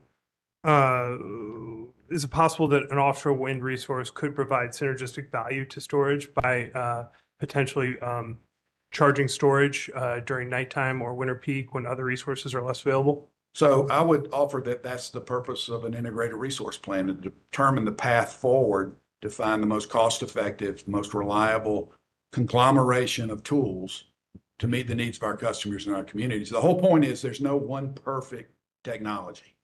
The idea is to build a system where the whole is greater than the sum of the parts. There's overlapping capabilities that make sure that you're able to deal with all the uncertainties that come up in operations. I think we say it in our testimony, if not, I've said it here before. As an operator, I'm kind of agnostic to the technology. I'm not agnostic to the capability. The capability is what is the real differentiator for reliability and security of the grid. And that capability comes from the NERC essential reliability services that we've discussed here before. And when you have known capabilities, where you have operating experience with the technology, there's value in that. And I think that's what our plan that came out of our preferred portfolio is built upon. Thank you. And talking about battery storage, there's a little bit of give and take there, right? It's both a demand and a grid asset. Isn't that right? Yeah, that's correct. And we've known that. We're extensive pump storage operators for, I think Bag Creek went into service not long after I came to work in 1985. So we know that. We know that you have to charge the batteries just like you have to replenish the forebay and the pump storage in an economic and responsible way so that you can have the generation capability when you need it. And that's kind of the arbitrage process that you go through when you're dealing with storage. You want to make sure you charge it or you pump it up to the forebay during lower cost hours and then deploy it when it's needed. Many times that's the higher cost hours, but sometimes it's the high reliability risk hours. So yes. And is there any value to charging when your fuel-free resources like solar, or if you had wind working, versus using fuel-based resources like natural gas or something else? I'll go back to my belief that the integrated resource plan processes and the reliability verification processes would have revealed that. And it revealed what it revealed. And that's the plan we brought before the commission in this hearing, which I believe to be the most cost-effective, reliable portfolio to deliver for our customers and our communities. And in your testimony, you generally rely upon, you discuss not being able to rely upon your neighbors during widespread or during periods of need as much as you have in the past. Do you recall that? Yes, sir. In the past, has the company had to rely upon neighbors during winter morning peak events? So subject to help from my colleague, witness O'Connor, I think we build in a certain amount of neighbors, don't we, into the process? We do, and I think Witness Holman can speak to some of our prior operating experience with that. But when we run our reserve margin study, the 2023 reserve margin study, we evaluated the ability of our neighbors to provide that support during those critical hours. And it's not a fixed number. It's something we simulate alongside. So when they're cold, they're stressed. When we're cold, we're stressed. And those things can happen at the same time. And so we are sort of directly modeling the capability of our neighbors to serve us when we're in our times of need. And to answer your question directly about winter experience with purchases, I mean, we were in front of this commission going over events from Winter Storm Elliott. I think that was a very difficult time where we were depending on some capacity purchases that were cut, and it's understandable why they were cut. In recent peaking conditions, we've been able to purchase from our neighbors, and they've delivered upon that obligation. But I think what the concern is as we move forward in time, we're all seeing, and when I say all, our neighbors around us, and I would extend it into PJM and MISO, we're all seeing similar growth. We're all seeing similar changes, and that should concern us. Common mode failures are kind of a hidden risk in some of this.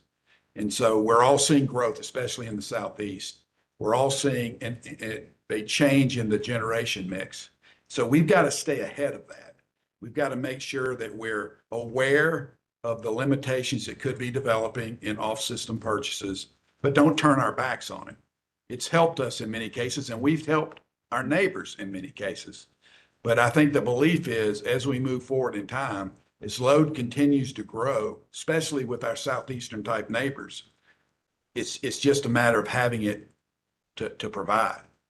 And so we, as operators, we've got to be prepared for that, both in the operations planning space, which is kind of looking at a couple of weeks, even in the yearly planning, looking out over the year.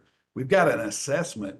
We have to make an assessment on what's the likelihood for us to be able to make off-system purchases. And our fuels and system optimizations group, and that's led by Witness Bertarami, you can ask him detailed questions. So they do a marvelous job in helping us understand the risk associated with off-system purchases at any one point in time. That's part of our grid risk process and our grid threat process. And those are byproducts of Winter Storm Elliott that we described to this commission when we came here post Winter Storm Elliott and described how we were going to apply lessons learned. That's a long answer. I'm sorry. No, it's very helpful.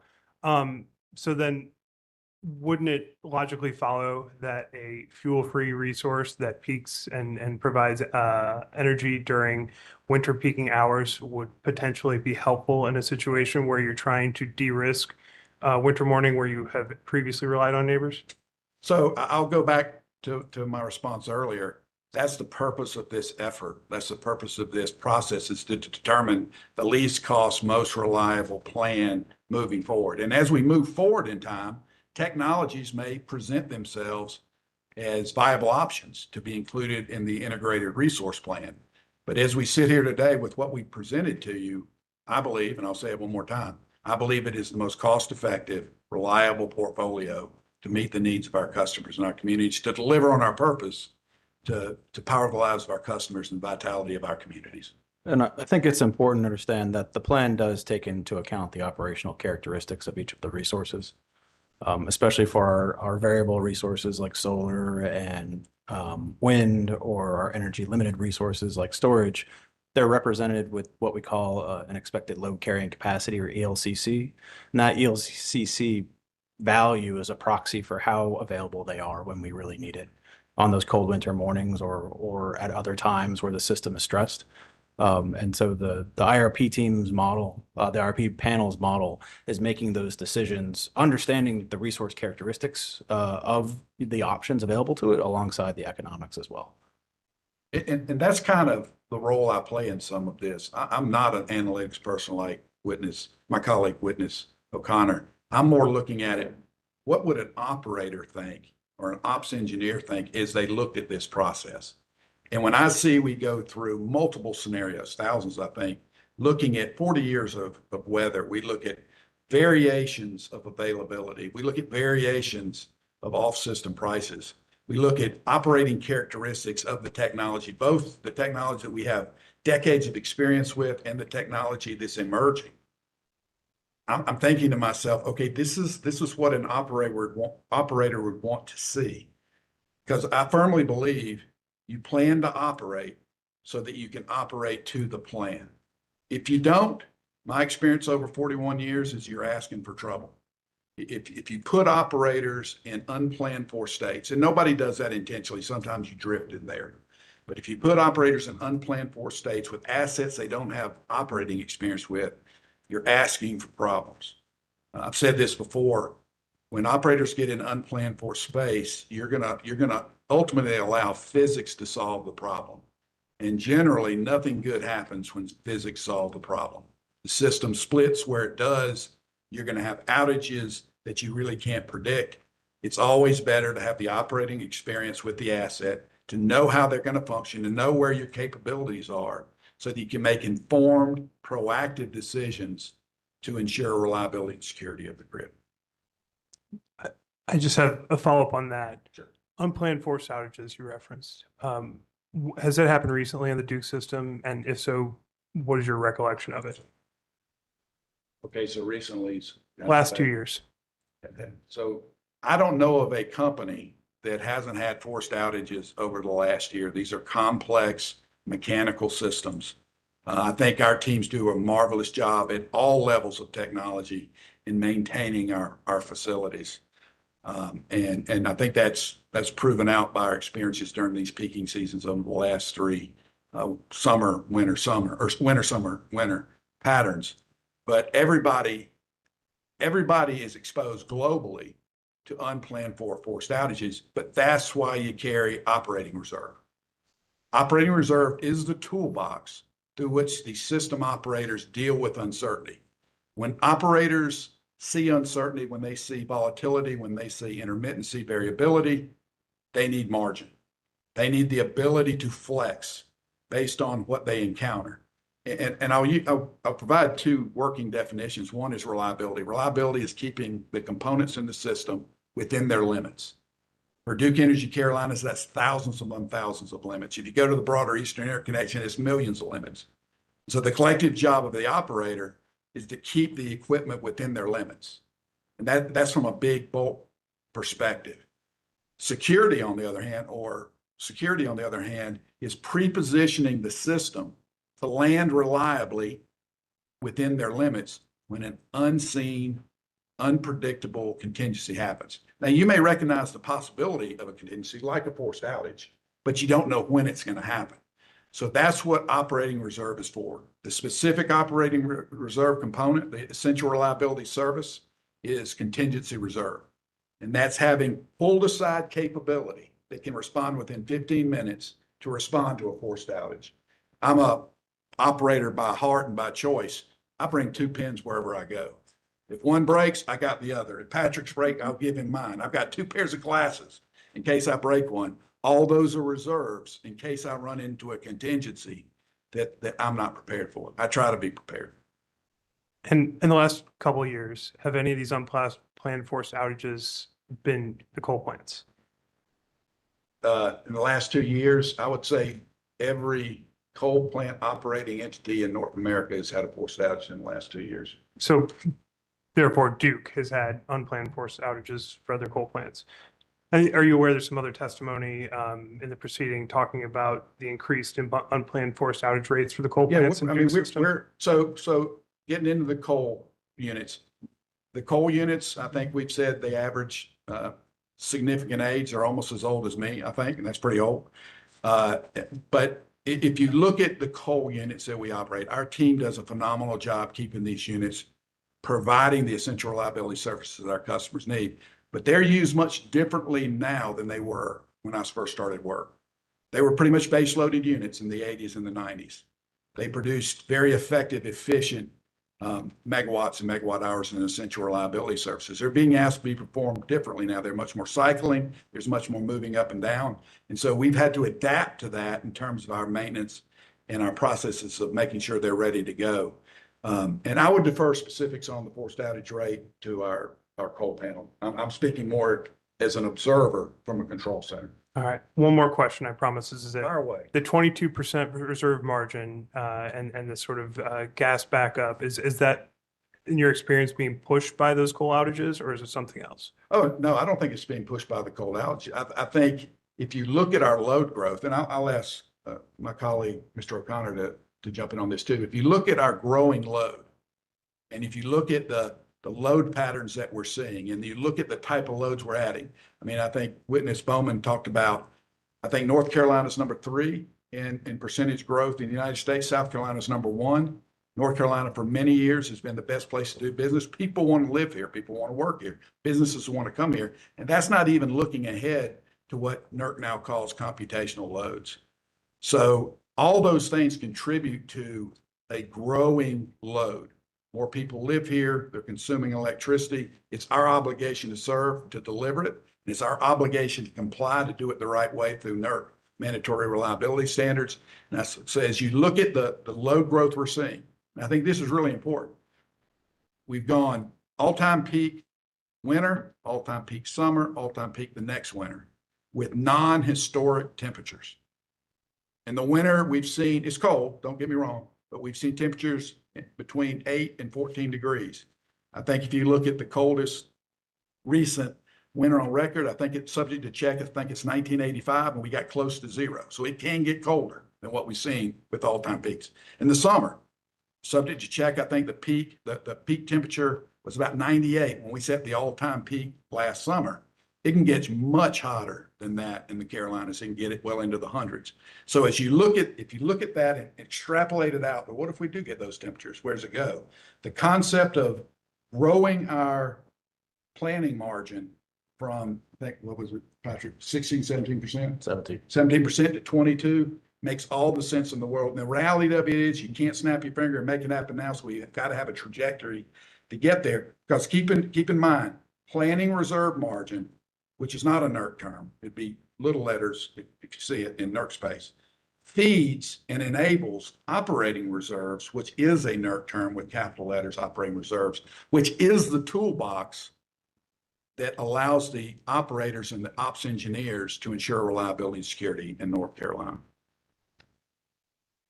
I've gone way past my time, so I will wait till rebuttal for more, but thank you, Mr. Yes, sir. Sir, you're welcome. Thank you, Mr. Smith. I have Sigfer. Thank you, Chair Brawley. Gentlemen, my name is Peter Ledford, and I'm here on behalf of the Carolina Industrial Group for Fair Utility Rates. Just to start off and level set, you would agree that a part of the Commission's mandate for this proceeding is that the CPIRP, quote, ensure any generation and resource changes maintain or improve upon the adequacy and reliability of the existing grid. I would agree with that. And I would add, I think there's wisdom in that language. If you look at the language, and I appreciate you quoting it, because I think I write it down wherever I can write it down because it's a good reminder. There's no time limit on that. It's our obligation to the customers of North Carolina, the using, consuming public in North Carolina, for us to make sure whatever we do, resource-wise, generation-wise, adequacy-wise, we do it in a way that either maintains or improves reliability of the existing grid. That's mission clarity for a system operator, for an ops planner, for an IRP analyst. You know exactly what your charge is. You know exactly what the law says. And I appreciate that clarity from our legislative political leaders and from this commission. Well, I appreciate that too, and we'll circle back to that in just a moment. In addition to this charge from the State General Assembly that's being implemented by the Utilities Commission, DEC and DEP are also subject to NERC reliability standards as well. And NERC has a lot of reliability standards. And on page 13 of your testimony, you discuss a couple of those: inverter-based generator standards, the extreme cold weather preparedness standard. That accurate? Yes, sir. And there are other NERC standards as well, beyond those. Yes, sir. I've got a list of them here. If you No, we don't have to go into the full list quite yet. But circling back to what you just said, that there's no time limit associated with the charge from the General Assembly. Some of those NERC standards address things that are very short-term: voltage variations, frequency variations, things like that. Would you agree? Yes, sir. There's subject to check probably 15 to 20 categories of NERC mandatory reliability standards. And so you testify that the companies mitigate reliability risk through a combination of direct incorporation of reliability criteria in the portfolio modeling process and the use of quantitative and qualitative considerations. Is that accurate? Yes, sir. And that's reflected in the plan itself, Yes, sir. as proposed. So you testify that the planning reserve margin and the diverse resource mix promote reliability. Is that accurate? That's accurate. And so not to diminish the importance of the reserve margins and the diverse resource mix, but there are other reliability standards as well. Is that accurate? Can you give me some examples and we can respond? Voltage sags, frequency violations, things like that. And a lot of those are covered by the NERC reliability standards. BAL standards, for example, cover frequency. VAR standards, VAR, cover the voltage process. But reliability, in the sense of your testimony, is focused on reserve margin and resource mix. So partly, when we talk about essential reliability services, and Witness O'Connor, I want you to chime in on from the analysis part. When we talk about essential reliability services, that is an effort that NERC initiated decades ago. They used to call it interconnection operating services. They're talking about the capabilities that have to exist to maintain reliability and security on an interconnected grid system. And they are balancing kind of criteria, frequency management criteria, voltage criteria. It's inertial response. It's the glue that keeps the grid together. And NERC is agnostic to what kind of technology delivers. They have an opinion based on their operating experience, does that particular technology deliver it or not? We may agree, we may disagree, but we all agree on the necessity of providing essential reliability services. And it basically breaks down to frequency and voltage and balance. Those three things have to exist 24/7 by 365, 8760 every year. And as you look out into the future through your plans, you've got to consider that or you'll drift away from that. Yeah, and I think it's important to conceptualize the what we're analyzing within the CPIRP. And that's, when you look at the impact of these resource changes on maintaining and improving reliability, that really is about resource adequacy. It is the foundation of reliability for the grid. I think we readily think that, the additional standards are important, but within the context of what's covered by a resource plan, it's really that resource adequacy question of how changing resource mix, changing resource capabilities are affecting the capability of essentially the companies to maintain and improve reliability for the grid. And I'll offer an example. If you go back to the Northeast blackout of 2003, that was driven by the headline was tools, trees, and training. I've still got the event analysis book written in paper. But what it's really at the core of that problem was the lack of dynamic reactive support. And when you're operating and managing to voltage, there is a tipping point that voltage will hang in there, and then it'll just suddenly drop and you've lost the system at that point. And that's basically what happened in the Northeast blackout of 2003. And voltage is really important. And while the IRP is looking at generation resources, the capabilities that those generation resources bring to the table are critically important. You've got to have resources that can support voltage. You've got to have resources that can damp frequency variations. You've got to, in reliability space, being a stiff system is a good thing. You want a system that can weather those unpredictable events. There's way too many independent variables for us to cancel out through planning all of the contingencies that might happen. So we have to build in that capability, build in those tools in the toolbox, that margin, so our operators can manage the system. So it is about generation resources, but it's even more about the capabilities those generation resources bring to the table. So I appreciate that, and I think we agree, because from my client's perspective, they care about a lot of different aspects about reliability. And I just want to make sure that we're on the same page about what the companies are doing in terms of their planning. And so in your testimony, you discuss the NERC 2025 Electric Reliability Organization Reliability Risk Priorities Report. Yes, sir. And Can you give me the page number, please? you reference it several places. I was referencing page 37, but if you give me just a minute, I'm going to ask you to look at it, the actual report itself, if that's okay.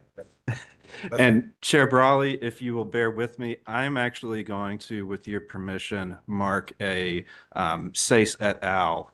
Exhibit as a SIGFR cross exhibit.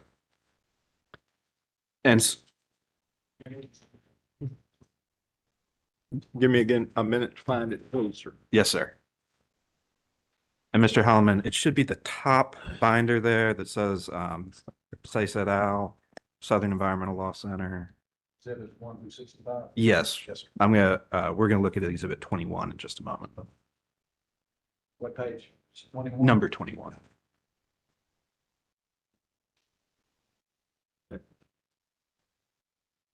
At SACE potential cross number 21. Yes, sir. I would request that SACE potential exhibit number 21 be marked for identification as SIGFR cross reliability and operational resilience direct exhibit 1.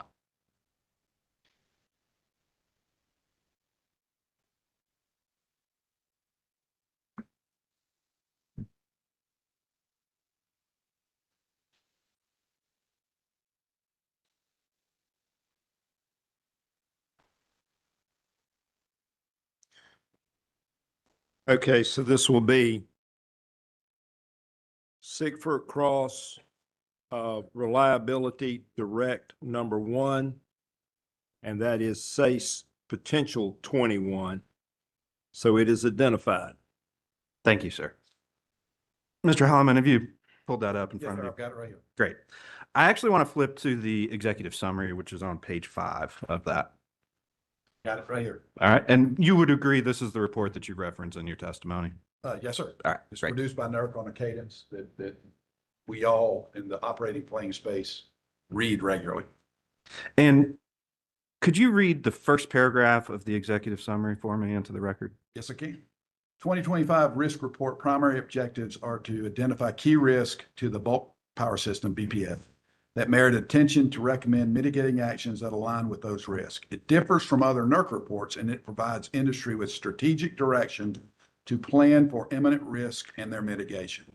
This is in contrast to the state of reliability or event analysis reports that review data from the previous year or events that draw objective conclusions about events, emerging risk, and appropriate monitoring for their mitigation. This report complements NERC's long-term reliability assessment, which is a data-driven assessment of potential future scenarios over the next 10 years. Did I read the right one? Yes, sir. Okay. And so it's fair to say that this NERC report that you referenced in your testimony is only one of a number of reports they put out, correct? NERC is doing their job. And we are very happy for that. And the NERC report itself acknowledges that there are aspects of reliability that are not addressed in this particular report.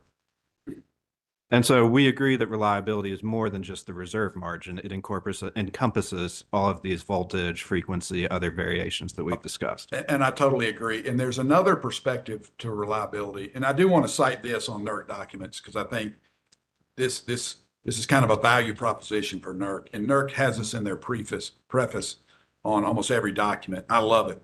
Reliability, resilience, security, because nearly 400 million citizens in North America are counting on us. I think you turn that to Duke Energy because our 3.8 million customers in North Carolina are counting on us. We are singularly responsible for reliability and security in the state of North Carolina for the using and consuming public through the oversight of the commission. We get that. Again, that's mission clarity. That's one of the reasons I'm one of those weird people that didn't change jobs for 39 years because I love the idea having that challenge every day. No matter how bad yesterday was or how easy yesterday was, today's gonna be a whole nother challenge, delivering for our customers and our communities. And so to get to your point, I think, reliability also expands to local activities, to what's happening to this customer, what's happening to that customer. Safety and safety, which are outage duration and outage frequency measures. Those are key performance indicators for our company. We care about that a lot. We assign people to work with our large industrial customers, account managers, to make sure we're working together. Now, to your point, the idea of operating reserve and planning reserve and the integrated resource plan, it is a higher level.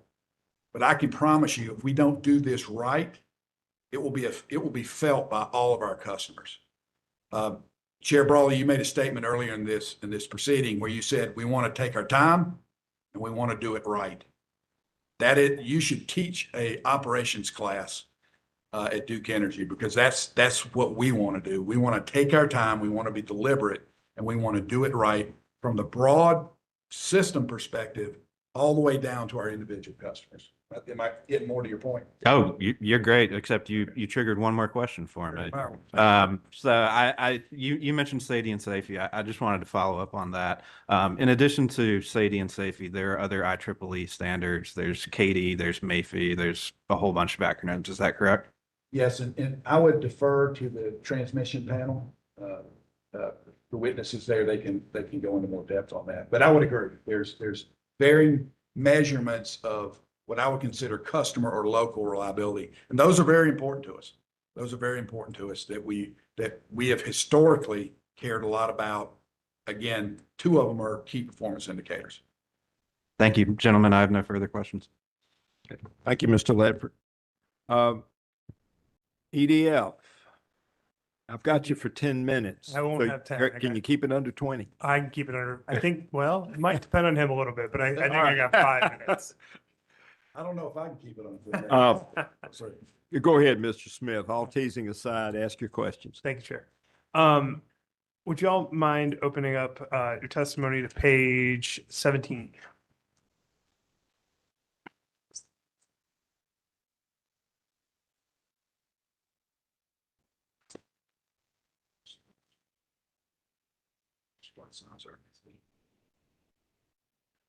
Are you there? Yes, sir. All right. Do you see there's a bold, I suppose it's a heading, supply side uncertainties create reliability and resilience risks. Do you see that section?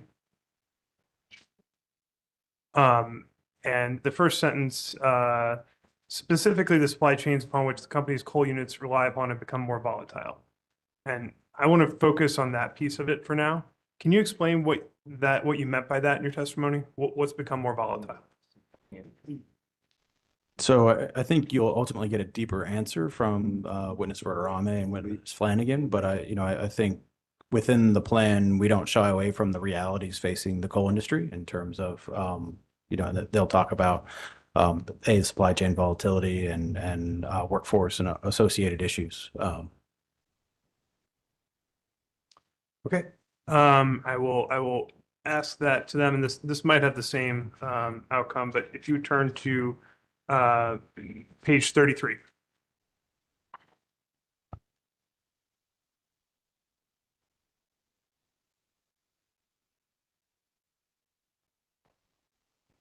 And I'm beginning at line 13.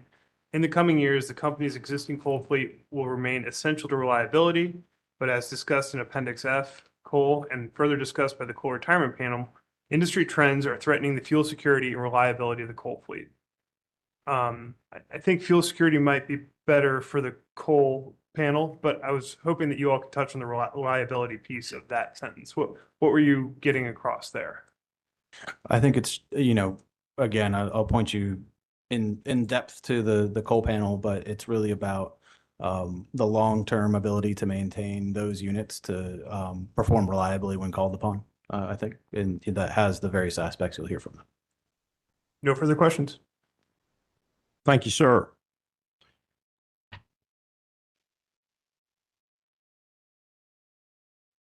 I've got NCSEA.